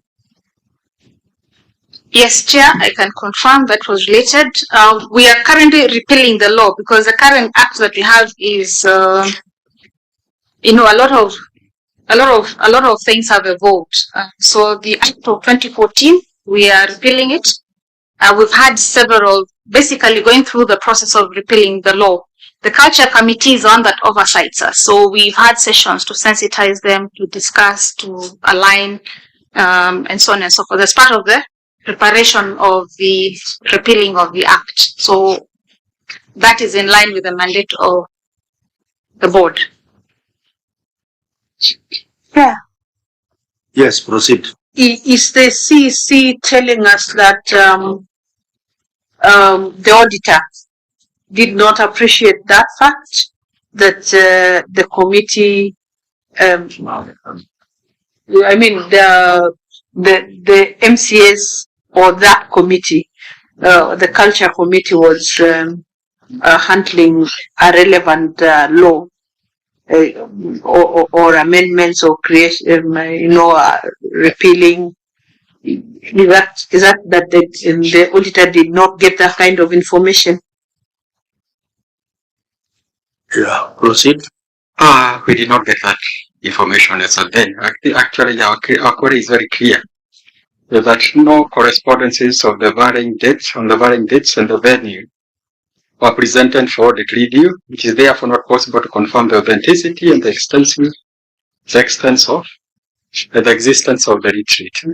So I think as at then, whatever we raised, we did not get that collaboration. That's why I started by saying. My director says she gave. I think you should get now. When these things are given, they should take photos together. And because he's saying she provided, not saying he didn't. Comes he says and she say. I don't know how we deal with that. And I hope Baroda is because they know how much I push them to give responses to audit. Mark, you can clarify. Yeah, Chair, I just want to comment that in the course of audit, we have what is called an evidence tracking sheet, where we record every evidence that is given, and that sheet indicates that was not provided. So, Chair, we have evidence to prove that that information was not provided. But who records on that sheet? We record. It is yourself. So why don't you have a sheet where when I present, I record? What is the Because it is still your opinion. As she says, she presented it and she can provide evidence of when she presented it. So actually, it's our document that both sides sign to avoid the subjectivity of submission of evidence. This is really just to improve, the relations, not just for Nairobi. It would be good if it's not the same way when you get something as a delivery note. But when evidence is requested and it is issued, both sides should be able to sign. So we don't come here after a year again and say, I sent it or I did send it. Yeah. Like earlier, Chair, you remember when we started. Are you the documents they said they didn't receive, I have shown you documents stamped received. So if I didn't have that document, you probably would not have believed me. You'd have believed the Auditor General because they're generally more honest people. But parents of people today said I'm honest. So let's improve this thing by having something that both sides sign on when you submit. Because I don't know why Rhoda would not submit that. When did you submit it? Maybe, Chair.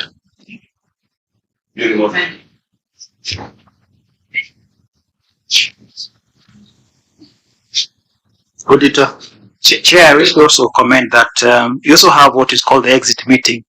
And in that exit meeting, we have minutes. We also have the ML which had these questions. Maybe if this had been responded to and the ML is a written document, then it would have been clearly indicated that in response to the ML, we have provided this. So there, Chair, then with the ML not been responded to, we also issued a draft report. There was no response. If there had been response, Chair, then this issue would not have arisen. Chair. Maybe through the Chair also to add on to that. In most of the audit, we encourage the client when you are submitting, come with a register. That's what we do, your register actually. So that we can sign. Either you issue with a register or via email. In some cases, we even open a common email account where you can be able to make reference to avoid these altercation. So that is what that's what we do. Actually, through the governor, maybe in the audit of the executive, and that's why you did not find us asking so many. Actually, we had open email. Actually, that's for the executive. For this one, it's I think during the entry meeting when we had the exit, I think the RICA was not represented. Yeah, because for that is the issue. And I don't remember seeing note at that meeting. For the executive, they do it at my office, and the auditor is actually across. Because I really emphasize on adherence to it myself. So maybe I'll rope in liquor more and Nairobi water and even Green Nairobi going forward. That's a new entity we have, Chair. But thank you for the advice. I'll take that advice. Senator Mboko? No, I just wanted to say, Chair, maybe the officer who is arranging that he provided. You are the one to provide the proof if they say they never got it. So you cannot just say, I gave them. Give some evidence. That maybe Chair can proceed because it has been prosecuted.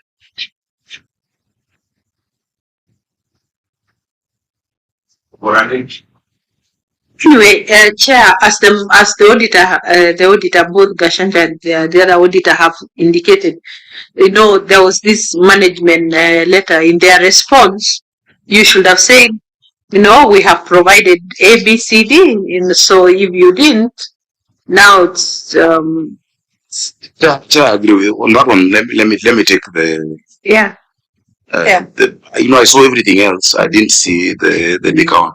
Let me take that, Chair. So I'll sit down to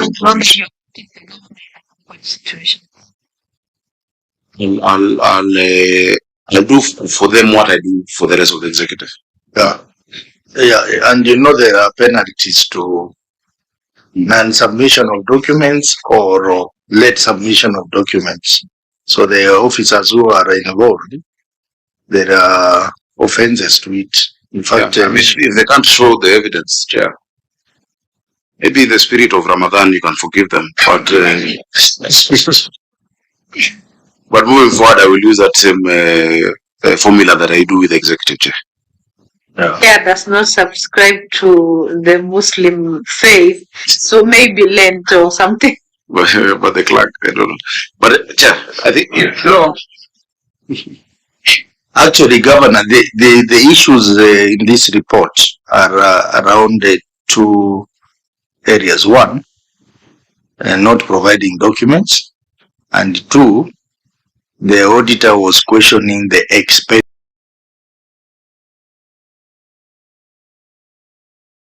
expenditures, which in his own view are outside the mandate of the fund. You see, like those travel, local and foreign travel. If the documents were provided to indicate that indeed they were supporting the mandate of the fund, then the auditor would not have raised it as a query. Yeah. And I think if they had that conversation, because now even the auditor says they understand the scope, of the fund, on a plain reading of it, you imagine the fund is just about liquor licensing. It is not. It is so broad in terms of society. We even do fashion shows, we do activations for the young people across the city. We support the football tournament, the Governor's Cup, to a great extent, the Nairobi Festival, which are all activities that, you bring young people, and while they're there, you speak to them about these issues. Like if you see the Nairobi Festival, the last one we had almost 250,000 footfall at Uhuru Park. That is such a captive audience for them to, it's not just the concert, but there are many tents they go to, and you have a big stand telling them car sober, and don't drink and drive, and if you do this, and even including some of the suppliers like EABL, So I think that conversation is extremely important between our team and the auditor, even before they start to explain this fund is for this purpose. Because general payment of licenses and and our revenue without this law is just like how you'd pay for advertising or how you'd pay for business permit. But the reason we created a fund for this specific revenue stream, I say, or business activity, is because there are a lot of mitigating activities that need to be done beyond just licensing bars and alcoholic outlets. You need to give back to society to mitigate the damage being done in society, since we can't do away with it. So there I concur with you. Because if that was understandable from the beginning, many of these queries would not be there. Why do you need a culture committee? Why is it the culture committee oversighting this? When these laws were, frozen and repealed, you know how it is when you're doing legislation. Sometimes, and I know one of the questions normally is the assembly should pay for its own travel and the executive should pay for its own travel. But the reality. Many times you'll find they have no budget and you're the one who has the urgency to do the legislation. So you have to shoulder that cost as the executive side of the county government. So that's the broad context through which the activities they do and the committee that oversights them, why you'd find MCS traveling, what they go to see. And now you see all this travel, the reports from visits need to be attached as well. When you travel to South Africa or Arusha or wherever it is, the report that emanates from that visit need to be attached to the audit responses. I agree with you, Chair. So that the auditor will say, okay, this is what you guys were engaging in, and it's beneficial. Because we don't want to just waste money. We don't want to waste Nairobians' money in things that are not necessary. If you look at the amount of money we need to make meaningful interventions, you can do so much with even 1 million shillings to affect the lives of our people. So, Chair, on that one, I pledge that there will be better reporting. There shall be better understanding. I hope in this audit cycle it's the same auditors. Yeah, there's the same team. Then we can even at the the meetings explain further, and not just this fund, but everything else. I know Green Nairobi is soon going to be an issue because we've created a company just how we've done Nairobi Water, but we've created one for cleaning the city and solid waste management because of the need to ring fence funds associated. So, Chair, that is something I'd be very happy to lead myself, not just leave it to the sector. So, as you rightly said at the beginning, the sports fund. Yeah. The sports fund, many people imagine that the revenue that comes to sports fund goes into sports, purely sports. But then what the Uhuru administration did, they came up with the regulations. In the regulation, you find that they are funding things like hospitals, UHC, they are funding many other things which are not even affordable housing, I think. Yeah, but you see now for Nairobi, then you will need such regulations so that when you spend money, then you have a justification. Why you may have spent it on a good cause, but then since there is no specific regulation, it becomes an issue. Several of the regulations that were gazetted on the 19th of December 2025. Okay. And in the regulation, there's the establishment of the fund, the object and the purpose, the sources, retention, utilization, etc. And I hope it was submitted. You can table it. Yes, we can table these regulations, Chair. Yeah. Senator Tobiko? Yeah, Chair, I didn't want us just to gloss over very serious issues that the auditor has raised. In knowing Kenyans today, Kenyans are very, very sensitive on expenditure. I'm imagining if the 82 million that was spent for foreign travel would be subjected to public participation on Nairobians. If Nairobians would accept, spending 82 million just for foreign travel, that would have quite a number of issues. And then, Chair, again, what would justify an inflated list of participants for domestic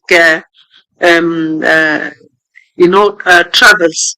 What will justify an inflated list? Because I think it's one of the issues the auditor has raised.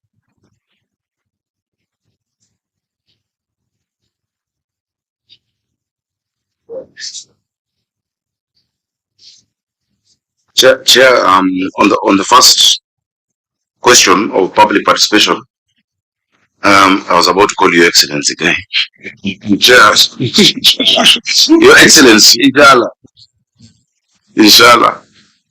You see, the whole budget for the county, including its entities, goes through public participation. Even supplementary, you do public participation. Before you appropriate, that's how the National Assembly does. We go around the 17 sub-counties, we say this is what this is for. In fact, you'll find very many interesting comments from them. One of them was to set up another rehab in the route aside, Kawangware, where we've now established a methadone center in Mutuile. So public participation is done. The issue of inflating the list, I'll let Lydia respond to. Or is it Rhoda? Rhoda, tell us. I know it is both executive and assembly, but how do you have a list of 60 that becomes 80?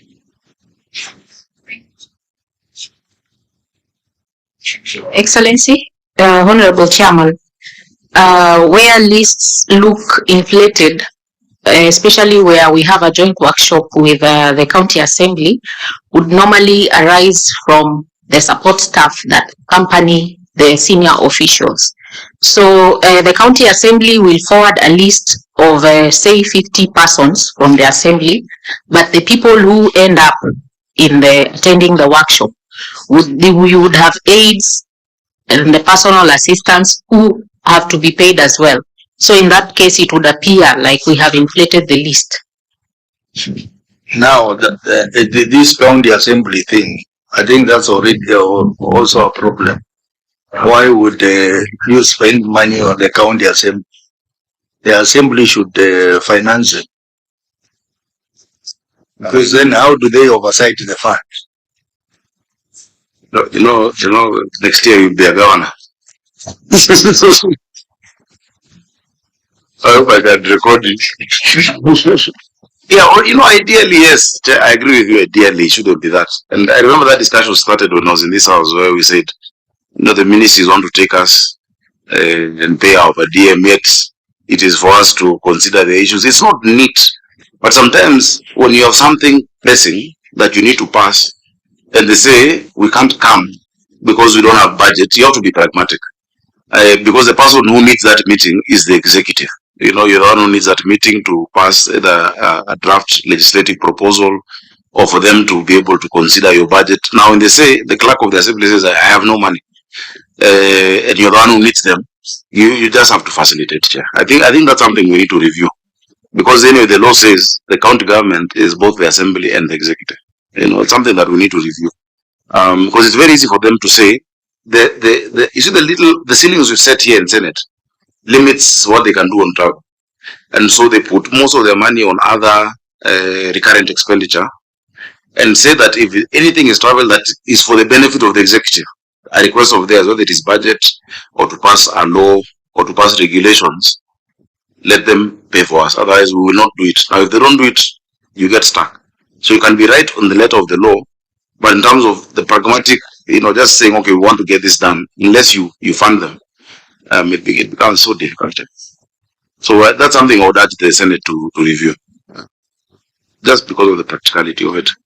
And I've seen it even here. Sometimes the national government organizes. I saw it doing affordable housing during something that is urgent to them.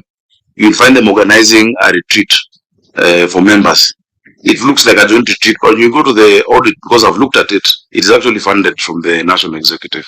So I'm not saying that two wrongs make a right, or that since the national parliament and the executive are doing the wrong thing, but I'm just explaining when the case where it would be urgent. If I didn't take them, imagine my accounts are frozen.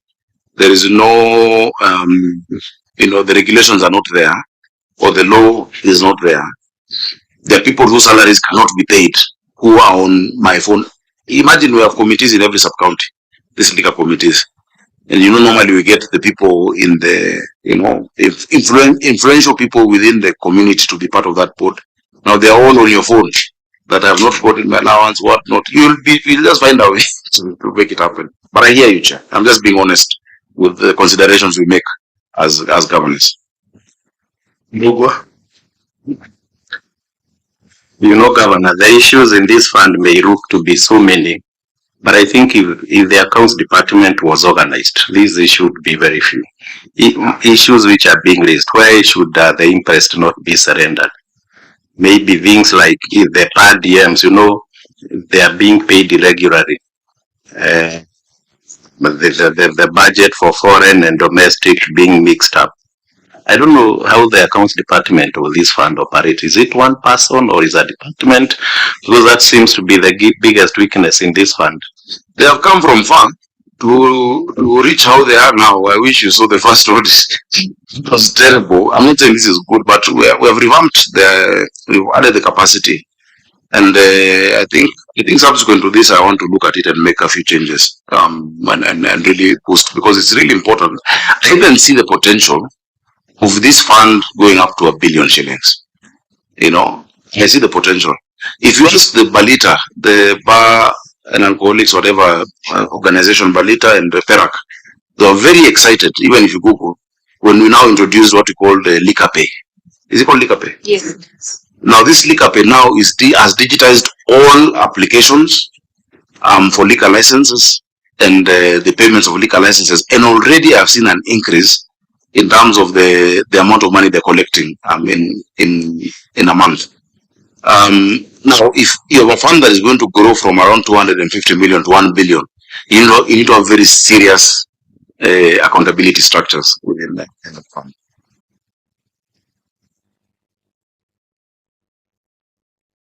Chairman, an example I'm being given, in February alone, we've done 1,000 licenses, which has never happened before, just in one month, because they're finding it more efficient. Before, what was happening, Chair, somebody applies physically, and then a committee has to come. The committee has the chief, I don't know, the DCC, the police, board members from that sub-county.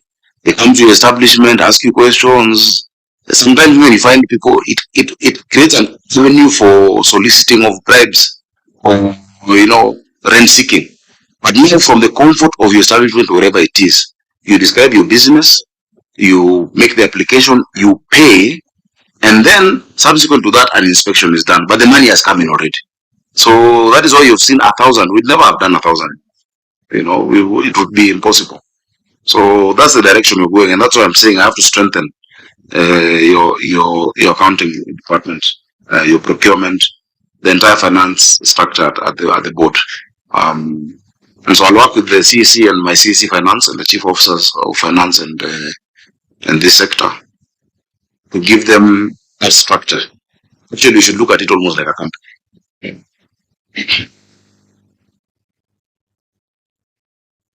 You have something to add on that? I think I'll just reiterate whatever the Honorable Governor has said. Because much of it is in terms of the documentation.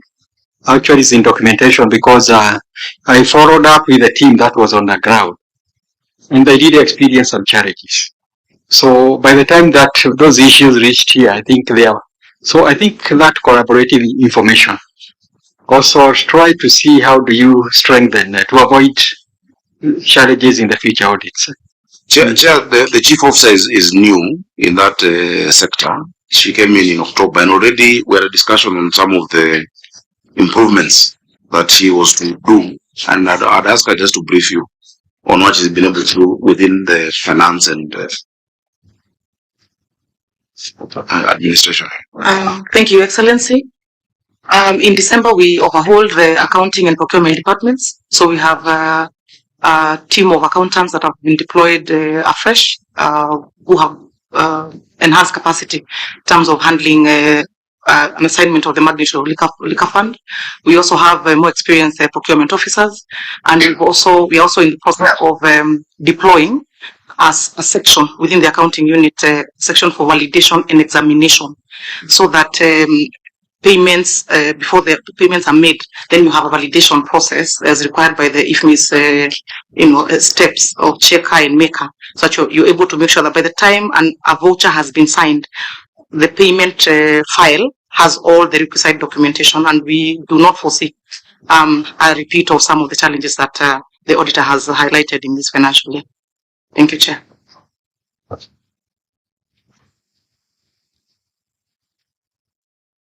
Yeah. Any other issue on that category of issues?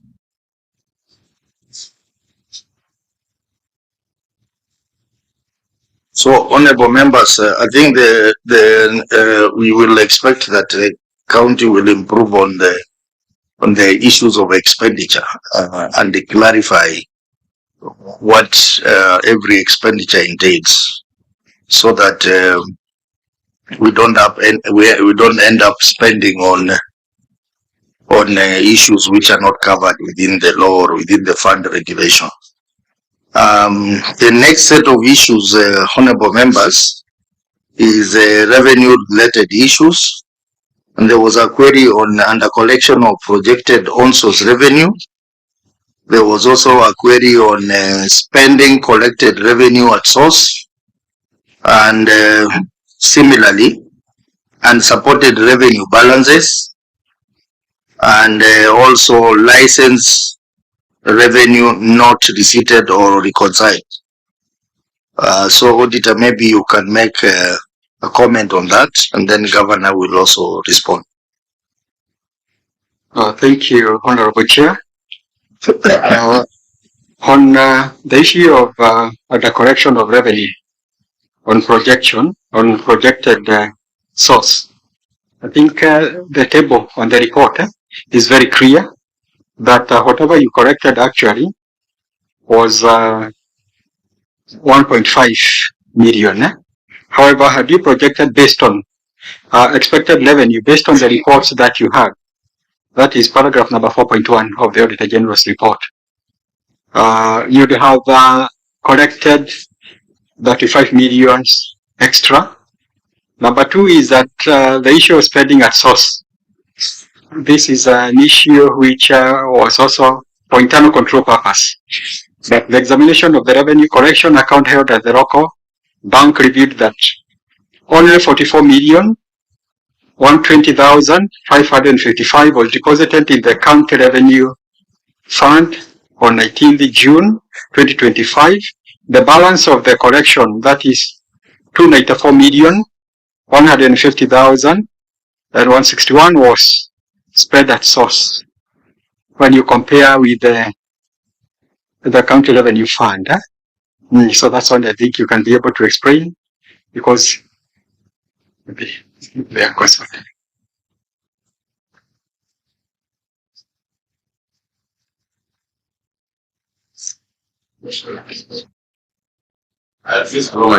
She's explaining what I explain. Why did they just explain directly? Because she understands it. Thank you, Excellency. On the uncollected revenue, Chair and members, we do acknowledge this audit issue, and the problem is the clarification of the word product. The manufacturers will insist that product is, let's say, spirits. So all the spirits that they're selling, or all the wines, or all the, say, if it's ABL, all the beers, they say that is one product. So they'll give you 1 million for Pilsner, Cask, all of them. So the measure we have taken is to clarify the word product in the county finance bill, so that we are able to expound that, for the avoidance of doubt, the word product means brand name. So then it means we are able to collect on the specific product that they are selling in the marketplace. And by doing that, then we are able to collect the correct amount from the manufacturers. Also to add that we are not the only ones in the space of regulating manufacturers and now and also importers. So NACADA, there's also licenses that they pay to NACADA, and for some of them, they say if we've paid NACADA, why do we need to pay the county government? So some of them also, it's just a bit of that outreach to explain to them that you get your NACADA license, but you still need to pay the county for depot, for distribution, for marketing, and those kinds of things. So we are on top of this one. Chair, further to that, I believe that NACADA is unconstitutional. It was set up before the delineation of functions in the 4th schedule, where alcoholic licensing and control is fully devolved. And when it comes to international issues related to that, it becomes a customs and tax issue. That's something I would pray that the Senate reviews. Because also we're making it difficult for people to do business. When you have to register with the county and then go to the national level, when your officers, you find an NACADA officer has gone to an establishment and then you have a county officer, it's really untidy and doesn't help the ease of doing business for this, investors, if you can call them that, or people in this entertainment space, or the brewers, So we should say that should NACADA continue being in operation, and if they are, their work really is to be a campaign. In fact, their name is National Campaign Against Drug Abuse. They should just do advertisements on TV and talk generally about the effects. Remember, it was after the Mutudo interventions at that time, including the law. But for now, in terms of licensing, alcoholic control, 4th schedule, the Constitution, it is a county function.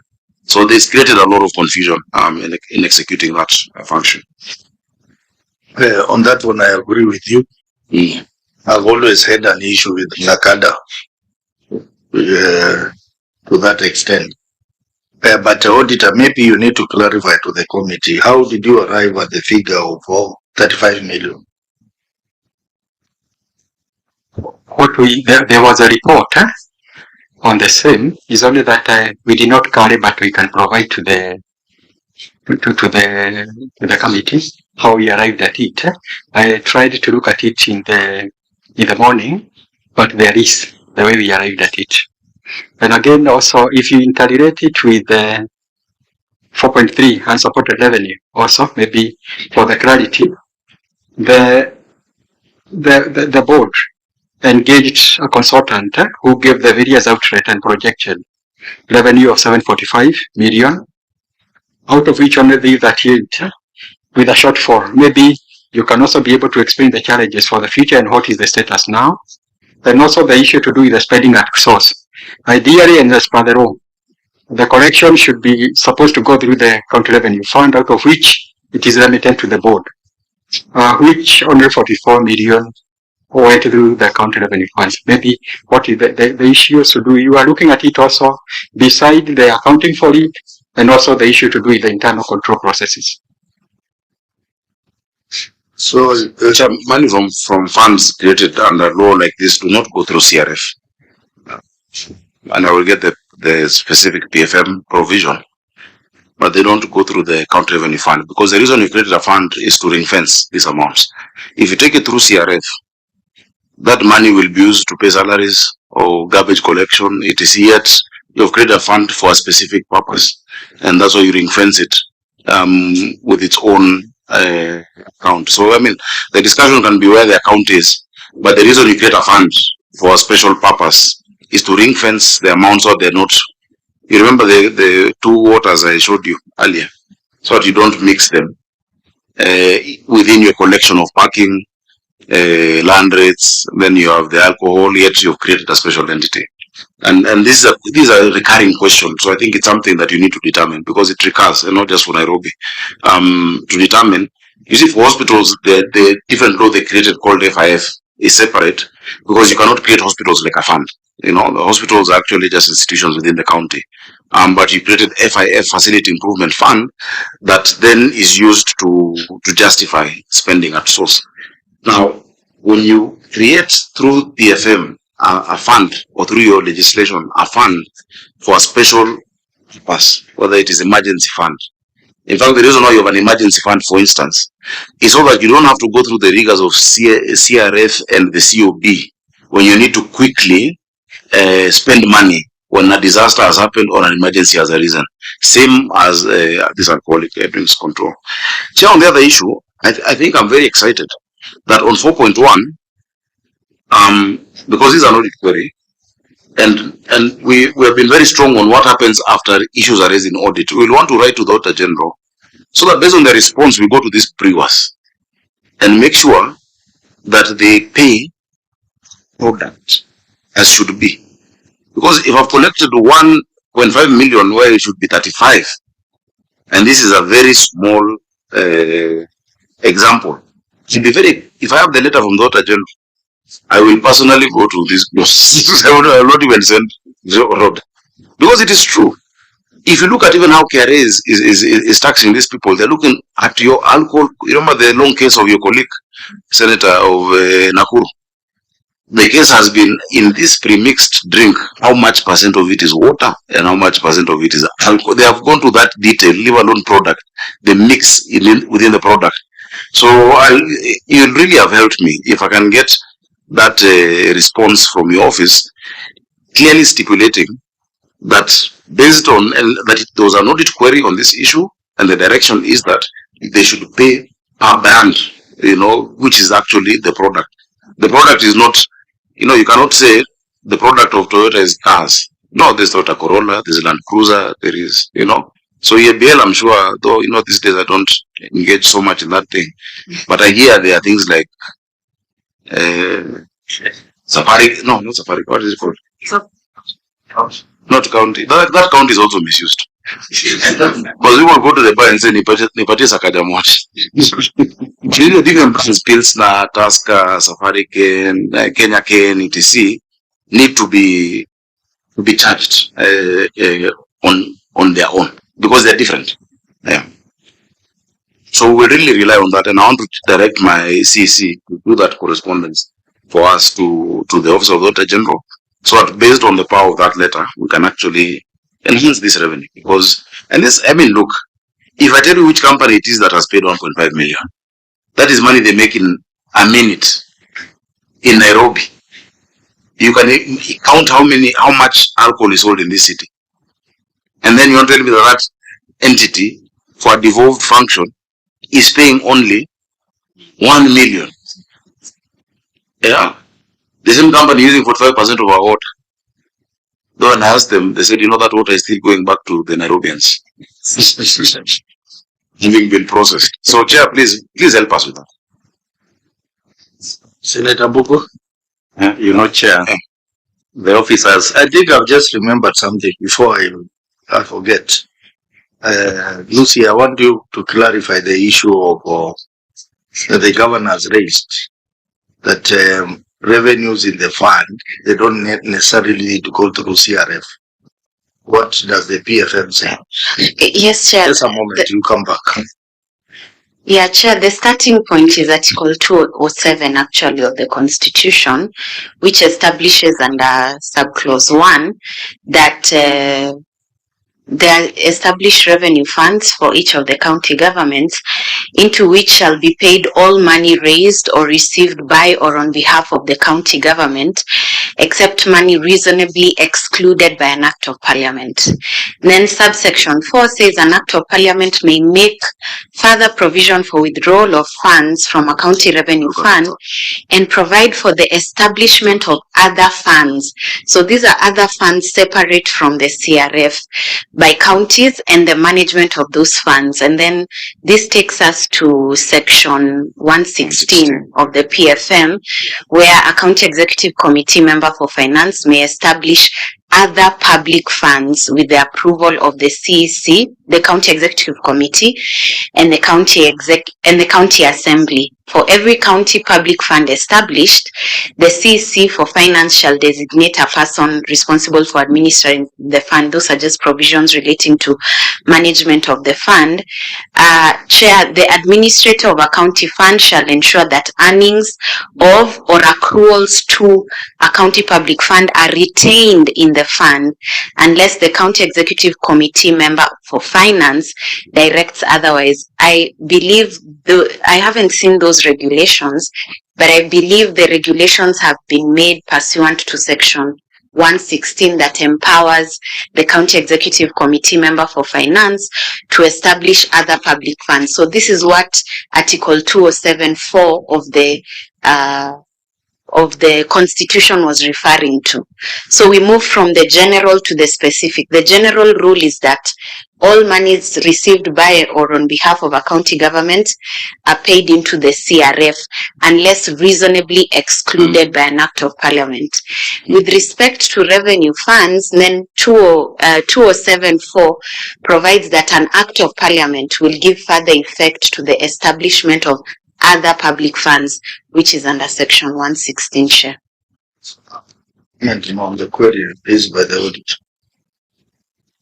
The auditor is raising a query around there that 294 million was spent at source. It should have been collected at source. It should have gone through the CRF.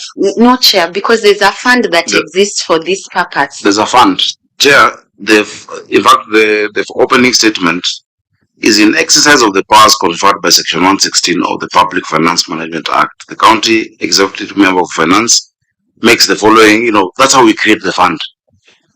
And Chair, on this one, we need to be clear. You need to give a position because it keeps recurring. It is not spending at source. In fact, Lucy has put it so well, so clearly from the Constitution, saying all revenue shall be paid into the county revenue fund, unless a fund is created, another fund, or other funds are provided for in the law. The law that they're talking about is the PFM. The PFM then tells you how to create a fund. What is the reason of having a fund if everything is in CRF? Because CRF is actually a fund. It's County Revenue Fund. It's a fund. I don't know if there's another position from the Auditor General that was Mark, comment on that? Before maybe through the chair. Yes. I think also we need to look at the consistency so that you may justify or rather justification why transfer 44 million. At the same time, you don't transfer the other. And also there are various cases where you are transferring. That was when the accounts were frozen by the High Court. When the account was frozen by the High Court, the money would not have been sent to my M-Pesa. I had to put it now into that's on a light touch. That is the only time when we sent it to the CRF, and it's something we had to approve at cabinet. Yeah, so at the county executive committee, we approved that in the intervening period, before we resolve and lift that ban, and people are still people are still paying their licenses, send the money to the CRF. But generally, the money should be going to the fund created under PFM, which is the Alcoholic Drinks and Licensing Fund. Yeah, so auditor, okay. No, Chair. I just wanted to mention that beyond that decision that had been made, if you look at the decree, the judgment decree, the court had directed actually that when they nullified Section 43 and before the stay order, they had said in the interim, payments be made into the CRF. Through the chair, maybe you can help us interpret. Sometimes the auditor may not always be right. I want to read the criteria that we had used so that you can help us. Article 207 of the Constitution, 2010, Section 109, 2 of the Public Finance Management Act, require that all revenue raised or received by or on behalf of the county government shall be paid into the county revenue fund. I think that's the end. You stopped halfway.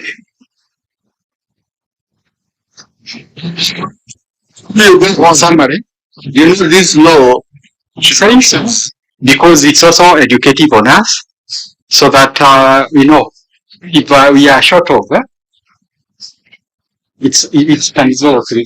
Yeah, not just for Nairobi. I think for all counties that have established a fund. Yeah, and I think it's important. I don't know whether the county attorney sits in the exit meetings, because these are issues that can be raised then. So that when you raise such a query, then the legal mind can help you to process it so that it doesn't become a query. I think maybe, Governor, you should consider putting your county attorney in the exit meetings. Yeah, we normally have the sector councils for the different sectors, but I agree at the apex, the county attorney should be there. But Chair, maybe your team, through your clerk, can provide the entire reading of Article 207 of the Constitution, because we really need a decision on this issue of funds. Because beyond the Auditor General, the control of budget then comes hard, because the control of budget wants you to apply for everything through our office or through that office. Yeah, let me not personalize it. Yet the reason you create a fund is for that to be managed differently. Of course, all of it must be audited by the Auditor General. Counties or the national government don't create funds to bypass accountability, but by the very nature of ring-fencing expenditure and income. In fact, the issue that used to be there from the COB on funds was that a fund cannot just be one way, that there's only expenditure. But a fund must also show how money is coming into it, which is now for us, it's how we are getting the licenses, etc., and then spent from it. But there are certain funds where coming into it is only through your appropriation, like the emergency fund. The emergency fund is not, unless we ring-fence money paid for maybe fire certificates. But the emergency fund is really just what you appropriate, and then things coming out of it, Chair. So maybe maybe Radoli can. Control of budget is here. What's your comment? Thank you, Chair. What I would wish to say is that once the money goes into CRF, it requires the approval of the control of budget. So that is under Article 207. That is county revenue funds. And in this particular case, like Nairobi Alcoholic Fund, do not actually even report they don't make their returns in our office, and we don't get reports from Alcoholic Fund. So it is important for that clarification to come if for some of these special funds, if actually what they generate as income should go to CRF. Because once it hits into CRF, it requires the approval of control of budget for any withdrawal. So that means the 44 million that was sent to the CRF, that is the one you will deal with. Yeah, if it hit the CRF, for it to come out, they must seek for approval. Yeah, but you see that 44 possibly came out through payment of salaries or something else, and they're asking me to return their 44, and I'm told them, you may Peter on our account. But the clarification we require, and it is true, any amount of money you expend or pay from the county revenue fund must be approved by the control of budget. And the control of budget looks at whether you are budgeted for it, whether it is proper. Not even how you use it. How you use it is the auditor general. But whether you can use it is the control of budget. Except for money reasonably excluded by an act of parliament. Now the act of parliament that excludes monies from funds is the PFM section 116. That then excludes from CRF monies that have gone into a fund you created by law. Chair. It says an act of parliament may A, make further provision for withdrawal of funds from a county revenue fund, which already is there, and B, provide for the establishment of other funds by counties and the management of those funds. 116 is so clear on how the fund is created. You pass it in cabinet at a CEC meeting, you take it to the county assembly, you designate an administrator, how you report, all of that is provided for in Article 116.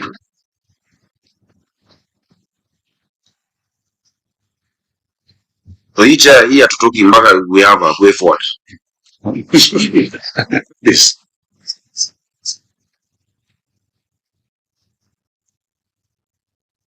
I think, if I comment on this one, I think the governor, honorable governor, is clear. I think the auditors, most of the time, again, also we are not on the ground. I think sometimes the auditor who we send on the ground may not have an understanding. Yes. Which we again pick because we are dealing with so many institutions. Yes, that is true. Sometimes an issue may lapse. So do you agree with me? Yes, I do. So that one I agree. Thank you so much. Chair, the officers who have accompanied the governor, if you have a look at them, they are very comfortable because of the way their boss defends them.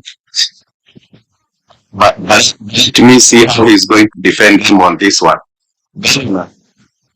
Let's get to 7.3. And I want to see how you will defend your people on that.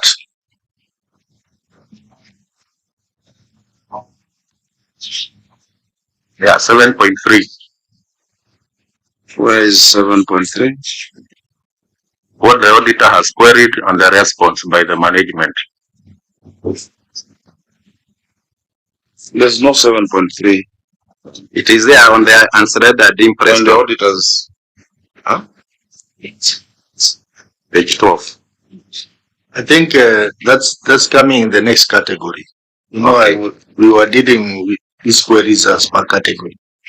Okay. Now that is coming under expenditure. Okay, then let me go to the other one. This one, Governor, on the travel, it caught me because these exhibition in Japan in Osaka. I can confirm I was there. Sorry, which one is it? 60. The trip to Osaka, Japan. I can confirm I was there. I saw these 6 people. But Governor, that group which went there, they had nothing to do with alcohol, and they were not staff of this establishment. I don't even know who went. Which is that? You were there? Yes. She was one of them. Please explain. Because most of them came from my county, and we were them, and they had nothing to do with this thing, Governor. Who are those Nyandaru? No, maybe we only met the guys of Mary. But no, can you explain the trip and what it was about? Sorry, being asked. Yes. So, thank you, Chair and Your Excellency. It is true we were invited through the Kiproba, the counties. It was a trade-related event, exhibition, which was running between June and October. And there was a Kenya Day. There was a Kenya Week, not just a Kenya Day. And we did participate in that event. So it was both the trade and the liquor falls under trade. So it was my team that went. So it wasn't just liquor? No, it wasn't just liquor.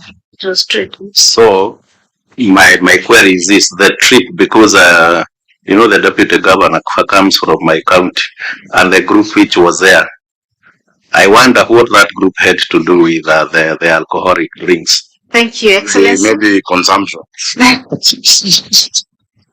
Chair, Your Excellency, sir, I want to inform the honorable members and the executive Executive Order number 1 of 2022. You don't even need that. Because I know she wants to say the deputy governor what he was assigned. The deputy governor is like the governor. You can represent the governor in anything. In as much as specifically he handles this sector and as well as the Barrows sector. But really, I don't micromanage who travels. If a governor starts looking at every list of travel, you end up doing nothing. So I give power to my CECs and chief officers to, when they get an invite, to take people relevant to that discussion or whatever is happening. They not expect that to have been. So even as we speak, apart from the 2 people mentioned, I don't know who else went for that trip. But there's no people have hidden talents. You might see someone you don't know how much they are involved in alcohol.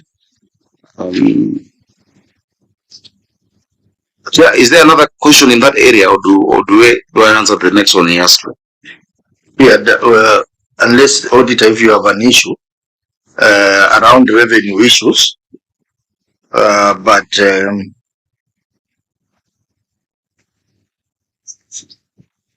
there's a list of the truck.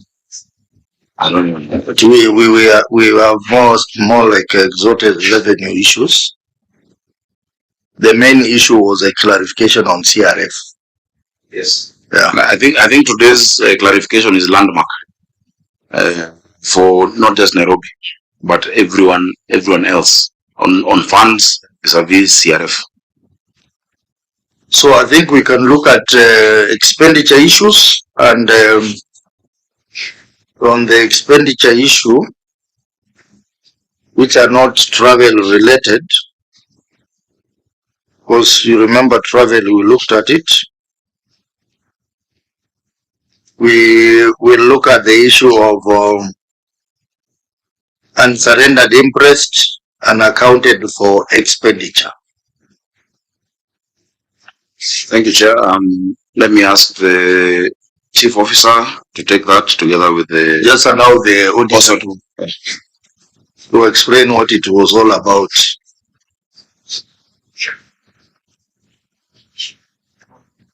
$7.3, unsurrendered interest. The expenditure includes catering services, accommodation, gifts, food and drinks of Kenya shillings 4,867,500, out of which 2,670,000 for issued interest was not supported by surrender documents to account for the funds.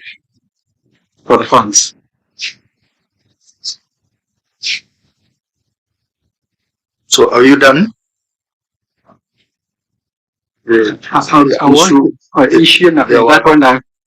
Unaccounted expenditure as well. Included in the amount, that is 7.4 unaccounted for expenditure.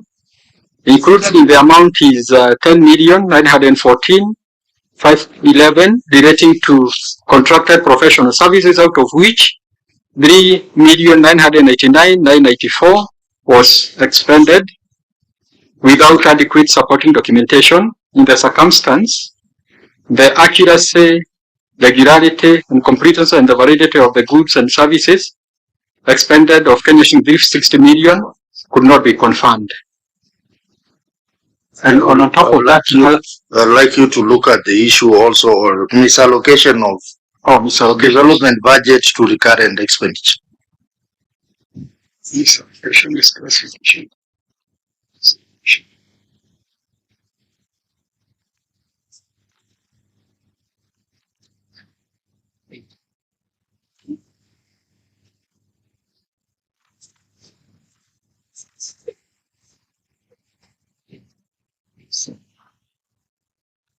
Sorry, thank you, Chair. Misallocation of development budget to recurrent expenditure. Examination of expenditure record revealed that liquor licensing board charged recurrent items against the development budget. Payment amounting to Kenya shillings 15 million, but 1,700 shillings were incurred between November 24th and March November 2024 and March 2025, and a development vote for activities such as allowances, consultants, and retreat. The expenses are shown below. There is a table and showing the various dates. The first one is a allowance system development of 2 million, consultancy, cabinet, retreat, allowance of system development, all totaling to 15,030,700. Okay. No approval was provided for the reallocation from the recurrent to development budget. The misclassification of the recurrent expenditure under the development budget result in the budget distortion, as financial statement reflect inflated development spending while understating recurrent cost. In the circumstance, management is in breach of law, and as such, misapplication conceal the true cost of operation, which erode accountability and contravene with the Public Finance Management Act or management principle of transparency and prudence. Okay, so Governor, you can respond to the three issues. And then after that, Honorable Member, we are going beyond 4:30. So after that, I think we'll adjourn. Yeah, this last one, I think, has no justification. It is unacceptable. You cannot reallocate. Now, to hear the explanation. You cannot move recurrent items to development and have them, because recurrent, what recurrent means is expenditure that is used to keep the organization going, really. You know, development, there's some expenditures that recur or happen often, but are still development in nature. That mean you've built, a building. But on this, like consultancy and allowance system development, I don't know the justification for it, and maybe the chief officer can try. The other one, also on the other one is which one? On unsurrendered interest. Yes, unsurrendered interest as well. I'll ask them to answer.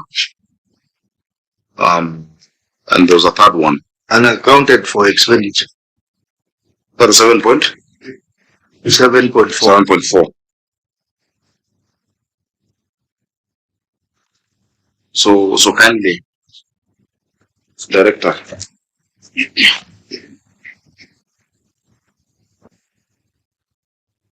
Thank you, Your Excellency. Honorable Chairman, on the issue of interests, we would like to report that all interests are surrendered because that is a requirement of the law.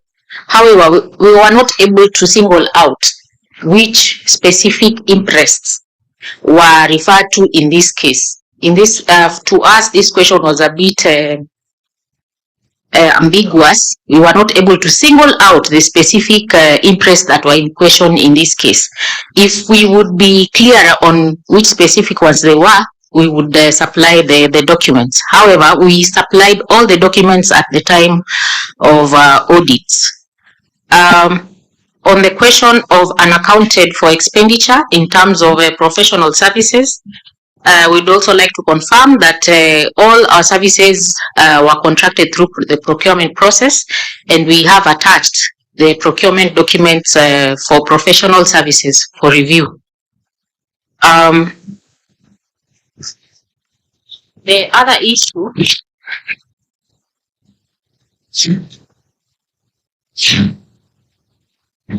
on the issue of using a development budget for recurrent expenditure, in our response we have indicated that during budgeting, all aspects of system development and establishment of rehabilitation facilities were included in the development budget. So we have noted this concern, and now we will make sure that we leave the recurrent expenditures.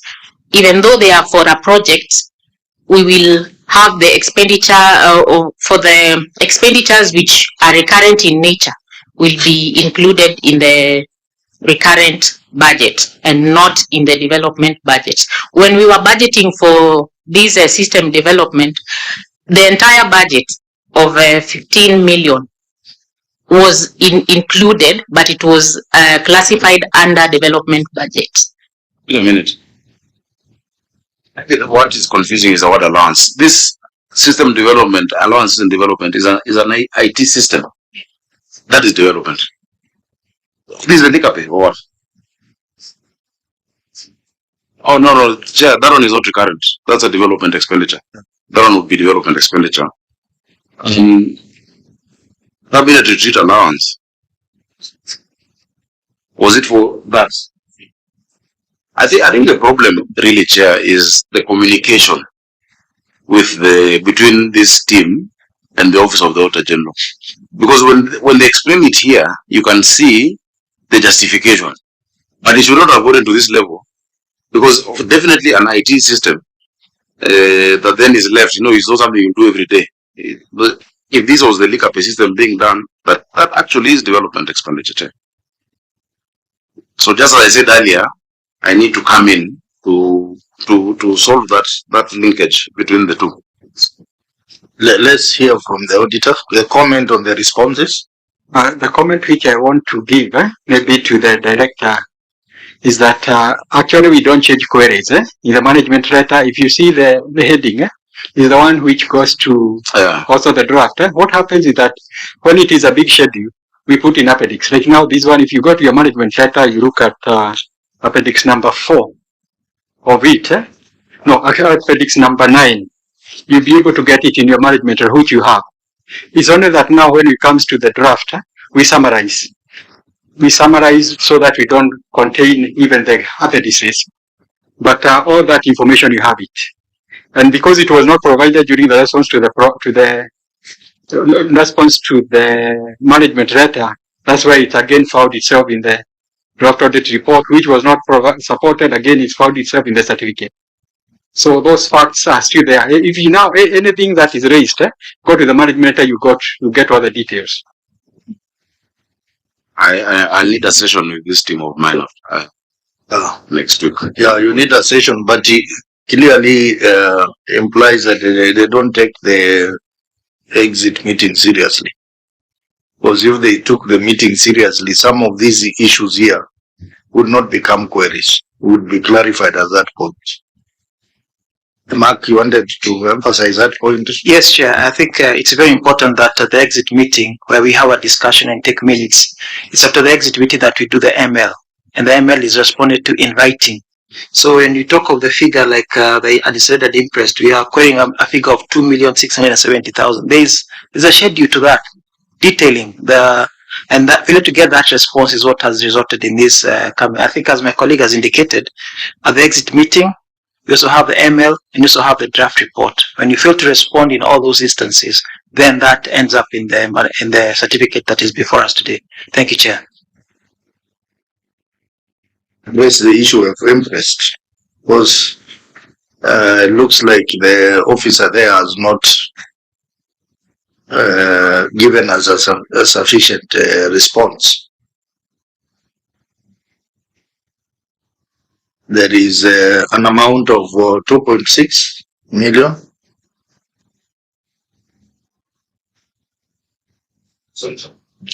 No, I was just asking the auditors, how do we address the issue of interest?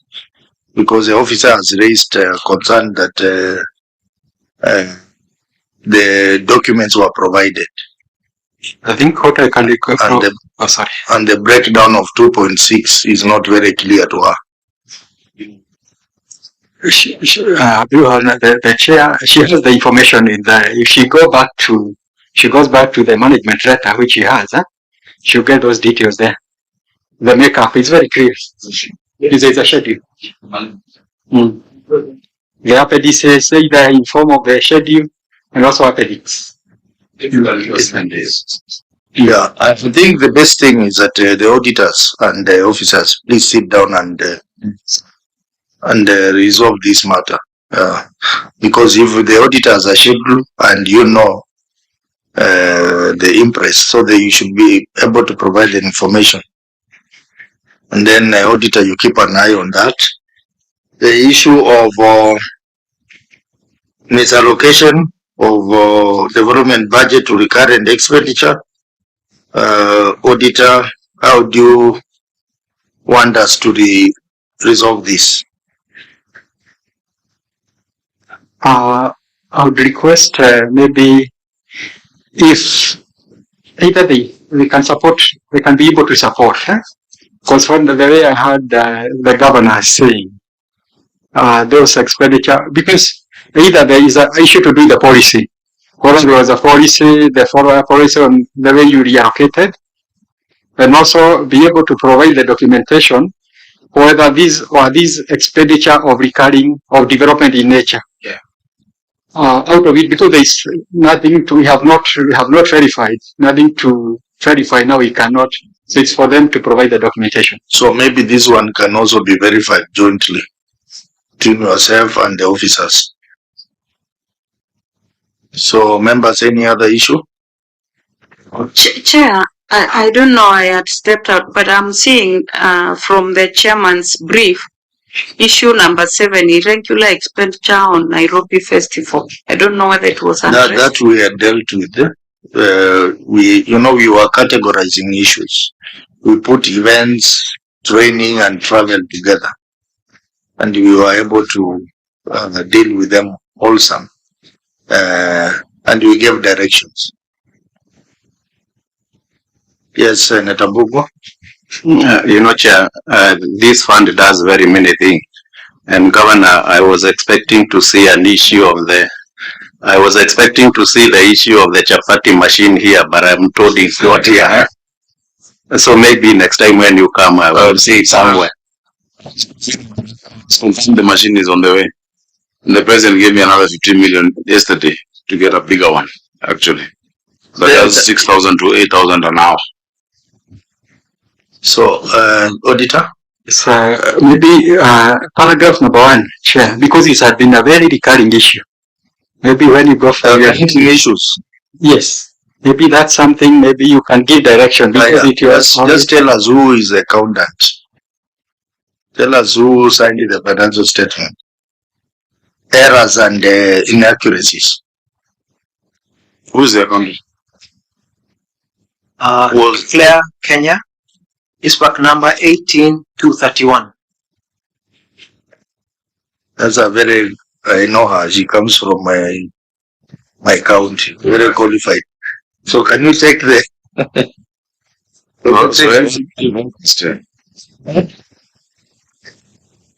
Unfortunately or fortunately, I don't know which is which. She is now in another institution within the county. But the professional advice that is required would be important for me to hear, because some of these things I'm seeing as errors, I don't think should be the case, and even just relating. So maybe if she had some challenges, she should be able to discuss first. Yeah. The records at this part shows that she's active and in good standing. Yeah. So maybe you can tell us what happened. Thank you, Chair, through the Governor. We've been having this query on statement of changes in net assets. This thing is historical in nature, because you'll find that when the fund started, they were not doing financial statements. So when the auditor requires us to reconcile the payments and the revenue that was done in 2015, it becomes a little bit of a challenge. We're still doing it and we'll continue doing it, but I think we need a way forward, because it's historical. Getting the documents is also a challenge, bearing in mind that this thing is over 10 years when some of us were not even there. Thank you. So, auditor, I think I have an idea about what she's talking about. When the governor was explaining that these reports were very bad, we used to have a disclaimer of opinion and we could not progress. So how do we resolve this problem? How do we reconcile this so that we resolve this issue completely? Mark? Chair, I think the challenge we face here is these are public funds which needed to be accounted for. if there was wrongdoing then, I think we cannot gloss over it. So maybe the committee can make a decision on this, because I think the accountant has also confirmed that these documents cannot be traced. Therefore, then the committee can make a decision on what can be done, either to get the documents or to assign responsibility in line with, I think, the PFM on in terms of public officers taking a responsibility even in their personal capacity for any wrongdoings. I think the legal can guide us on that. Thank you, Chair. Yeah, Chair, I'm glad you know it. This place was, I don't know what, 2015-16. They were not keeping records. It was helter-skelter. Of course, it was a cash cow that time, for the then administration. That one I can say, for sure. Because there's a reason why you create this entity that is collecting money from citizens, but not accounting for it. So you see a disclaimer of opinion. In fact, the first 5 years of devolution in Nairobi, 2013 to 2015, not just this, even the audit for the executive, it was all disclaimer of opinion. It was just pure theft, So since they're public funds, and I agree, people must be held to account. The second 5 years of devolution, 2013 to 2022, it was adverse. Both the executive, I think this one now, it was still disclaimer. It's only now when I got in that we started having qualified, because of just that personal attention and making them know that it is serious. You will answer for it yourself. So, Chair, even as you write this, you can write it off so that it doesn't keep, because it will keep appearing.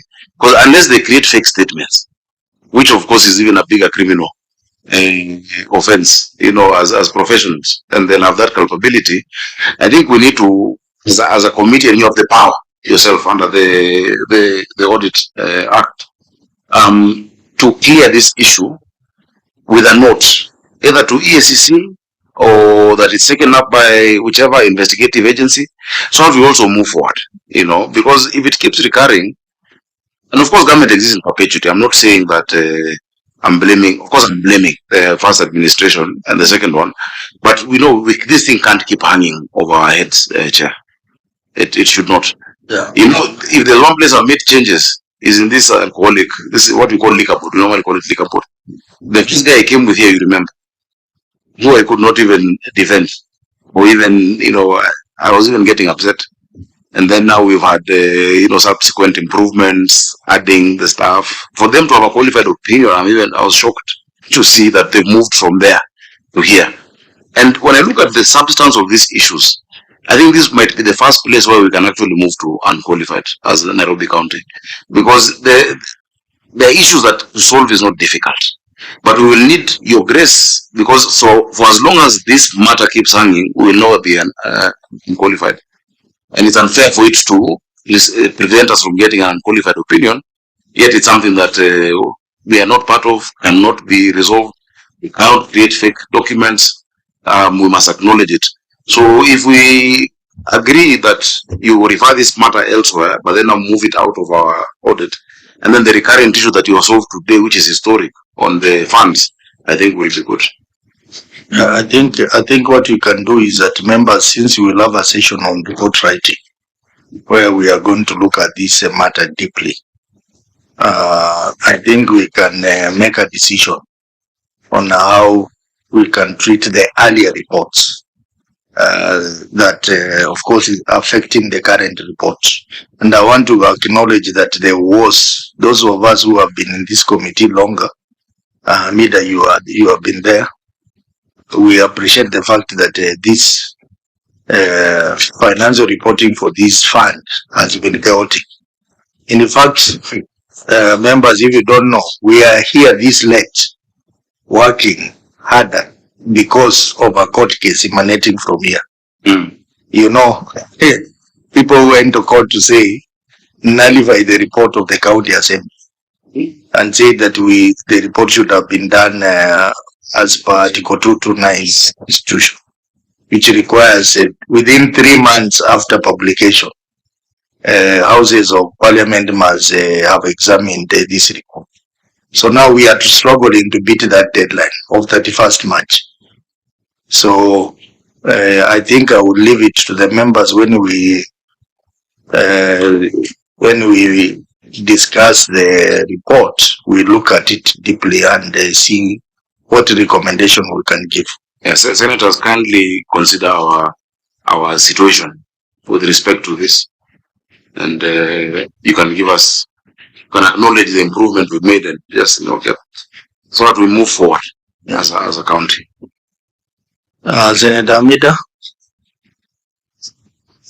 Is there a rehabilitation center established by this fund? Yes, there's one in Makadara Viwandani ward. It's called Sinai Rehabilitation Center. This fund actually built the building, stocked it, equipped it, but now the medical personnel come from my other sector of health, wellness, and nutrition.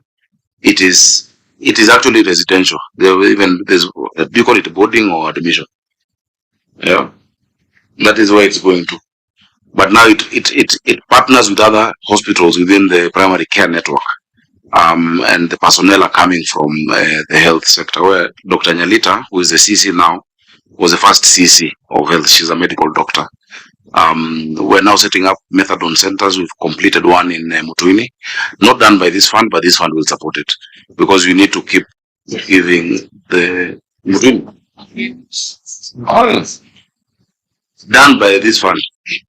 So that's why, submitting these funds, seriously, it's not a privilege, but then it is a must. Yes. That we must, get the. That's what we want. It's helping. And have, of course, accountability. The accountability it's a serious matter. And that's why we're here, Chen. Okay. So, honorable members, congratulations for working for 8 hours the whole day in one room. And Governor, thank you for your patience. The auditors and everyone else, we must thank you. I think the only thing we are remaining with is the hospitals, which we said we will make a decision. Yeah. So maybe Governor, you can give your final comments. Chair, we adjourn. Chair, first of all, I really want to thank you for your leadership and the members of this committee. Chair, audit, in my opinion, and which I think is really what it is supposed to strengthen institutions and to strengthen systems, because we are all stewards of Kenyans' hard-earned money and taxes. Chair, if you look at the current issues that have been there between the Council of Governors and the Senate, I think one just needs to look at this committee, because Chair, we've dwelt on issues. We have gone step by step. We have addressed things in a very objective way without personalizing. And today, we are better off, and the country is better off if you look at the things we saw. And I think that's the attitude we all need to have in all committees that come into Senate, which have, I always say I've been here longer in the Senate than I've been as a governor, should not be seen as you're going for a fight or that. And senators should not see the witnesses on this side as suspects that you're coming to interrogate and you want to, this has been a very cordial meeting. And we've resolved some things that have been long-standing. So, Chair, I really want to thank you for your leadership. I think that should take a cue from you. And I hope that issue is resolved, because as a governor, being accountable to my people is very important. And I think for every governor, it should be. Create the atmosphere for us to do it well. When I came in, I had to cover audits from now 2014, because the first governor came once and fought with the senator and didn't come again. The second governor, who was a senator, then came in and fought with the senator, or really tried to create a sideshow with me, that I was a senator, and use us as an excuse not to come again. But Chair, I've been able to cover all their audits, both in this committee for the special institutions, for the executive, that we are now up to date, such that today we're discussing audits of my time. So that has only been done courtesy of the leadership of Senator Kajwang, whom I think fortunately for me, I don't know about the rest, maybe because we went to the same school, we relate very well. I want to thank the Nazia, the COB, Office of the Water General, for being very honest, on, you see, we're all human beings. Where we've made an error, me, I've said, yeah, this one is not right. Let's solve this, let's be better. And they've also been very open-minded. Sometimes you find you've come and everyone is rigid, that no, this is our position, we must stick to it. It doesn't help. It creates more heat than light. So I really want to thank the Office of the Control of Budget, the Auditor General, EACC, for being part of this process. And of course, finally, your very able secretariat, your clerk, and Raboli, my favorite, who I still try to poach to come to Nairobi County Government. You have seen how much she illuminates what provisions of the law we have and how they can help us. I think your committee is on the way up. And finally, my team, thank you for mainly watching me. Well, God bless you. Thank you very much, Governor, for accepting to appear before us. I think we'll always get excited when you appear before us because we are all your people in this city and we want to get better services. So I don't have any more energy. Chair, you need to let Senator Nairobi delegate say something on behalf of Nairobi. Nairobi. You want to say something? Okay, proceed. Nairobi, please. Yes, Apple.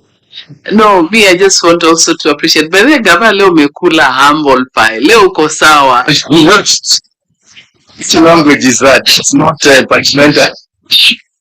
No, I just want to appreciate also. At least Nairobi we are doing well. Seriously, we are doing well. Looking at what we had today, Chair, and I think the progress is, immensely. You're up to the task and the game. Thank you. So I want to appreciate for you to come and your team on behalf, of course, of Nairobi. I'm proud of you, Asante. Asante, Asante. Okay. Governor, thank you very much. I think I will not go beyond that. I'm so exhausted. We just adjourn until Monday at the appointed time. The clerk will communicate. Thank you so much, Chairman.